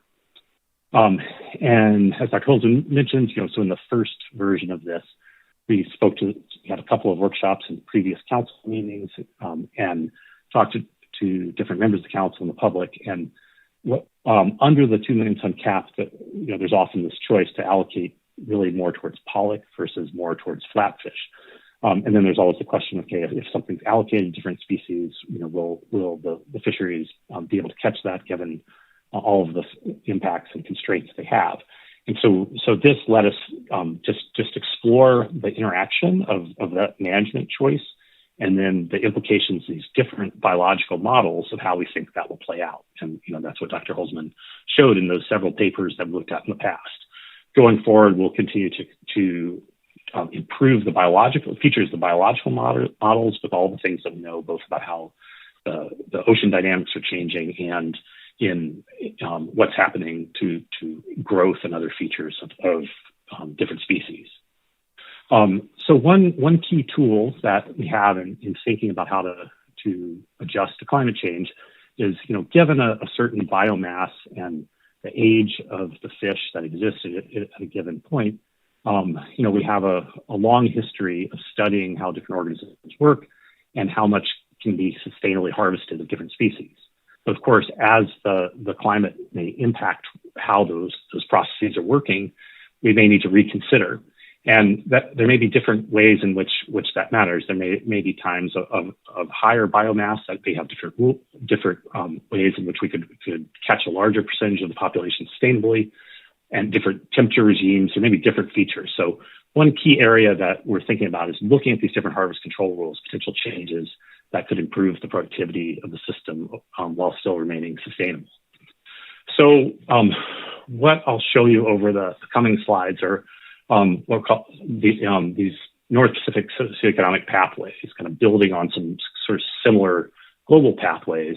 And they'll combine the different harvest control rules with different combinations of regulations and economic drivers that end up leading to the amount of catch that actually occurs given the ABC and the TAC that exists.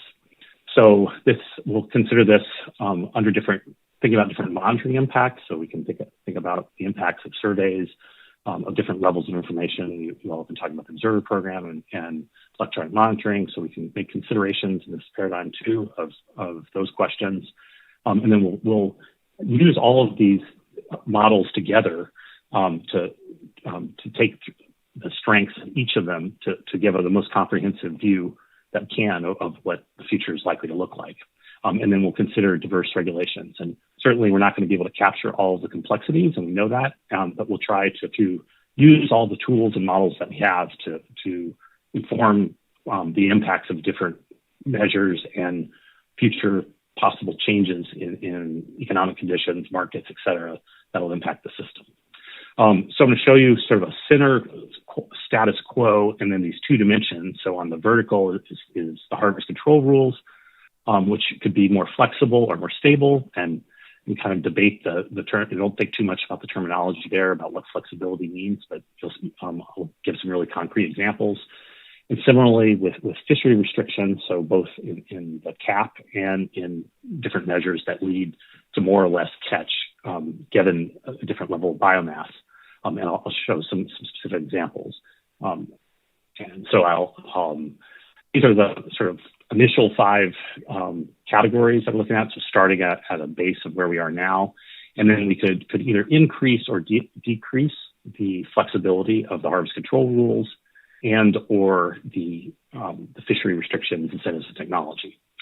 So first, I'll make a quick caveat. This is showing these trade-offs as we discussed. Some of the trade-offs we may explore may be on current MSA rules. For example, you might consider loosening single-species annual catch limits in multi-species fisheries. And these aren't recommendations; these are explorations to try to understand what the trade-offs are to figure out if we can make tools and, in light of all of the preferences that we have, reach what's collectively the will of policymakers. So moving towards more stable or cautious ABC restrictions. So these are, again, examples, and over coming months, we'll start experimenting and combining these into suites that we'll use across the different models, but welcome your input now. And we'll, in April, come back and give some initial results with some insight into these, but then we'll build on that over the coming year. But so, an example of this is to start including climate conditions into harvest targets, to have regime-specific harvest control rule slopes, to include climate in growth and recruitment and other features, and then to account for spatial shifts that are occurring. We could also think about more flexible measures, so allowing multi-year ABCs and multi-species fisheries where a species varies from year to year, but so we could potentially without risk to the long sustainability, have flexibility, evaluate, which is the B20 rule, consider climate and regime-specific B0 and B40 measures. We could think about using climate ecosystem forecasts to increase the overall sustainable catch and or revenue, and we could explore measures that would increase the stability of community access to resources. So thinking about resources being spatially available to different fleets. We could also then, this is shifting to the changes in the horizontal axis. So this is thinking about more restrictive catch features. So potentially reducing the cap or linking it to climate conditions, adding additional spatial management for protected species, and having additional bycatch challenges that further limit harvest of some species, or there be increasing fishing costs or lack of growth in prices that makes it not as worth it to pursue fish under some conditions. And you can see this combines a mixture of some choices that the council may make, and then some things that may happen that are beyond the control of any of us. And so this is, this is the impact, whatever these combination of management measures and socioeconomic impacts that impact, they still have the same result of making it more difficult to catch the fish that are there.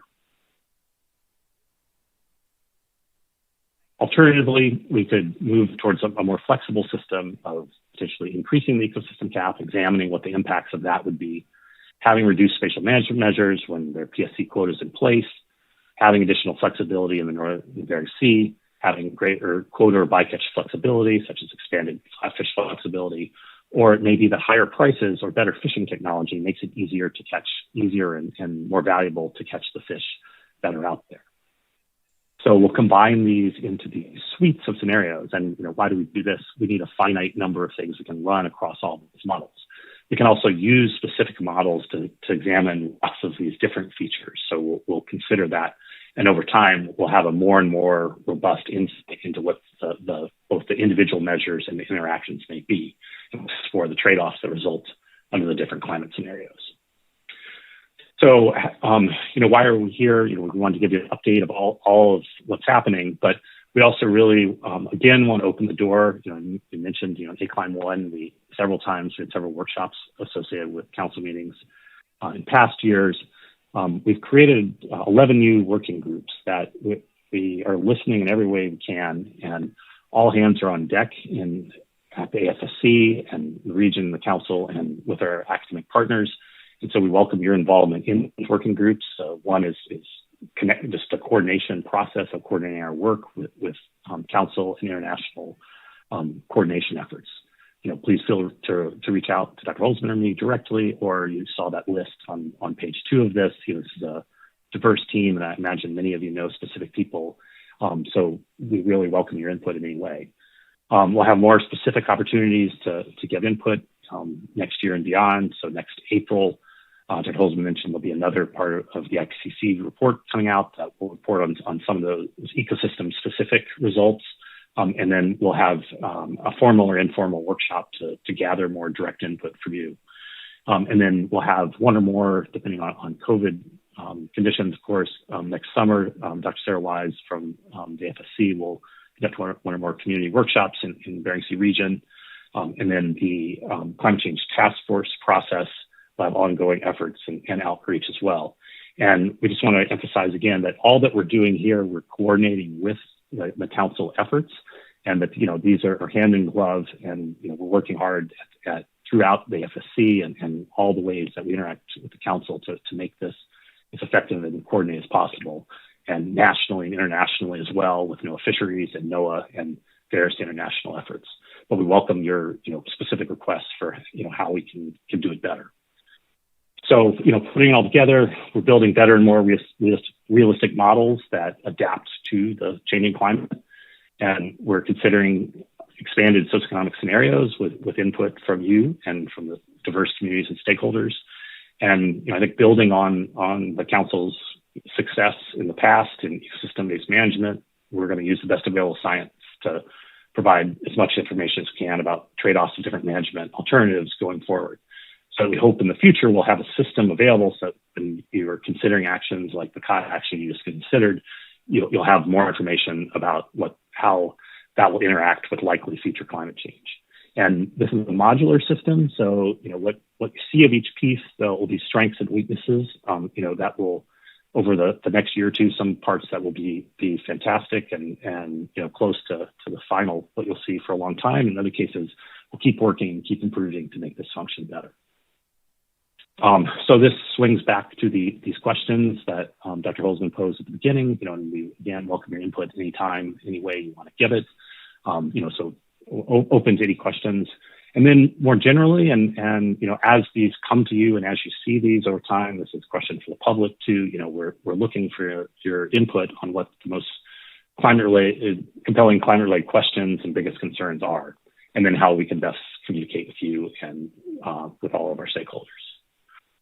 So with that, thanks again thanks to all for listening. Thanks to the entire ACLIME team and all of the people who have funded our work in the past. So thanks, and we'll take any questions. Thanks. Thank you, Dr. Haney and Dr. Holzman. Looks like we do have some questions. Ms. Kimball. Thank you, Mr. Chair. Thank you, Dr. Haney and Dr. Holzman. So the dovetailing in with our current climate change task force work plan, is ACLIME and this modeling effort kind of the basis of information that the climate change task force is using to provide us with all of the products that they've reviewed for us through their work plan? I need to understand how those two work together more than just understanding they both have climate in the name. Yeah, through the chair. Thank you for raising this. And I think probably we'd need to develop a visual which would help illustrate it. This is a research project designed to produce actionable advice. It was a sort of proof of concept that has been picked up more largely. It'll be expanded on through the Climate Fisheries Initiative, which I think you heard a briefing on. That initiative would then spin up things like this in all regions. But as a research project, it's a very large project, has a lot of collaborators, but there's considerable climate research and advice and ongoing projects that are happening at the center and elsewhere that are not within ACLIME, if that makes sense. And so the regional action plans that I think you also heard briefings on, that's the NOAA side of the effort of trying to coordinate all of that diverse research and information, kind of focus it towards climate relevant advice for management, for the councils and for other resource management needs. And then the Climate Change Task Force similarly will serve that role for the council as we envision it. So we'll be reviewing information coming out of ACLIME. Absolutely, it's targeted, directly tailored to the task force climate on-ramps. But we'll also, through the Climate Change Task Force, if I can put that hat on for a moment, we'll also be reviewing these IPCC reports, other regions, evaluations and findings.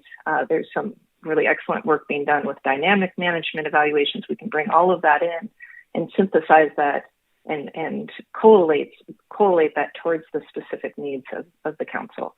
So you can kind of imagine, I think we talked about this earlier on with the Climate Change Task Force.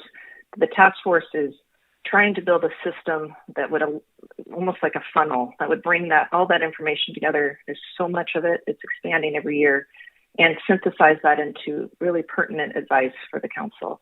And this project is designed to feed directly into that, but there's a number of other projects at the center, really excellent research going on. You're going to hear in a moment from Martin about GoACLIME. Those projects as well would feed into the council process, presumably through the Climate Change Task Force synthesis as well. I hope that helps. It does. Through the chair, thank you. That the funnel concept helped a lot.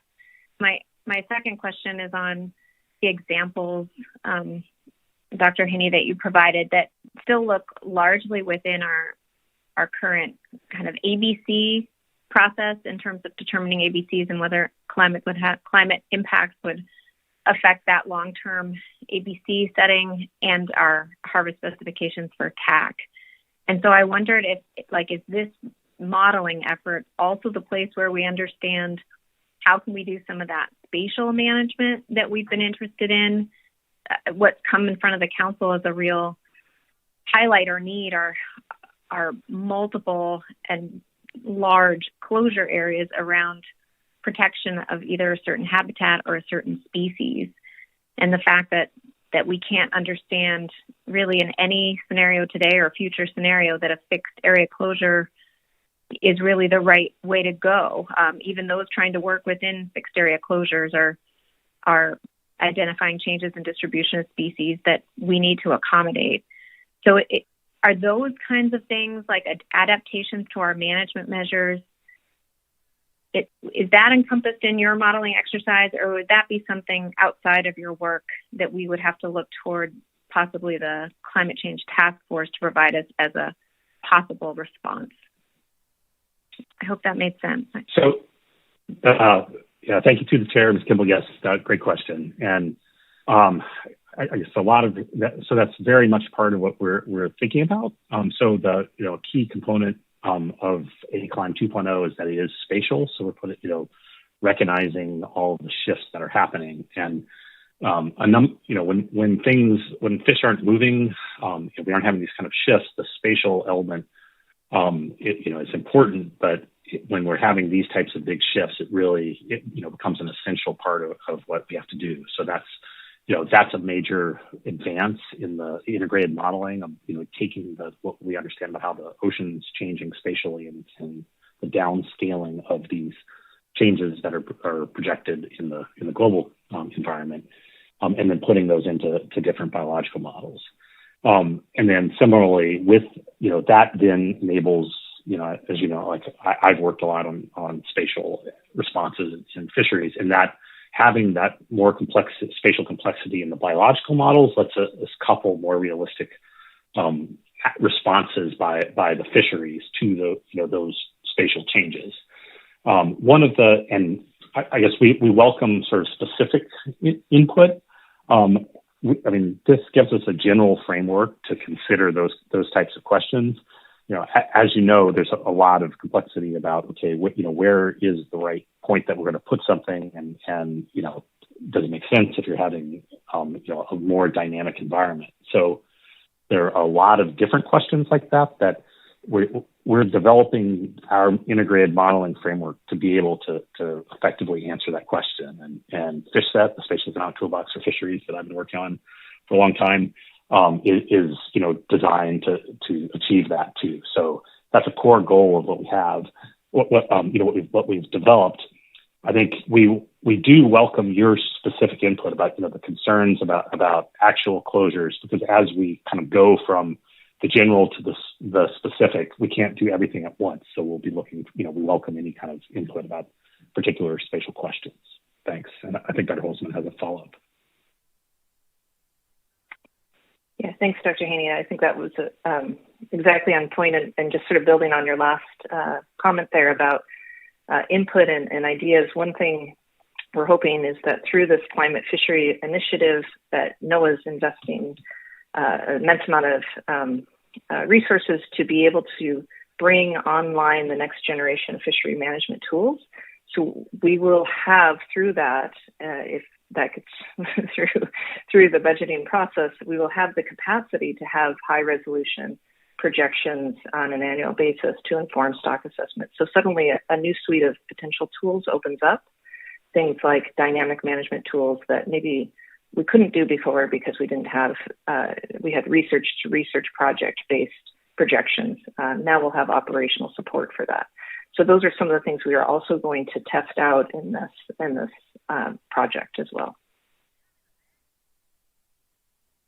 Thanks for that response, Mr. Chair. I'll let others ask questions. I just hope it was clear. I was also just talking not just about distribution of target groundfish species, but how we might adapt, spatial management for PSC species.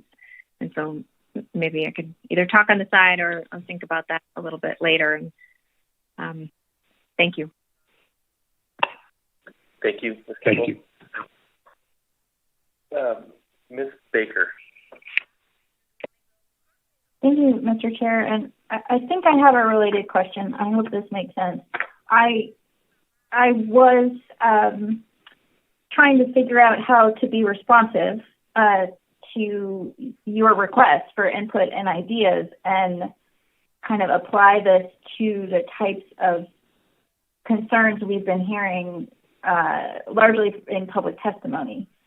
And in terms of things are changing in my fishery, it's likely due to climate, and the council needs to change its management system and be more responsive to this. And so I'm trying to figure out how we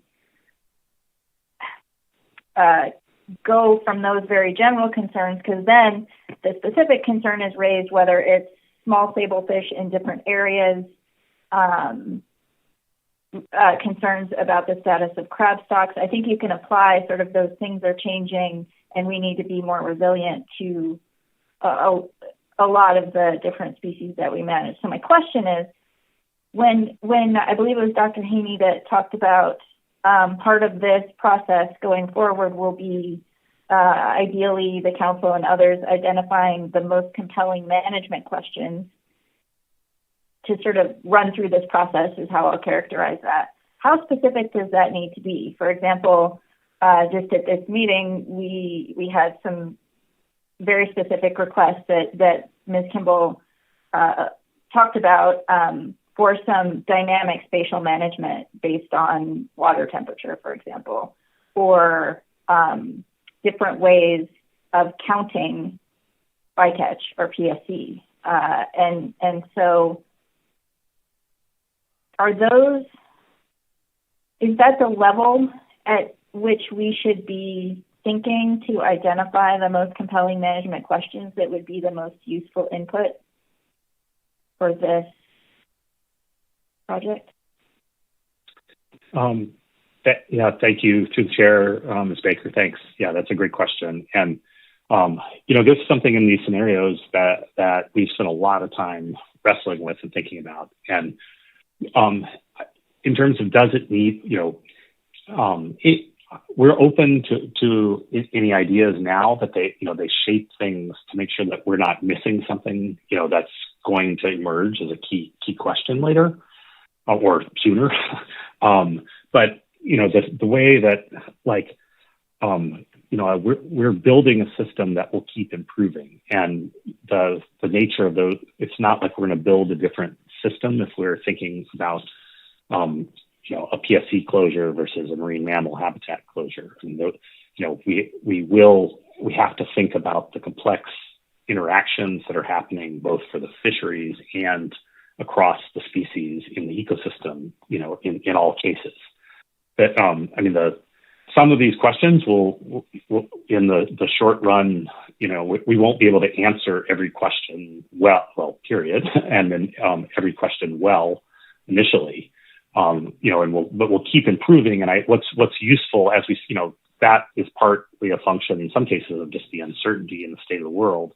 Other cases that's driven by, we can really build, we can learn more, study processes that are important, and answer some different questions much better going forward. So I think, those making sure that we have a pipeline, and that's what we hope this is, we're requesting this process and trying to listen hard to everything that everyone's saying, is to make sure that we keep having a process so that, and this is going to become more important going forward as climate's impacting things quickly, that we're as responsive as possible. And this is around the world, and in the IPCC efforts, this has really been the case, is that, a key message of success in adapting to climate change is to be fast, is, to pay attention so that, it's not you're absorbing and studying the signal as quickly as you can.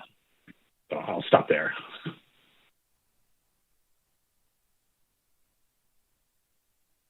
Thanks for that. Thanks, Mr. Chair. No more questions. Thank you, Ms. Baker.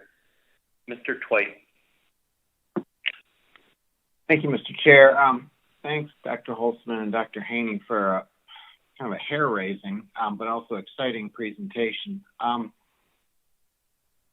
Several previous questions and answers have helped me a lot in sort of understanding some about how this is going to fit into what seems like at this point sort of a confusing swirl of climate change related activities. And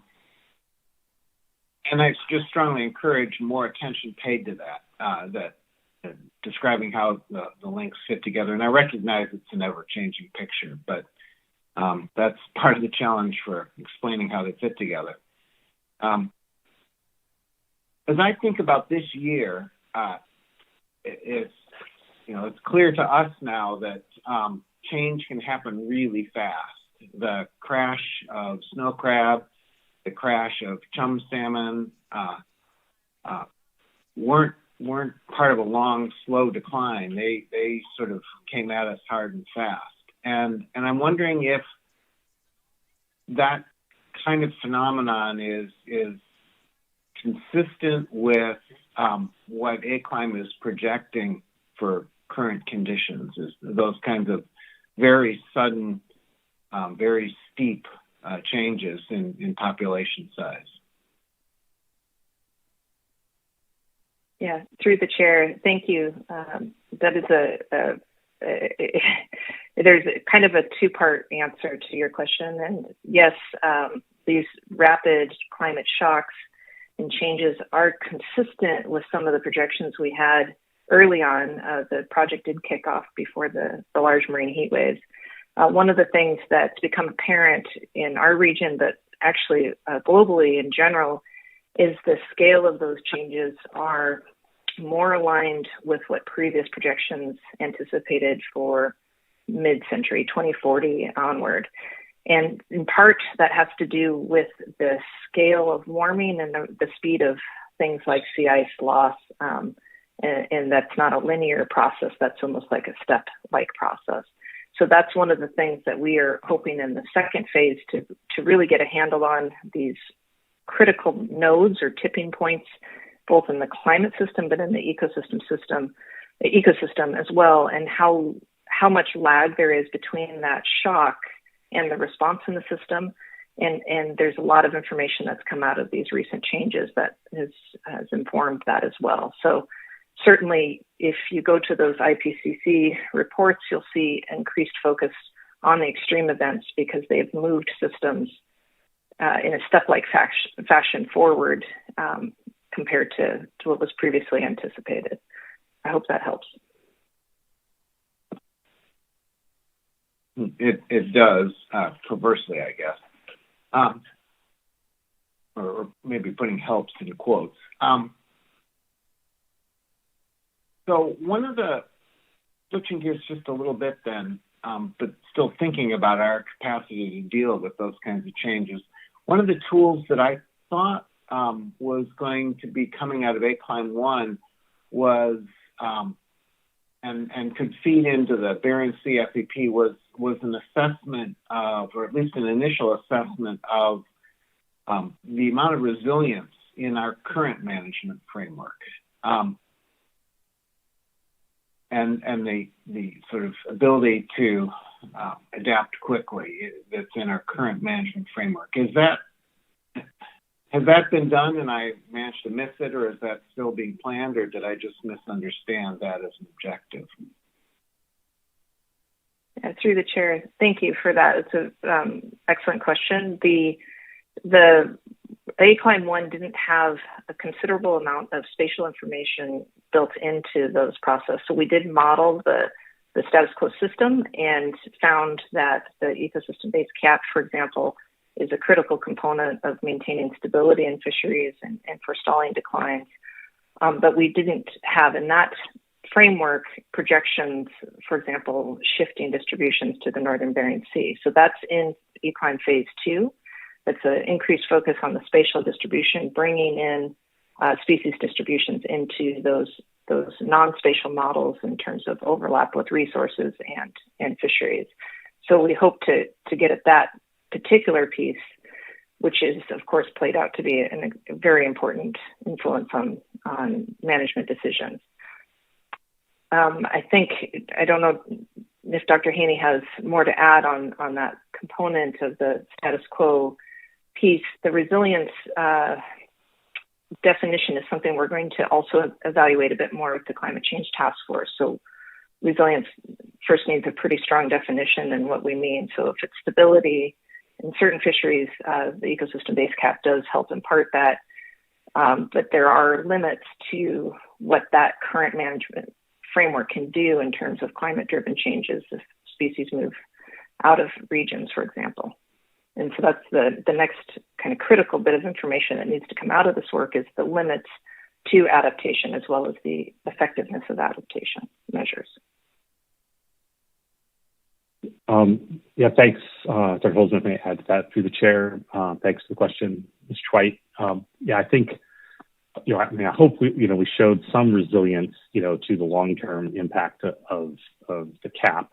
But we also, I think, see that when we think about the way that the system's working now, it's, the buffers, the different things that, all of the uncertainty protection that we have in how the harvest control rule system, we set ABCs. It's the cap setting process. And then so lots of times where species, the TAC is considerably lower than it might be because of the measures in the fishery that constrain, the catch. And so there's, basically a giant buffer, we add those three pieces together. And so I think that that's something that, as we think about the resilience, so we're not anywhere close to, to fully utilizing some of the species.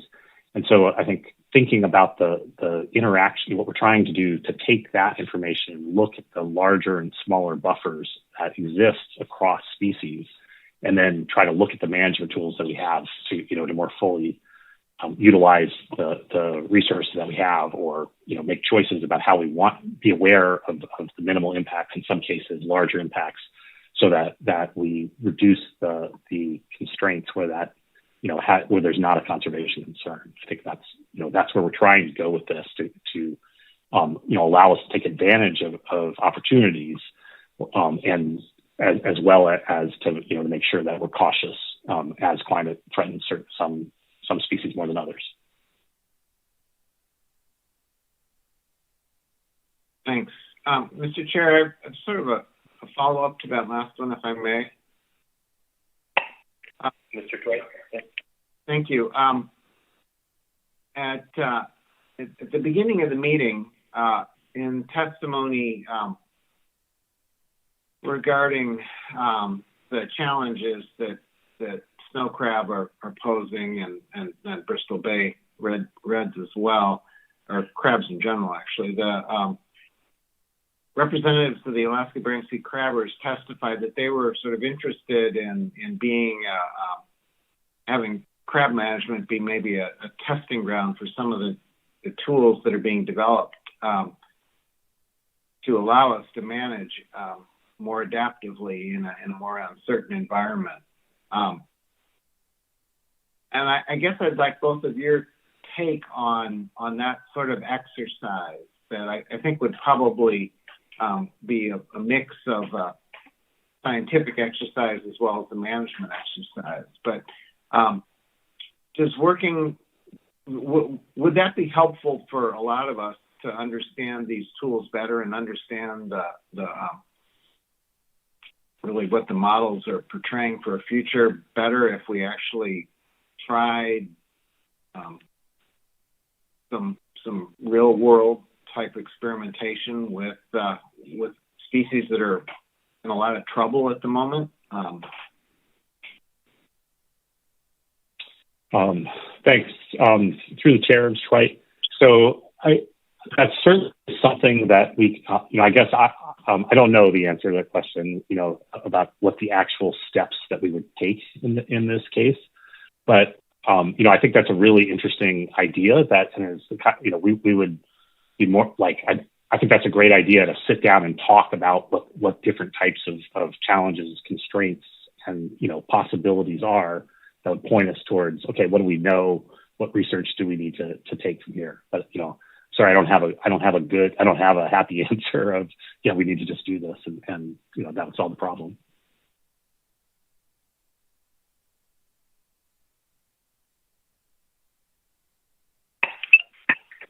Thanks much to both of you. Thank you, Mr. Dwight. Any further questions?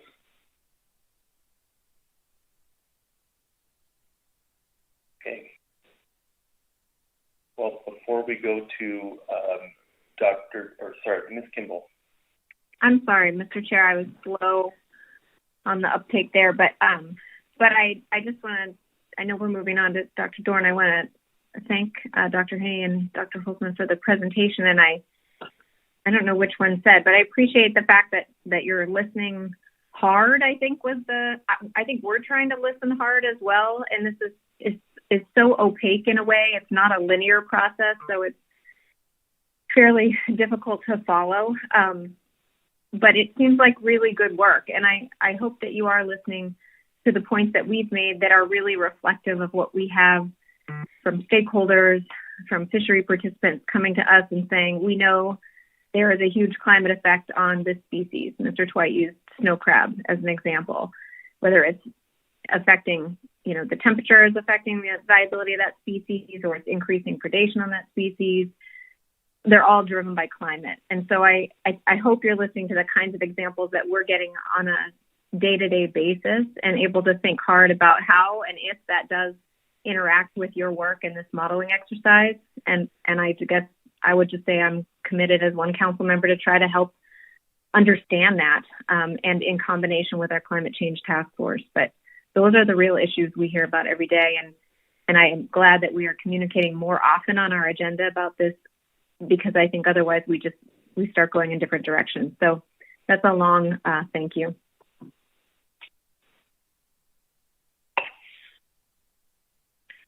Thank you, Ms. Kimball. Okay. So we're halfway through our afternoon session already. Let's go ahead and take a 10-minute break. Come back just after 2:40 Alaska time, and we will hear from Dr. Dorn.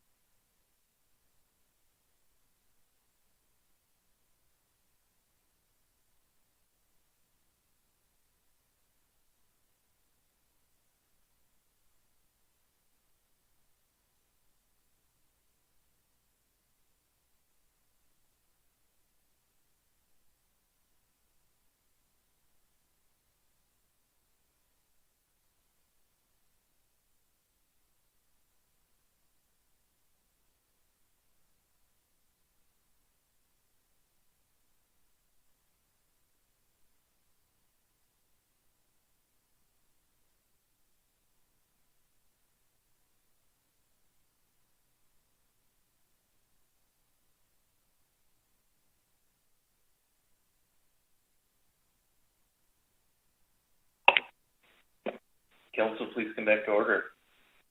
I'd like to remind members of the public, if you wish to sign up to testify, please do so prior to the end of these reports.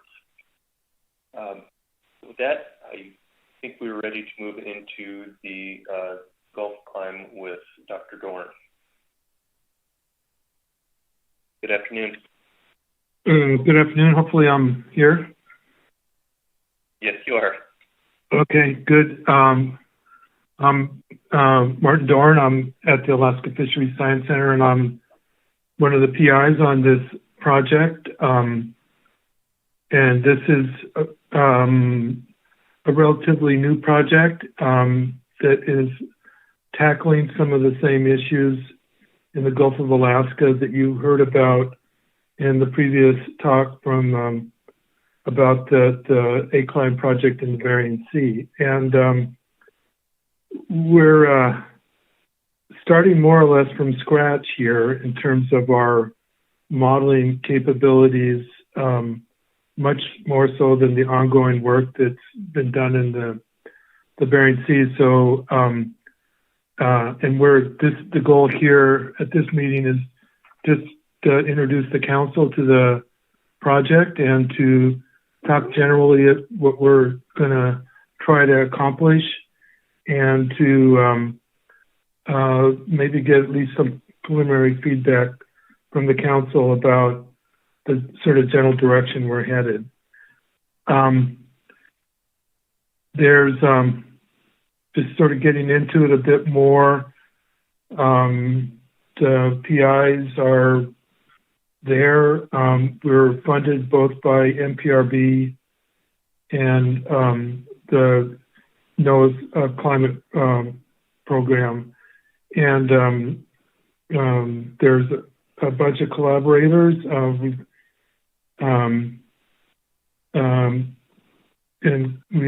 Basically this is intended as a 3-year project. And we're just coming up to the first year of the project. Our partners include the Alaska Center, of course, the CSIRO, the Australian Management Agency, which is providing technical support. We're working with DFO, PML, and the School of Fisheries at University of Washington, as well as Pacific States. And so Kirsten gave a good overview of some of the projected changes, and those, of course, are not limited to the Bering Sea. This shows the expected increase in temperature in the Gulf of Alaska over the next approximate 100 years, and the sort of changes that, just in terms of physical oceanography, that we're expecting in the Gulf of Alaska are warming, acidification, greater oxygen limitation, and potentially changes in ocean circulation and stratification that may impact the productivity of the system. And so our goal in this project is to better understand these projected changes, to figure out how they may impact the ecosystem and the important species that inhabit that ecosystem, and then to sort of continue that evaluation onto fisheries management as well as fishing communities in the Gulf of Alaska. And so in general terms, the project leverages ongoing research at the Alaska Center. We are very closely aligned with the A-Climb project that you just heard about, and it represents a real big step towards meeting the objectives of the regional action plan for the Gulf of Alaska. And so the overarching research questions that we'll be dealing with are the drivers of system level productivity under changing climate, and generally the ways that fisheries management can promote resilient fisheries, and the development of a coupled modeling approach that extends from climate to communities to evaluate social and economic impacts on resource-dependent communities in the Gulf of Alaska. And so as you heard with the GeoAclimb or the AClimb project, we start generally on a oceanographic model that is used to project future conditions in the Gulf of Alaska. The model that we'll be using in the Gulf is embedded in a larger scale model, but and so we'll use these oceanographic models to be fed initially from the the global climate models to project future conditions in the Gulf of Alaska, and then to use our biological models to propagate those changes into biological changes as well as impacts on marine resources. And so we've got really three different pathways that we're working on in this project. The project's a little bit smaller in scope than the AClimb project, and partly that's because we're sort of spinning up our modeling capabilities as we work on this, and so we don't have the same level of resources that AClimb is able to devote to the project. But the first objective or a research pathway is to develop an Atlantis model as part of a multi-model ensemble to evaluate fisheries management strategies. I'll be talking more about the Atlantis model, but for now, just understand that it's a spatially explicit end-to-end ecosystem model that's seen fairly wide application in other ecosystems. We also are looking at a research pathway to look at the impacts of environmental anomalies on stellar sea lions, with the idea of looking at the marine heat wave that we recently experienced in the Gulf of Alaska as sort of a test or example situation to understand how changes in climate could potentially impact the recovery of stellar sea lions. And finally, the last research pathway is this, to try to dial in the impacts to local communities using a suite of models that go from the biological models to fishery behavior fleet dynamics models of the fisheries to regional economic models. And so that will allow us potentially to look at or predict what potential impacts might be on specific communities in the Gulf of Alaska. So just a little bit more detail on each of those pathways. For the Atlantis model development, essentially to develop this Atlantis model, which is run with forced by the oceanographic, regional oceanographic models. And this is an end-to-end ecosystem model for the Gulf of Alaska. And there's several other models that we're working with as part of this project.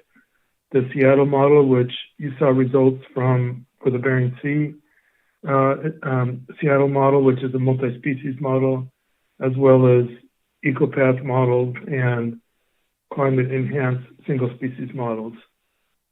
And we'll be using this suite of models to conduct experiments to look at the future productivity of the Gulf of Alaska under climate change, and also looking respectively at the impact of the marine heat wave on the ecosystem.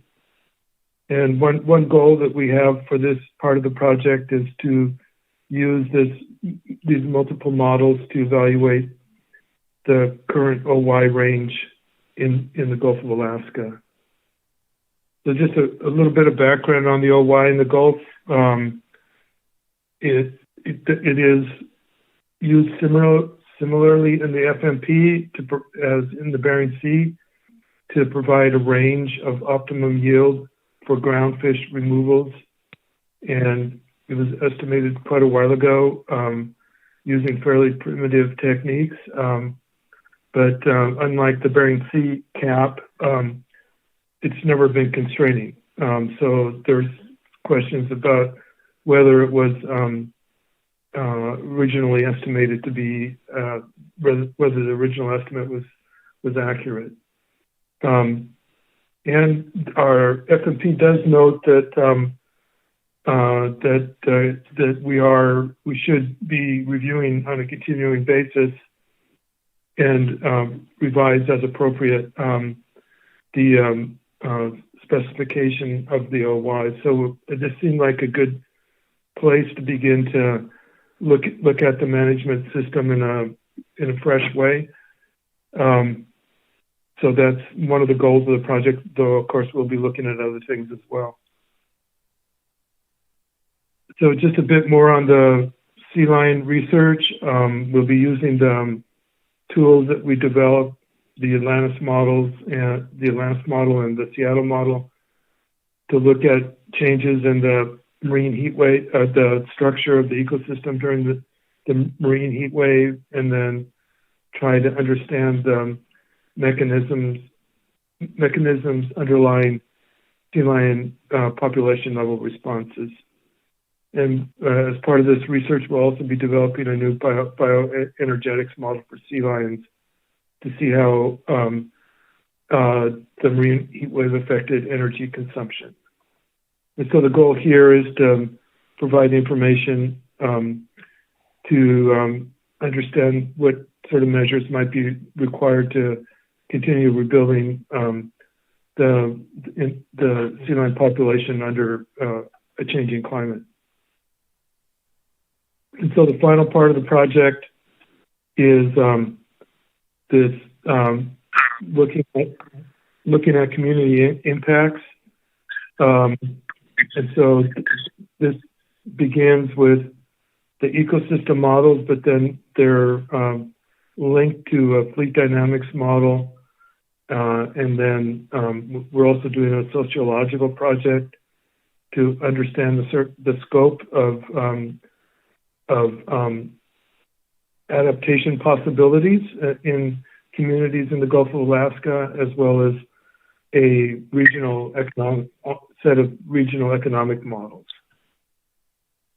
Okay, so that's the broad overview of the project, and I'm going to just briefly touch on a couple of the work that's been ongoing here, just to give a flavor of the work we're doing. This is the sociological research that we're starting up, and this has been hampered, of course, by the difficulty in doing travel and during the pandemic. So we're holding virtual workshops, and sort of this is some responses about from the stakeholders on the potential concerns that they have about the ecological changes that they're experiencing. And some of their, just summary of their conversations, people are concerned, of course, and they're seeing changes that they don't fully understand, and they're want to know whether the changes they're seeing are here to stay, or if they're just temporary. And I think there's just one of the messages we certainly got was that there's just a lot of need for better communication. Great. Science so that people are well informed about what we know scientifically about the changes that we're seeing. Okay, so just briefly on the Atlantis model as well. This is a new model under development, and and will be used to look at changes in system level productivity. The advanced model is a complicated spatial model that tracks all of the major components of the ecosystem, and it's linked to oceanographic models. And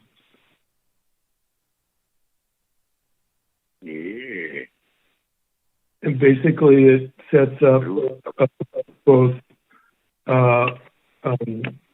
the ecological components as well as fisheries, and then there's just quite a bit of options for configuring the model to both to have movement, predation, recruitment, and responses to environmental variables. This is a complicated model, so it takes a while. So basically, here's the runtime. A 50-year run requires about 16 hours of computing time to run. So this is basically what it will look like. These are Atlantis. It's essentially a shelf model. You can see the areas that we're covering, and the goal is to do the Gulf of Alaska management area plus a portion of the Canadian waters up to the northern tip of Vancouver Island, and that was we extended that to there because we wanted to match up with a similar model on the West Coast. And the dynamics operate within boxes, and these you can see the boxes, and basically they're configured to represent ecological or meaningful regions, as well as to delineate the management areas that are being used to manage fisheries in the Gulf of Alaska, as well as to capture the bathymetry. This is an example of how we map the physical ROMS models to the Atlantis models. Essentially, you have to take the oceanographic models and map those that information into the boxes in the Atlantis model. And another aspect to it is that we need to populate Atlantis with the species that inhabit the Gulf of Alaska. And we'll be using the bottom trawl surveys, as well as sort of the data from bottom trawl surveys. And in some cases, we're using the EFH maps in addition to creating our own maps. This is an example of the EFH map that's been also, this is a good example for our tooth flounder, that maps the EFH into the Atlantis boxes to show where the relative abundance of arrowtooth is within the Atlantis model. This is the other sort of approach we're taking with customized spatial modeling. And so the next steps, it's taken us, we're pretty much on track for building this Atlantis model, and we'll add additional structure in terms of the trophic interactions, as well as defining the fleet structure to include in the model. I think that's what I have for that. That work is ongoing, and it's a big project. It's a big model, but we think it'll be really useful to broadly evaluate management policies in the Gulf of Alaska. So, but I'm really here just to inform the council about the project. We are hoping to use this to evaluate the fisheries management of the Gulf of Alaska under climate change, and to consider alternatives to the status quo. And so some of the broad categories, and these already came up really in some of the SSC discussion, potential management responses to how the system, overall system productivity changes, responses to shifting reference points or baselines, and then we're also interested in what we're calling, or just structural obstacles to adaptation, which is our sort of management system that doesn't allow people to necessarily respond flexibly to the changes that they're seeing. And so I think that's our talk, my presentation, and hopefully I'll be able to come back in a few months or a year and have more results and further engagement with the council. Thank you, Dr. Dorn. We look forward to that. Let's see if there are any questions for you.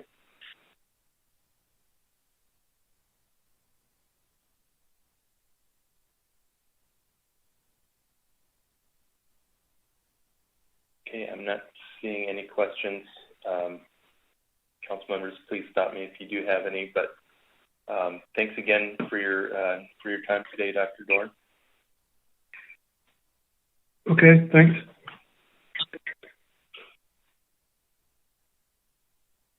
Okay, that brings us to public comment.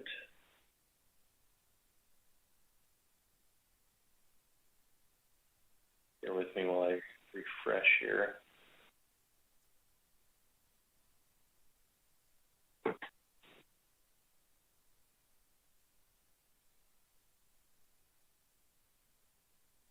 Okay, looks like we have 5 signed up to testify. First up is Heather McCarty, and then Stephanie Madsen, then Lauren Devine. Hello, Mr. Chairman. This is Heather McCarty. Can you hear me okay? We can. Good afternoon, Heather. Good afternoon, Mr. Chairman and members of the council. I'm Heather McCarty, and I am speaking on behalf of the Central Bering Sea Fishermen's Association, CBSFA. I was moved under B reports to speak in congratulation as well, and I want to say that again. I mean, one of the council members said that this was a hair-raising presentation, and I really agree with that.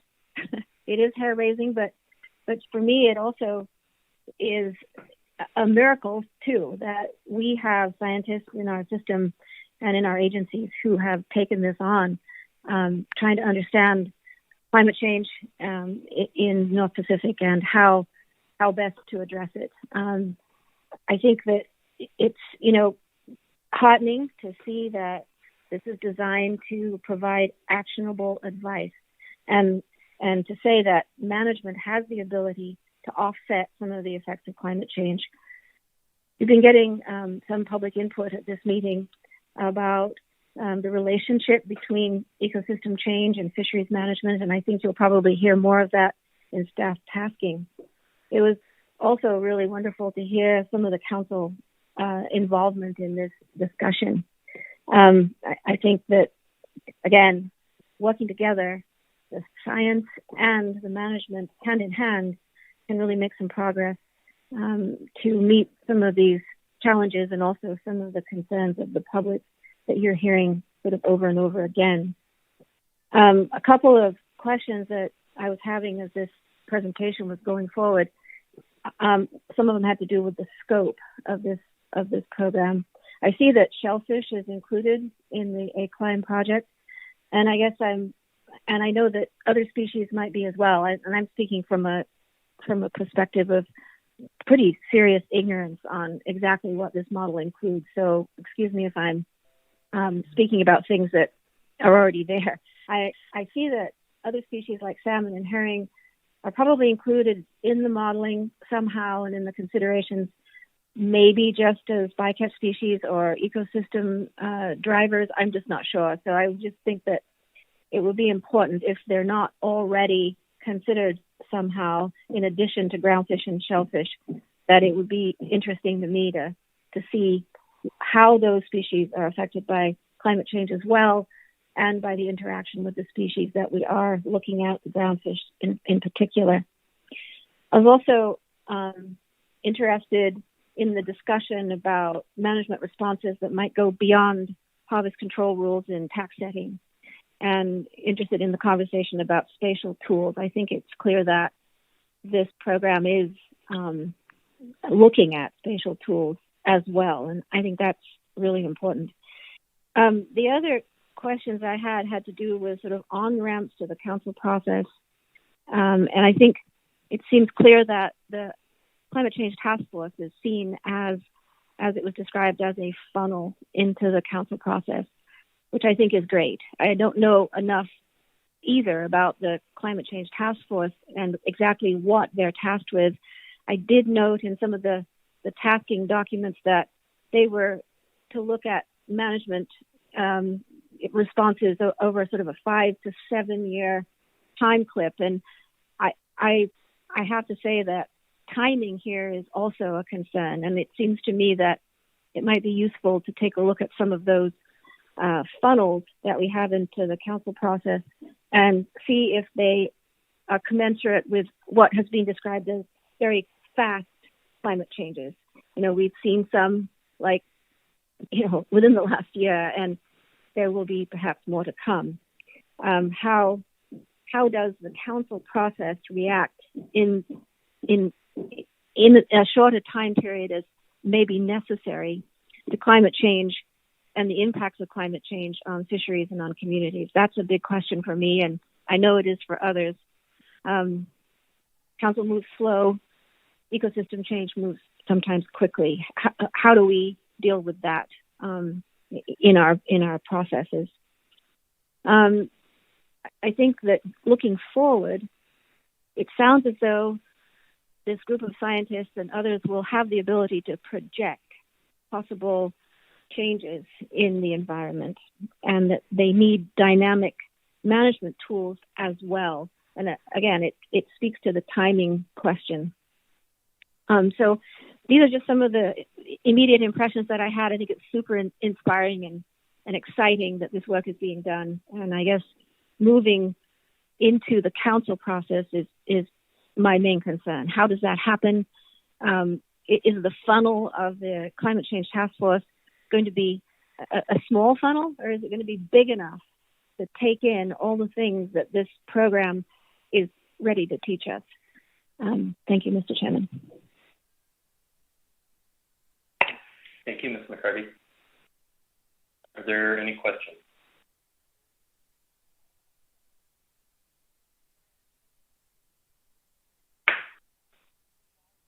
Thank you for your testimony. Next up is Stephanie Madsen. Good afternoon, Mr. Chairman and members of the council. My name is Stephanie Madsen. I'm Executive Director of the At-Sea Processors Association. I am also a climate scientist groupie. I try to attend as many meetings as I can relative to the Climate Change Task Force, the ACLIME presentations, the ESP presentations that are given at the plan team and outside in their workshops. So I've been trying to see how these are connected and learn as they move forward. But I have to say, Mr. Chairman, at my stage in life, I get very reflective when we lose leaders like Mr. Clementillion and Pat Pletnikoff. And when I think about losing those folks, I reflect on the actions, the lessons, the building blocks that we've added to this council over time. And I share Ms. McCarty's excitement about this because I'm proud to be part of the North Pacific family, and the amount of work that we have done, both in being the first council to have actual tax, to having one of the first FEPs, maybe even the third in the Bering Sea. And we have great scientists, and I'm very proud of the work. So I do think it's time to celebrate that we have these climate models. I think in one of the slides, you saw how many models we have. We have CEAS, we have Seattle, we have the EcoPath. I mean, there has been a lot of work, and I know it's hard to track. I know that it doesn't come easily to understand how these pieces are connected. But I would also say that the work that the ACLIME and other models, they're already being incorporated in the way people view things, the way people think about things. You can see that in the plan team and ESP meetings. We've reacted to stock status from the very beginning. And we may not have called it changes to the climate then, but it probably was. And that was stock status changes for a variety of reasons. And this council has the tools and the structure to accommodate that. For example, in 2022, the red king crab sideboards for the AFA fleet will be decreased because there's no fishery. The 10-minute strip got closed for the first time ever because those are tools that you put into place that we sometimes forget about, but they kick in when they're supposed to. So I think we should be proud. I do think that we need to manage some expectations at times. This council and changes in management may not be able to mitigate all of the climate impacts on every species. This council doesn't manage many of the species that are in trouble at this moment. You manage an aspect of that species, but you don't manage that species in a comprehensive way. It is scary to see change, but I've embraced it. I think I wanted to thank Dr. Holzman and Dr. Haney.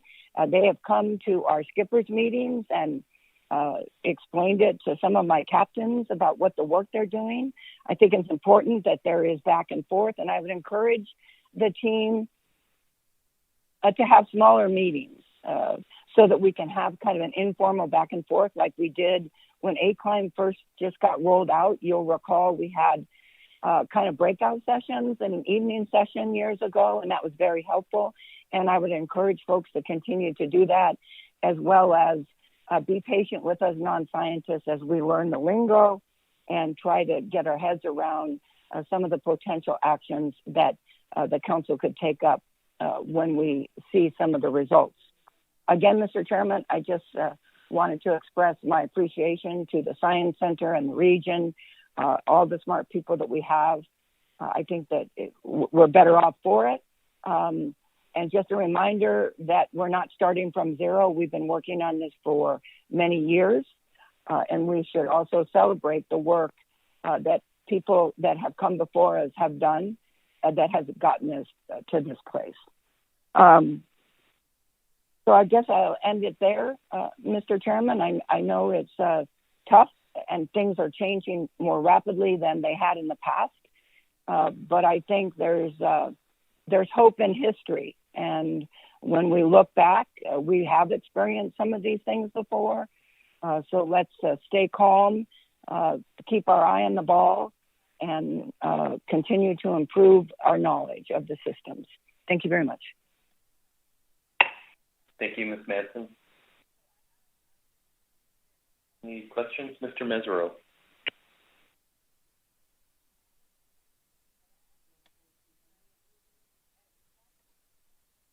Thank you, Mr. Chairman. Can you hear me?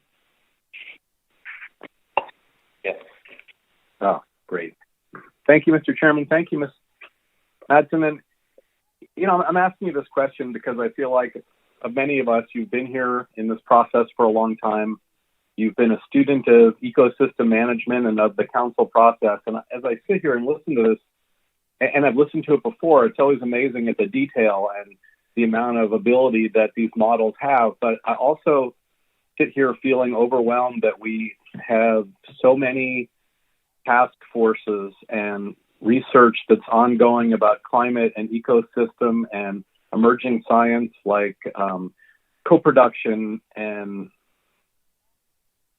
LTK and community engagement. And I'm just wondering if, as a student of this process, you feel like it might be helpful for us to somehow get a document that synthesizes the roles and the on-ramps of all of this research that's going on into the council process. So not only council members, but the general public can understand the work we're doing, the pathways, and how it's going to integrate into the council process. Because I'm still at this point feeling like I learned something new about how it could be integrated every time. So that was my question for you. Thank you, Mr. Chairman. Mr. Mesereau, great question. Not sure I have a good answer. I think you have to remember that the Climate Change Task Force and the LTKS Task Force are time limited. So they will complete their work. They will give you your recommendations on how to incorporate that work. I think Dr. Holzman is great at making graphics. I've seen some of her graphics. I think some of it was used in the Climate Fisheries Initiative. So maybe in her spare time, she could do that for us, Mr. Mesereau. But I do think you raise a good point. I think the council, in my opinion, is the end result of the use of these documents. So I think that you do have a position of power, so to speak, to make clear where it's confusing and where it could be improved. It is kind of hard to follow, but I think it's possible, and I would put the burden back on you that you are the decision makers and the users of this knowledge. Again, I would also ask the authors to look for opportunities to get smaller groups to have a back and forth that would help alleviate some of the confusion. But that's all I have for you, Mr. Mesereau. Sorry. Thank you.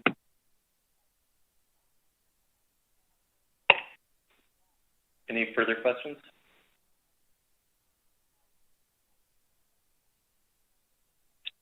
Thank you, Ms. Madsen. Next up is Lauren Devine, then Linda Benkin, and last up will be John Warrenchuk. Good afternoon, Chairman, council members. Can you hear me okay? We can. Good afternoon. Thank you. For the record, my name is Lauren Devine, and I represent the Aleut community of St. Paul Island. Thank you for... I'm happy to have the opportunity to follow Ms. Madsen and Ms. McCarty. I completely agree with both of their comments and hopefully can add some more context to some of the comments and discussion that's been had. First, I want to say, the issues and ecosystem concerns that this council has heard during this current meeting are complex, and they're speaking to the quite quickly moving and changing environment. And, frankly, you've had a lot of criticism over how to handle these things. And I am really thankful for the nature of the presentation Dr. Holzman and Dr. Haney gave. I think it presented such a beautiful picture and so much information that really frames a path forward to improve management and tactical decision-making for this council in the near future. I support the AP motion that was made regarding the Climate Change Task Force. I admit that as a member of the Climate Change Task Force and getting to represent a tribal community on that task force, the CCTF work plan is quite good. I would really encourage the council to look at that motion from the AP and to empower that task force. It is a group with diverse expertise. The work plan lays out some things that I think this council has been asking for and needs in the very near future to kind of shift the way that the discussions and questions are being addressed, and that I know that requires providing time and resources. Our co-chairs are quite taxed and really need the support of the council and the specific request to provide capacity and resources for our co-chairs and for council staff and AFSC staff, to prioritize the completion of the work within that Climate Change Task Force plan. I also think that Mr. Mesereau asked a question to Ms. Madsen about a synthesis. I think we've heard the visual of a funnel crosswalking. I think that information could certainly be requested and would be very useful to show the council the relationships, refine kind of the the data and info and crosswalking of all of these things together, and could help in establishing a timeline for putting some of this work on a more urgent timeline. I wrote a lot of notes because I think there was a lot of good stuff shared. I think Mr. Twite asked a question, and I would encourage you to think about what does this council need to be able to have the information, the data, the syntheses, the visuals, to have a talk, a workshop, a series of conversations about what opportunities are out there, what kind of research is needed, what pilot programs, experimental programs are needed. And I think that empowering the Climate Change Task Force, council staff, Alaska Fisheries Science Center staff that are working on these things, to bring you that information that you need and put it on the agenda in the near term really shows the public that this council is listening and addressing concerns that you've heard, prioritizing this type of timeline work, synthesis of information, so that you can workshop these questions with the information in hand really does show how urgent these things are, and that the council is responsive and listening to all of the, I would say, criticism, but requests for help that you've heard. So I'll end it there. Thank you so much. I'm happy to answer any questions. Thank you, Dr. Devine. Are there any questions? Ms. Kimball. Thank you, Mr. Chair. Thank you, Dr. Devine. I think that you're on the climate change task force, and I just wanted to know, I understand people want us to be more responsive and quicker, but as we've heard from our previous presentations, like science is, am I on camera? I'm sorry, my camera is messed up. Science is really slow. And I think we've got this underway and quite a ways down the road in terms of having a work plan and ACLIME 2.0. And I'm wondering what in the Climate Change Task Force timeline that we've been presented, I think in June, where can we find some efficiencies there? I'm just not sure how we move that even more as a priority than we already have. If you have some concrete ideas, I'd love to hear them. But if you don't have any right away, we could talk about it later. Thanks. Through the chair, no, thank you so much for that question. Yes, I am a member of the Climate Change Task Force. I think like a lot of work that has been planned in the last year and a half, our task force suffered from us stalling out due to COVID. And I think that we do have a group that is ready to mobilize and get to work on the work plan. If you look at the timeline on the council website, our work has been postponed. And I believe we were supposed to provide in October at this meeting something like a synthesis of the existing tools and where more information or additional information and gaps are. We were supposed to bring that to you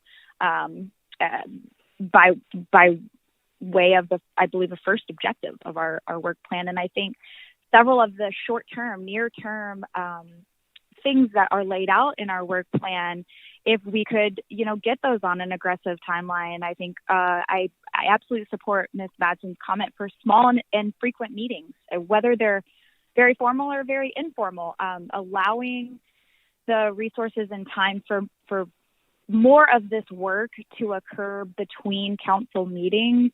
Time is of the essence. And yes, we are a finite 5-year task force. And I just think with the rapid pace of changes and the moving target that is becoming a harder thing to hit,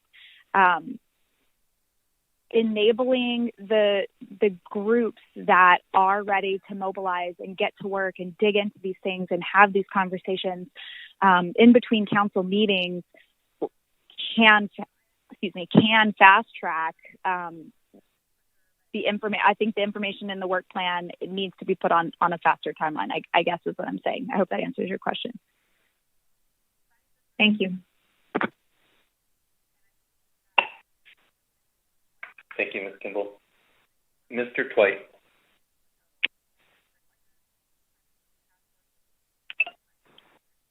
Thanks, Mr. Chair. Dr. Devine, thank you for flagging this particular issue the way you have. I think that's useful.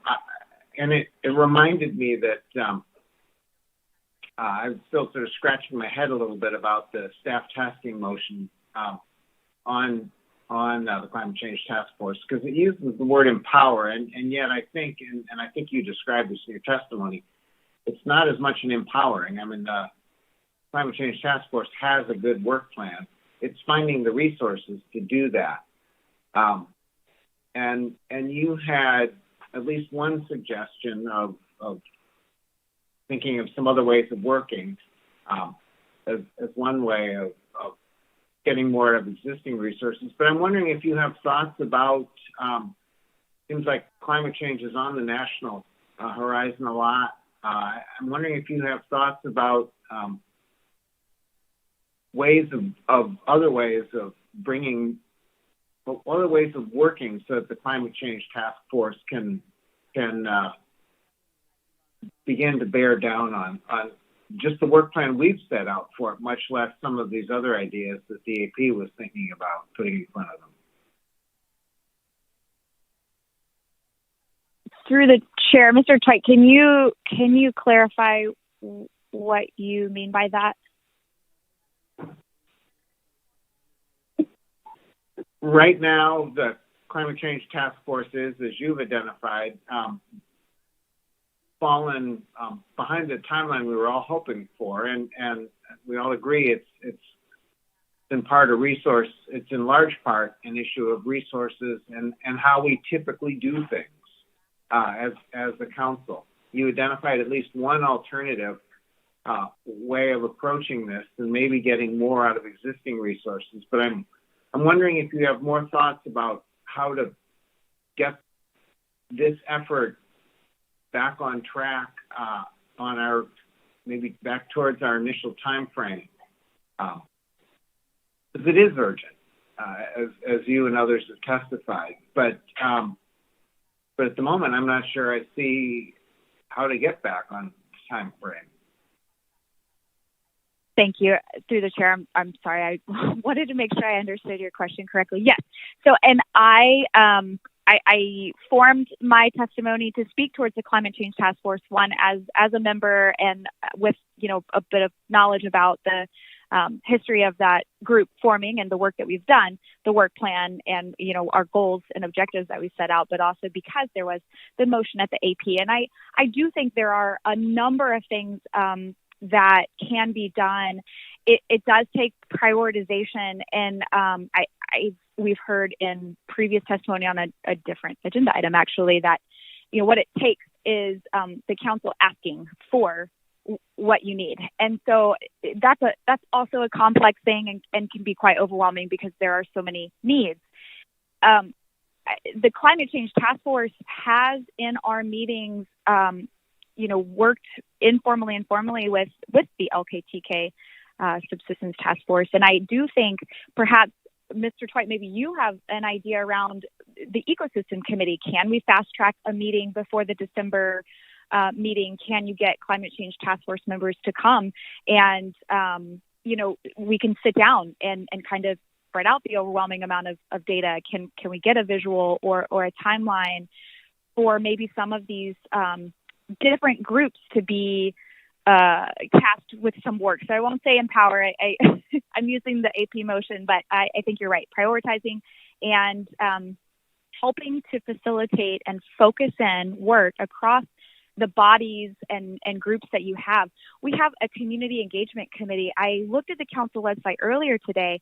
That group was supposed to be dissolved earlier in the year. I think there was a request to institute that on the long term. And I don't know where that group has been. They've been inactive. That is one area where in a lot of testimony in building that group and seeing the work come through there, public engagement, public outreach, community engagement. There are so many people that you've heard from at this meeting that are living in these realities that are willing to, as Ms. Madsen said, become climate groupies, to offer information, but it has to be accessible. And so I think just initiating something between now and December, and to kind of spread out the work with the groups that we have, that the work has been stalled, could get that back on track.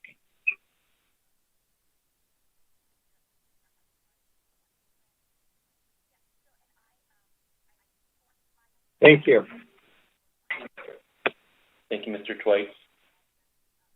Any further questions for Dr. Devine?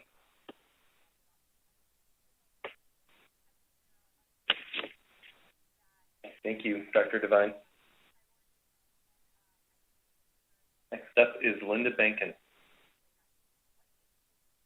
Thank you, Mr. Chairman. Linda Benkin, going for frequent testifier, miles or something here at this meeting. Apologize for that. Testifying for Alaska Longline Fishermen's Association.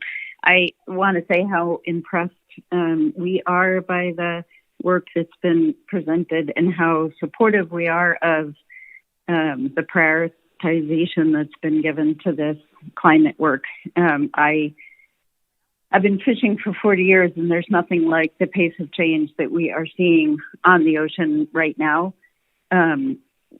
Certainly seeing it in some strange distributions of forage fish. Forage fish is not something I heard talked about in that report, but I'm sure it's something that's being factored in. But seeing some real changes, finding forage fish concentrated in places where there are little pockets of colder water, near shore, near glacier runoff, just things we haven't ever seen in the past here in Southeast, and the importance of getting out ahead of understanding what those changes mean for salmon, for other species, for seabirds. And I guess that's the other point relative to the presentation, looking at that graph of seabird and marine mammal stocks basically crashing. We are seeing such a scarcity relative to what we've seen in previous years of seabirds this summer having shearwaters, for example, and inside waters in great numbers, so hungry they were, landing on boats trying to find food as we were trolling or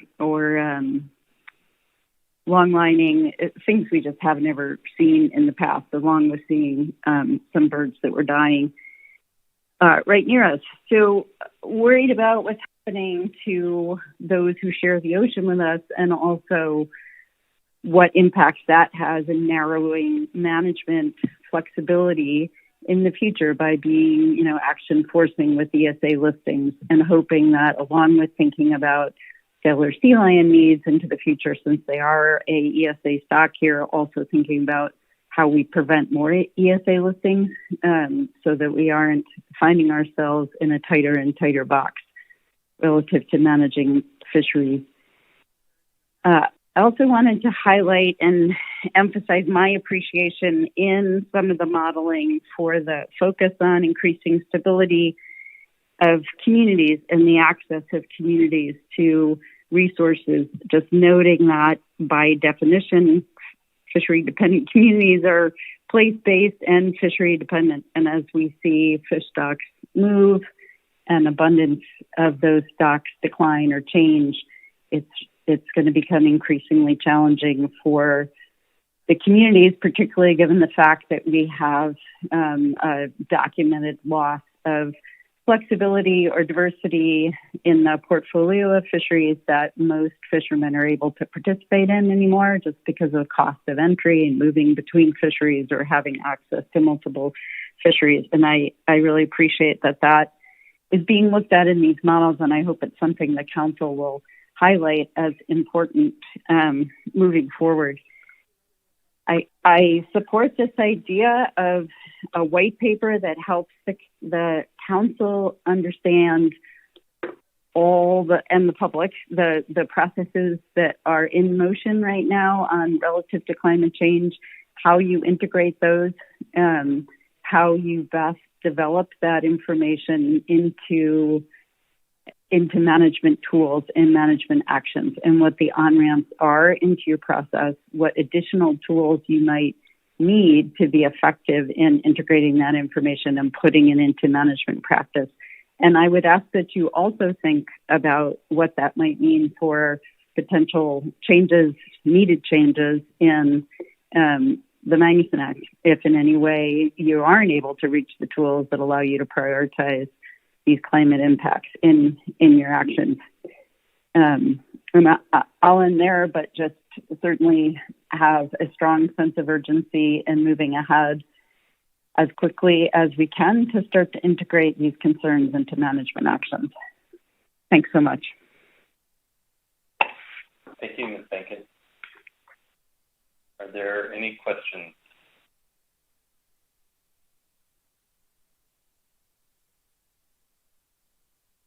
Thank you for your testimony. Last up is John Warrenchuk.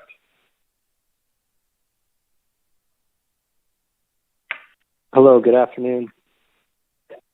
Hey, thanks for the time today and your time spending on this issue. For the record, my name is John Warrenchuk, Senior Scientist and Campaign Manager for Oceana. I just want to express my support for all the previous commenters, and I'm aligned with a lot of their comments.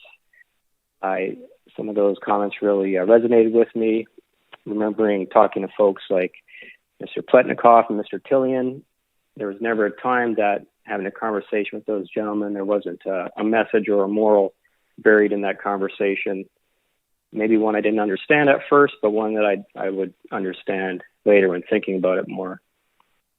I did appreciate this work and these presentations today, and a number of things resonated with me.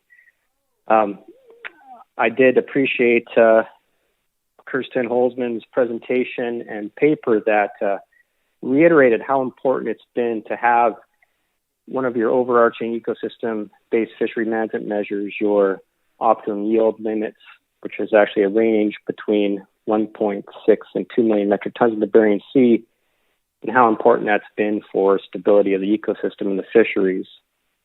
And I did want to contrast that with Dr. Dorn's presentation, which has pointed out that the similar measure that's been implemented in the Gulf Fishery Management Plan, the optimum yield cap between 130,000 and 800,000 tons, doesn't quite fulfill the same purpose there, and that may need more work to get that to fulfill the same purpose. Having said that too, I think there's a lot more work to be done on spatial management within your optimum yield cap, and looking at that on a seasonal, temporal, spatial way, because for the ecosystem and for many stakeholders around Alaska, it's not even necessarily the overall abundance of animals or species, but it's the spatial availability or the density or the predictability and timing that's important, or even the size of the individuals. And it just goes to reemphasize that there's many more considerations to take into account other than overall population numbers or biomass. So there's more work to be done there.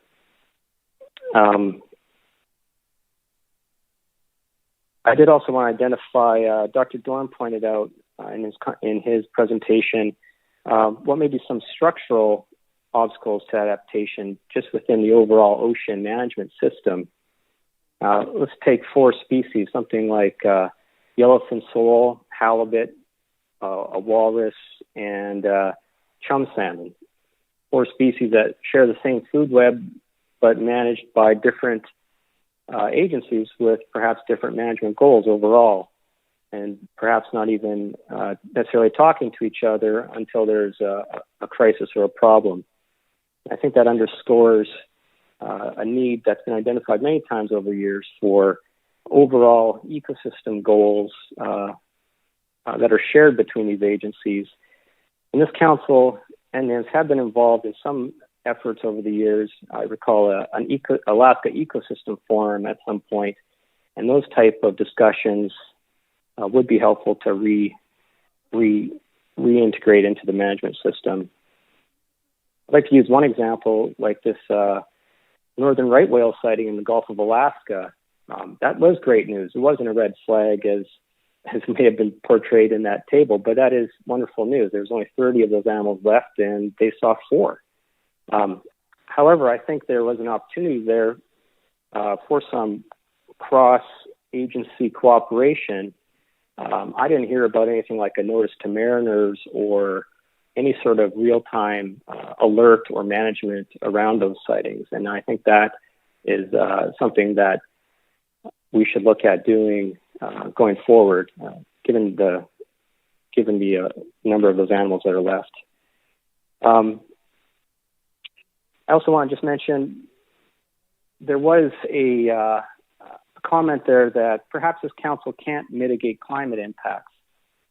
And overall, for the whole global world, yes, perhaps that's true, but there are actions that occur from the fisheries that you manage that contribute to climate change and contribute to CO2 release and greenhouse gas emissions. And I do keep mentioning the impact of stirring up carbon sinks, the carbon sink sediments on the seafloor that occur when you bottom trough through some of those sediments. You know, my back of the envelope calculations, the amount of carbon that's released from doing that every year is more than the amount of carbon that we release heating all the houses in Alaska. I'm asking Vince, or maybe it's another agency, to take some action on this issue. You know, this is a carbon methane release that you could directly have some influence on. I see I'm running out of time here, so thanks for your attention on this issue. I look forward to integrating these types of discussions into some of your more actionable decisions, like essential fish habitat management. I see a bit of a disconnect between the information you're given in essential fish habitat management and the information you're given in the ecosystem considerations and overall climate adaptation process. I think those two need to come together a little more. Thank you, and I'll conclude my comments. Thank you, Mr. Warrenchuk. Are there any questions?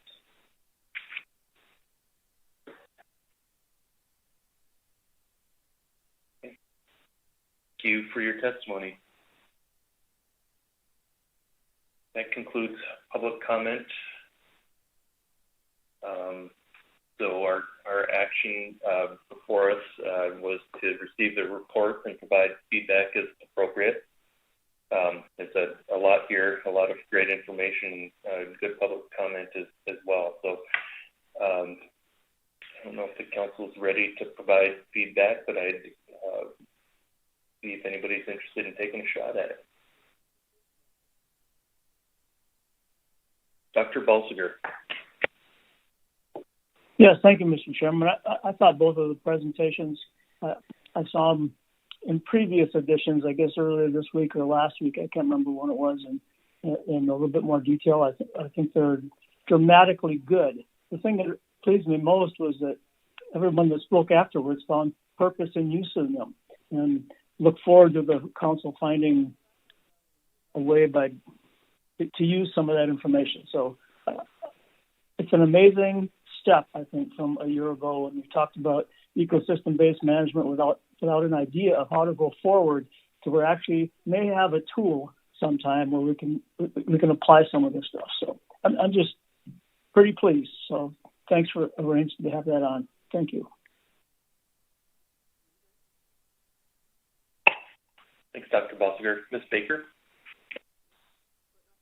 Thank you, Mr. Chair. And I concur with Dr. Balsiger's comments in terms of the quality of the information that we received today, and really getting a lot of us thinking about the possibilities. But I don't have any really specific input to provide the presenters today, other than in the ACLIME presentation, at least, I noted, I think it was Dr. Haney that said there are plans for workshops and I think maybe some interface with the Climate Change Task Force in the future in terms of getting input. And I think I really appreciate that. I think that's a critical part of this process in terms of including stakeholder input, which is also what the council's hearing, which I tried to get at with my questions. And I share the struggles of some other other council members in Alaska and stakeholders from other places, that how do we take all this great information and fitted into our process. I think we're all struggling with that, but it is really critical, I think, to have those workshops and get that input to help us identify those priorities so we can use these tools. Thank you, Mr. Chair. Thank you, Ms. Baker. Mr. Twite.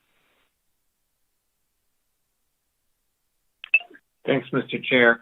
I'd add to Ms. Baker's thought that they also indicated an interest, at least in the Bering Sea ACLIME, in having additional participation in some of their small working groups too. And I'm wondering if maybe just a note in the council newsletter that those groups have been formed, maybe a listing of what they are and who to contact, and just get that out to our council family and increase some participation that way. I agree with Ms. Baker too, that when we hear about workshops, I think it'd be useful to get that word out as well. Those should be extremely beneficial. I'm not prepared to offer anything at this point either, because I'm struggling still with, and hopefully I can untangle it a bit just thinking about it overnight, but we've got the Climate and Fisheries Initiative. We've got 3 regional action plans. We've got the Bering Sea ACLIME. We've got now the Gulf ACLIME. We've got our Climate Change Task Force and whether or not they're making progress satisfactorily. And then we've got what we've actually been seeing this year in the ecosystem and the changes we're seeing. And rather than replying piecemeal, if there's a way for this council to sort of speak to all of them to some extent, and again, I'm not sure what that is, and we need to think about that some more overnight, and maybe in some dialogue tomorrow we can make some progress. But I'm worried about a little bit here, a little bit there, and it may not make a very coherent package. So I'm not prepared to offer anything at this point.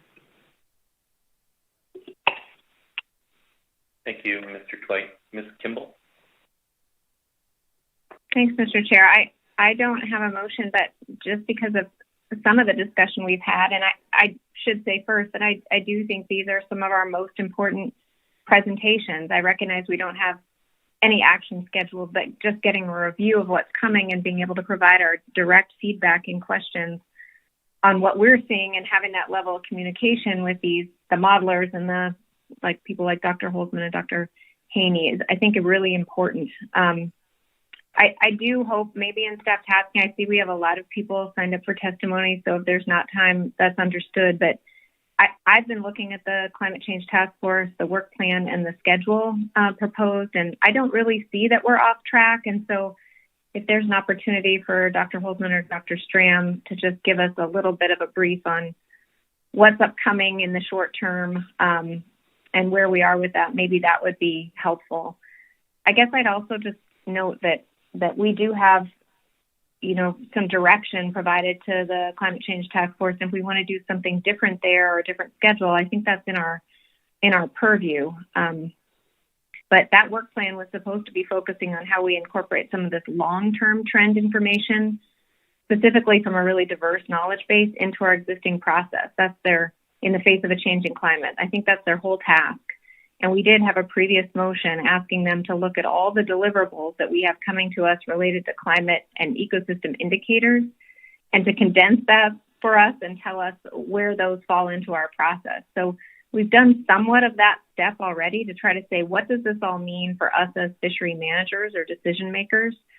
I'm sure they've been listening to this conversation and they could add in some of these new things like the Climate Fisheries Initiative and the regional action plans into that process. But I just don't want to go without saying that I think that process is actually underway, and it's been underway at the direction of this council. Thank you, Mr. Chair. Thank you, Ms. Kimball. Okay, any further council member comments?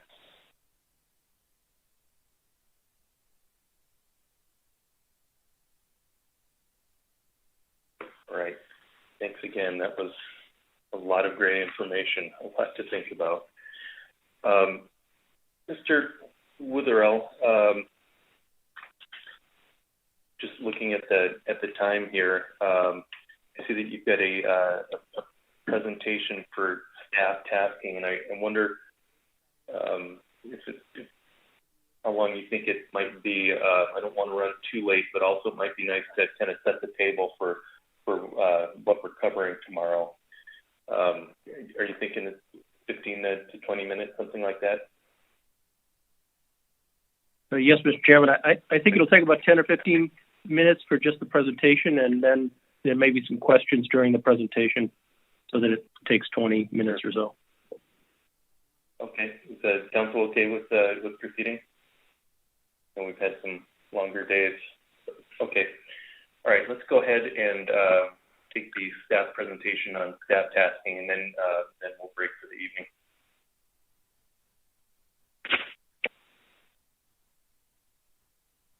Thanks, Mr. Chairman. It may take a minute or so to load the presentation.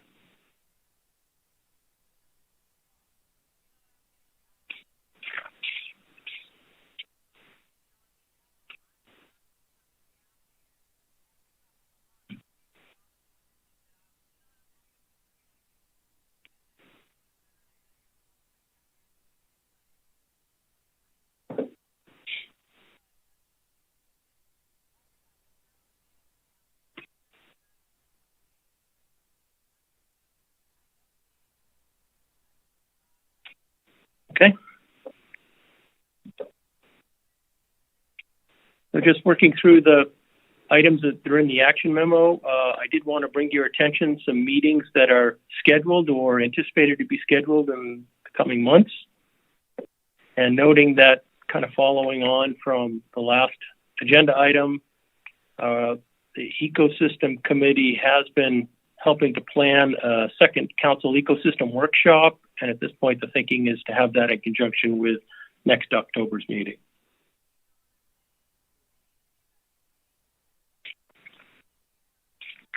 Following the October meeting every year, we announce nominations for appointments to the advisory panel and the SSC in our newsletter. There are a number of seats that are up for reappointment or that are expiring on the advisory panel. And the SSC membership is for one-year appointments, so they're up for reappointment every year. I think it would be helpful if the council wished to provide in the call for nominations an idea of the types of expertise that the council is seeking on the SSC. You requested an update on what's going on with. Oh, I see a question. Sorry, Chairman. Dave, yes. Mr. Witherell, fight. Thanks, Mr. Chair. Mr. Witherell, back on the AP, not all those vacancies were intended to be refilled, and so I'm just wondering how you sort of plan to handle that in the notice to the public. It would save all of us some time if it was made clear that some of those seats, at least in particular one of the Washington one-year only seats, was sort of project specific, and we took final action on that at this meeting. So do you have a strategy for sort of addressing that? I mean, it's always in the council's purview to do that again, but I'm not sure we want to actually be directly soliciting for positions that there's a good chance we wouldn't be filling. Thank you, Mr. Chairman. Thank you, Mr. Twite. If it was a issue-specific appointment, it seems, and the issue is done, typically we don't fill that again. If there are other changes to the membership you'd like to make in terms of total membership, or you're seeking specific short-term membership to a short-term appointment for a specific issue, I think providing some guidance to staff on what to include in the call for nominations would be helpful. Thanks. Yep.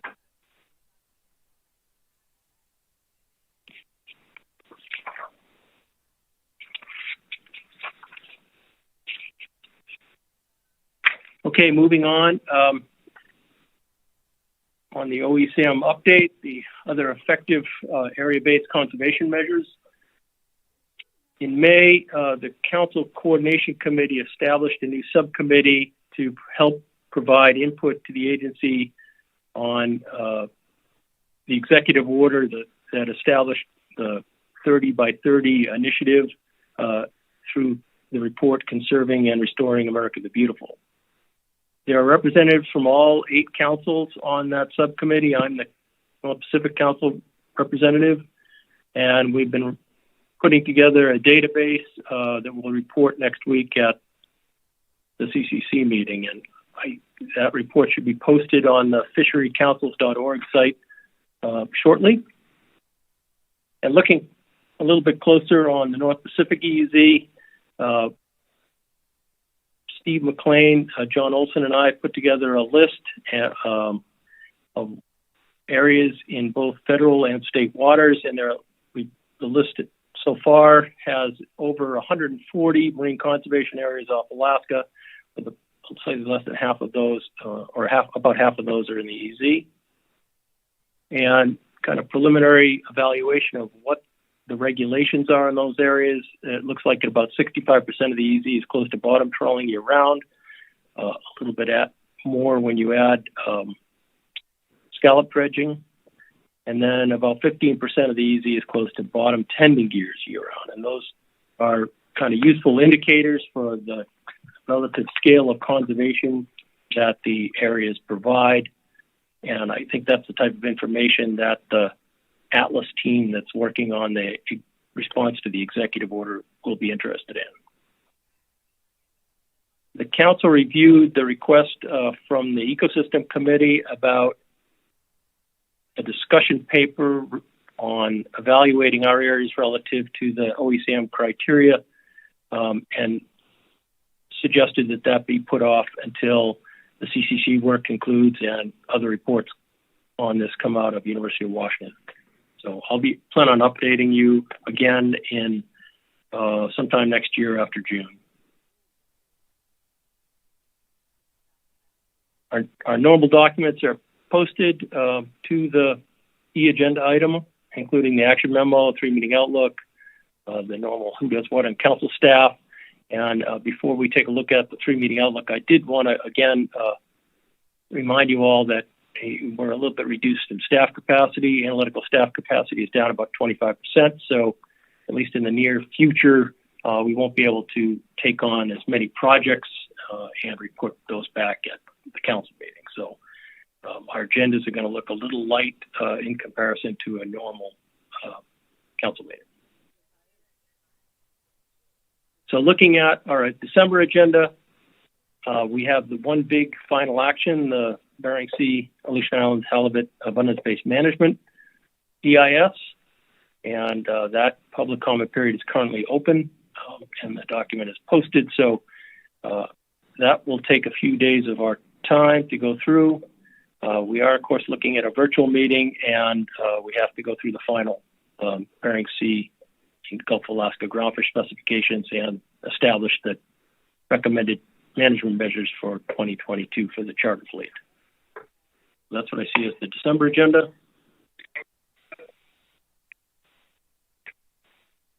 Mr. Witherell, before you can, yes. I should make sure to remind the public that the time to sign up to testify is prior to the end of the staff presentation. It looks like there's no shortage of people who have remembered how to do that, but I at least wanted to flag that for folks, and if staff can post the link in the chat box, that'd be great. Okay. Mr. Witherell. Yes, thank you, Chairman. Over lunch today, staff from our staff and the National Marine Fisheries Service Sustainable Fisheries staff and Fish and Game staff got together and kind of looked at our projects and tried to plan what projects we could take on and report back to the council at what meeting. And so we have an updated 3-meeting outlook that we just posted earlier today, reflective of the items for the December council meeting agenda that I just mentioned. Looking forward to the February council meeting that we're still planning to have in person in Seattle, where we have a several items, including tentative actions on the hell of a catch sharing plan and the RQE, final action on the EDR amendment, a number of important items that need to go to the SSC for their review that have been kind of delayed due to COVID for the past year plus.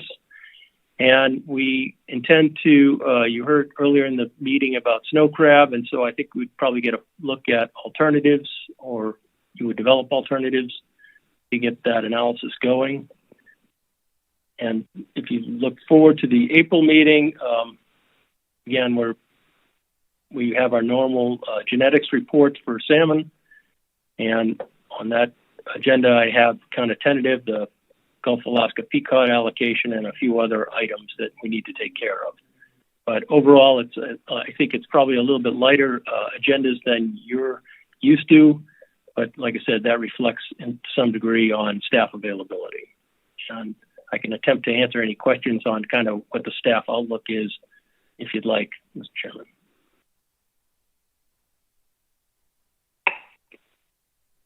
Okay. Any questions before we move on?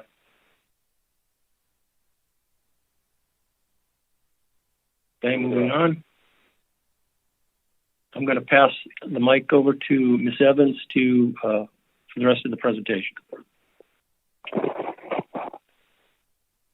Through the chair, this is Diana Evans, council staff.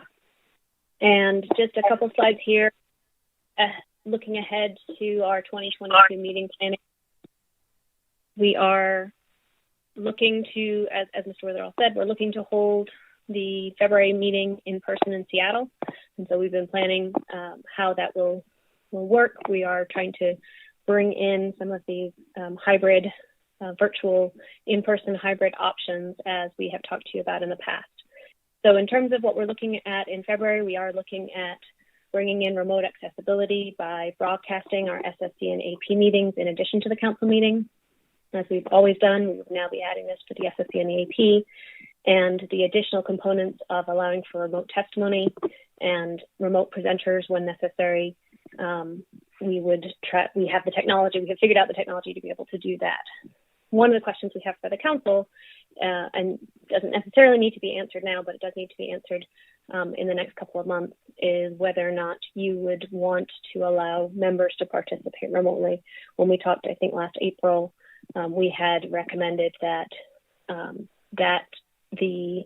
while remote testimony and to some extent remote presenters are a fairly discrete portion of the meeting, having a member participate remotely will definitely change a little bit of the effectiveness of that member's participation potentially, and also make it difficult for the chair to be able to run a meeting with both virtual and remote or in-person and virtual participants. So we're looking for a little bit of feedback from you on that. Your previous guidance to us was not to allow that, but we wanted to check in and see if that's changed as we move forward with our planning. In terms of COVID accommodations, obviously we don't know exactly what the situation will be like in February in Seattle, assuming we're able to go there and hold a meeting there. But we are certainly looking at larger meeting space. We'll follow the hotel and city guidance with respect to masking and vaccination requirements. Right now, those are required for our type of meeting. If we were to hold it in King County tomorrow, I believe we would have to comply with full masking and full vaccination or proof of negative COVID. So that's more of a stay tuned. We'll make sure that if we are holding the meeting there, we make sure we are clear about what our policies will be and what policies we are following. In terms of scheduling, the other thing we wanted to highlight as we look ahead to February is that particularly because of wanting to have that larger meeting space, we are recommending that the council start after the SSC ends. So we'd only be holding 2 meetings at a time. That is helpful for us as we test out these new remote accessibility options in a hybrid format, and also for some extra distancing opportunities. We would think that our committee meetings will mostly be held virtually in advance. But because the February meeting is a little bit lighter, it's a lot of things on the SSC agenda, but a little bit lighter for the council. We do have the ability to accommodate that the staggering of the SSC and the council within the same meeting date footprint. And then beyond February, we would obviously continue to expect to apply those remote accessibility or hybrid protocols as we go forward, as we figure out what works. Just a caution to you and to the public that we are still experimenting with some of these new techniques, and we want to make sure that people are aware that we will continue to likely adapt our protocols as we move forward, depending on what makes for the right balance of accessibility and also an effective meeting. And in particular, as we look at meeting in different locations, the broadband and capacity and the internet needs are really becoming very, particularly with these remote accessibility, we need to really have good internet. And if, so we're going to have to think about that in terms of the places that we meet at or we're scheduled to meet at as we move forward. The only other thing I wanted to draw your attention to, and this is in the attachment that's posted under staff tasking, the planning for 2022 meetings attachment, but we have looked at the calendar and noted if we did have to change any of our 2022 meetings from in-person to virtual dates, we've tried to identify what we think those dates would be. I know that a lot of people plan around the council dates, and there's been, as we've changed at the last minute from in-person to virtual dates, that sometimes cause some difficulty in terms of scheduling. So we wanted to try to put that out in advance. It's not an indication that we are trying to not hold in-person meetings, but we just wanted to maintain as much transparency about that as possible, given that in most cases holding a virtual meeting takes longer than it does in person for a variety of reasons. And so just to conclude this last slide here, you do have public comment, written public comment submitted under staff tasking, and you do have among those written comments some requests for emergency action. And we wanted to note for you that in the staff tasking memo, we do have a section that brings to your attention the emergency rule criteria, or the criteria for an emergency rule. And that's highlighted on the screen here in summary. The full attachment for National Marine Fisheries Service guidelines is posted to the staff tasking memo. And if you have any further questions on that, I am hopeful that Dr. Balsiger will be able to answer them. And that concludes my part of the presentation.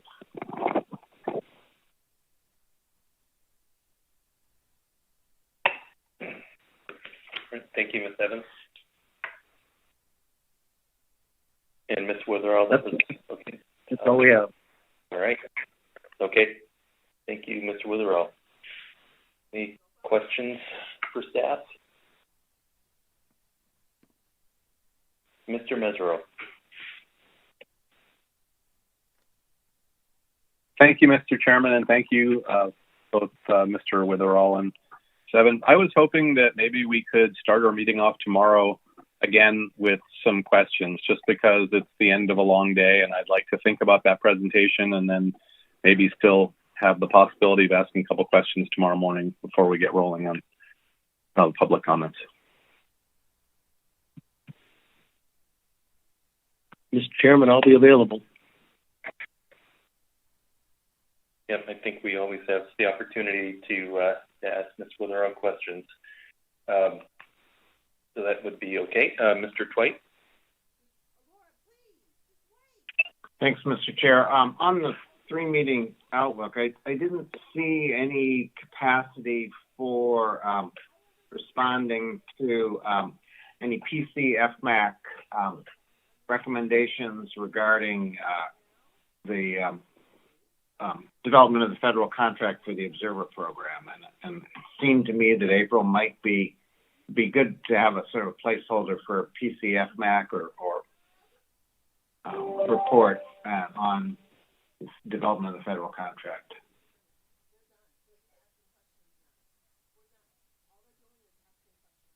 Okay, I'll take some notes here, Mr. Chairman. Thank you, Mr. Witherall. Mr. Down.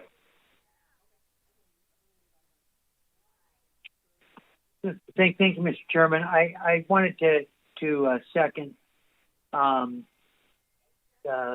comments made by Mr. Mesereau on questions. I may have more questions for staff as well, but also I think that by doing that, we would keep I just wanted to clarify we would keep the public comment list open until morning. I think there's some folks that were not aware that they would need to sign up today, and folks are trying to round people up but are unable to get their attention. So if we kept that open until morning, I just wanted some clarification as to whether that would be the case or whether people will end up needing to sign up now. Thank you, Mr. Chairman. All right. Thank you, Mr. Downlaw. We typically cut off at the end of staff presentations, and we do have, looks like 39 signed up so far. So I had thought that most people were aware by that number, and we had also announced that we had that we were likely to start testimony today and resume tomorrow. But if we have not finished with the questions and presentation with Dave, then I suppose it's still open. But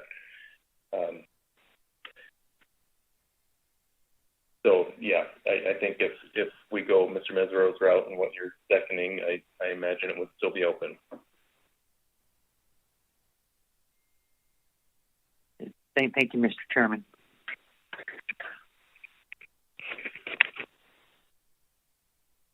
I'm sorry, I can't get back online here, Mr. Chairman. This is Mr. Mesereau. Can you hear me?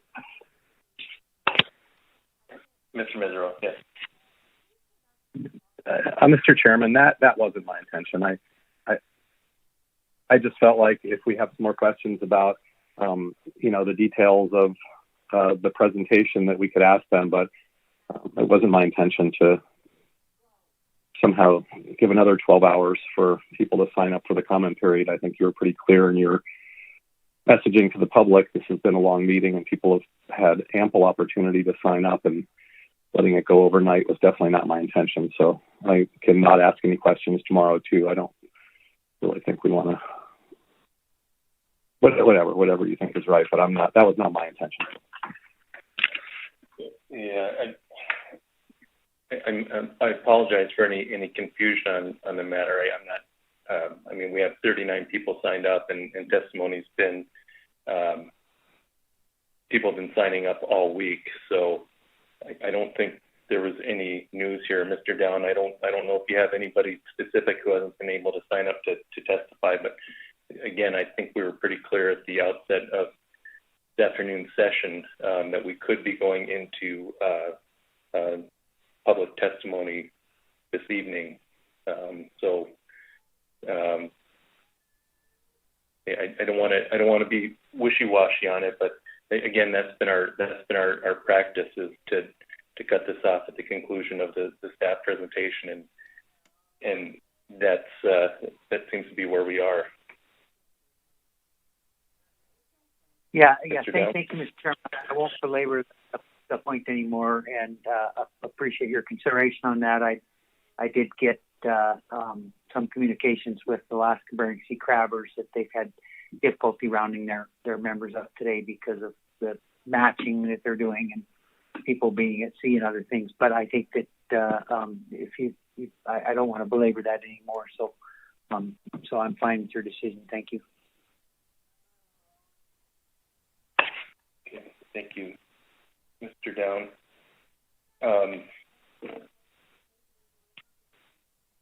Other council member comments before we wrap up the presentation from Dave and our work for the day?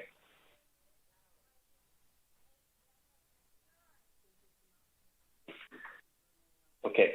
All right. Well, thank you, everybody. Let's go ahead and break for the day. We'll come back at 8 a.m.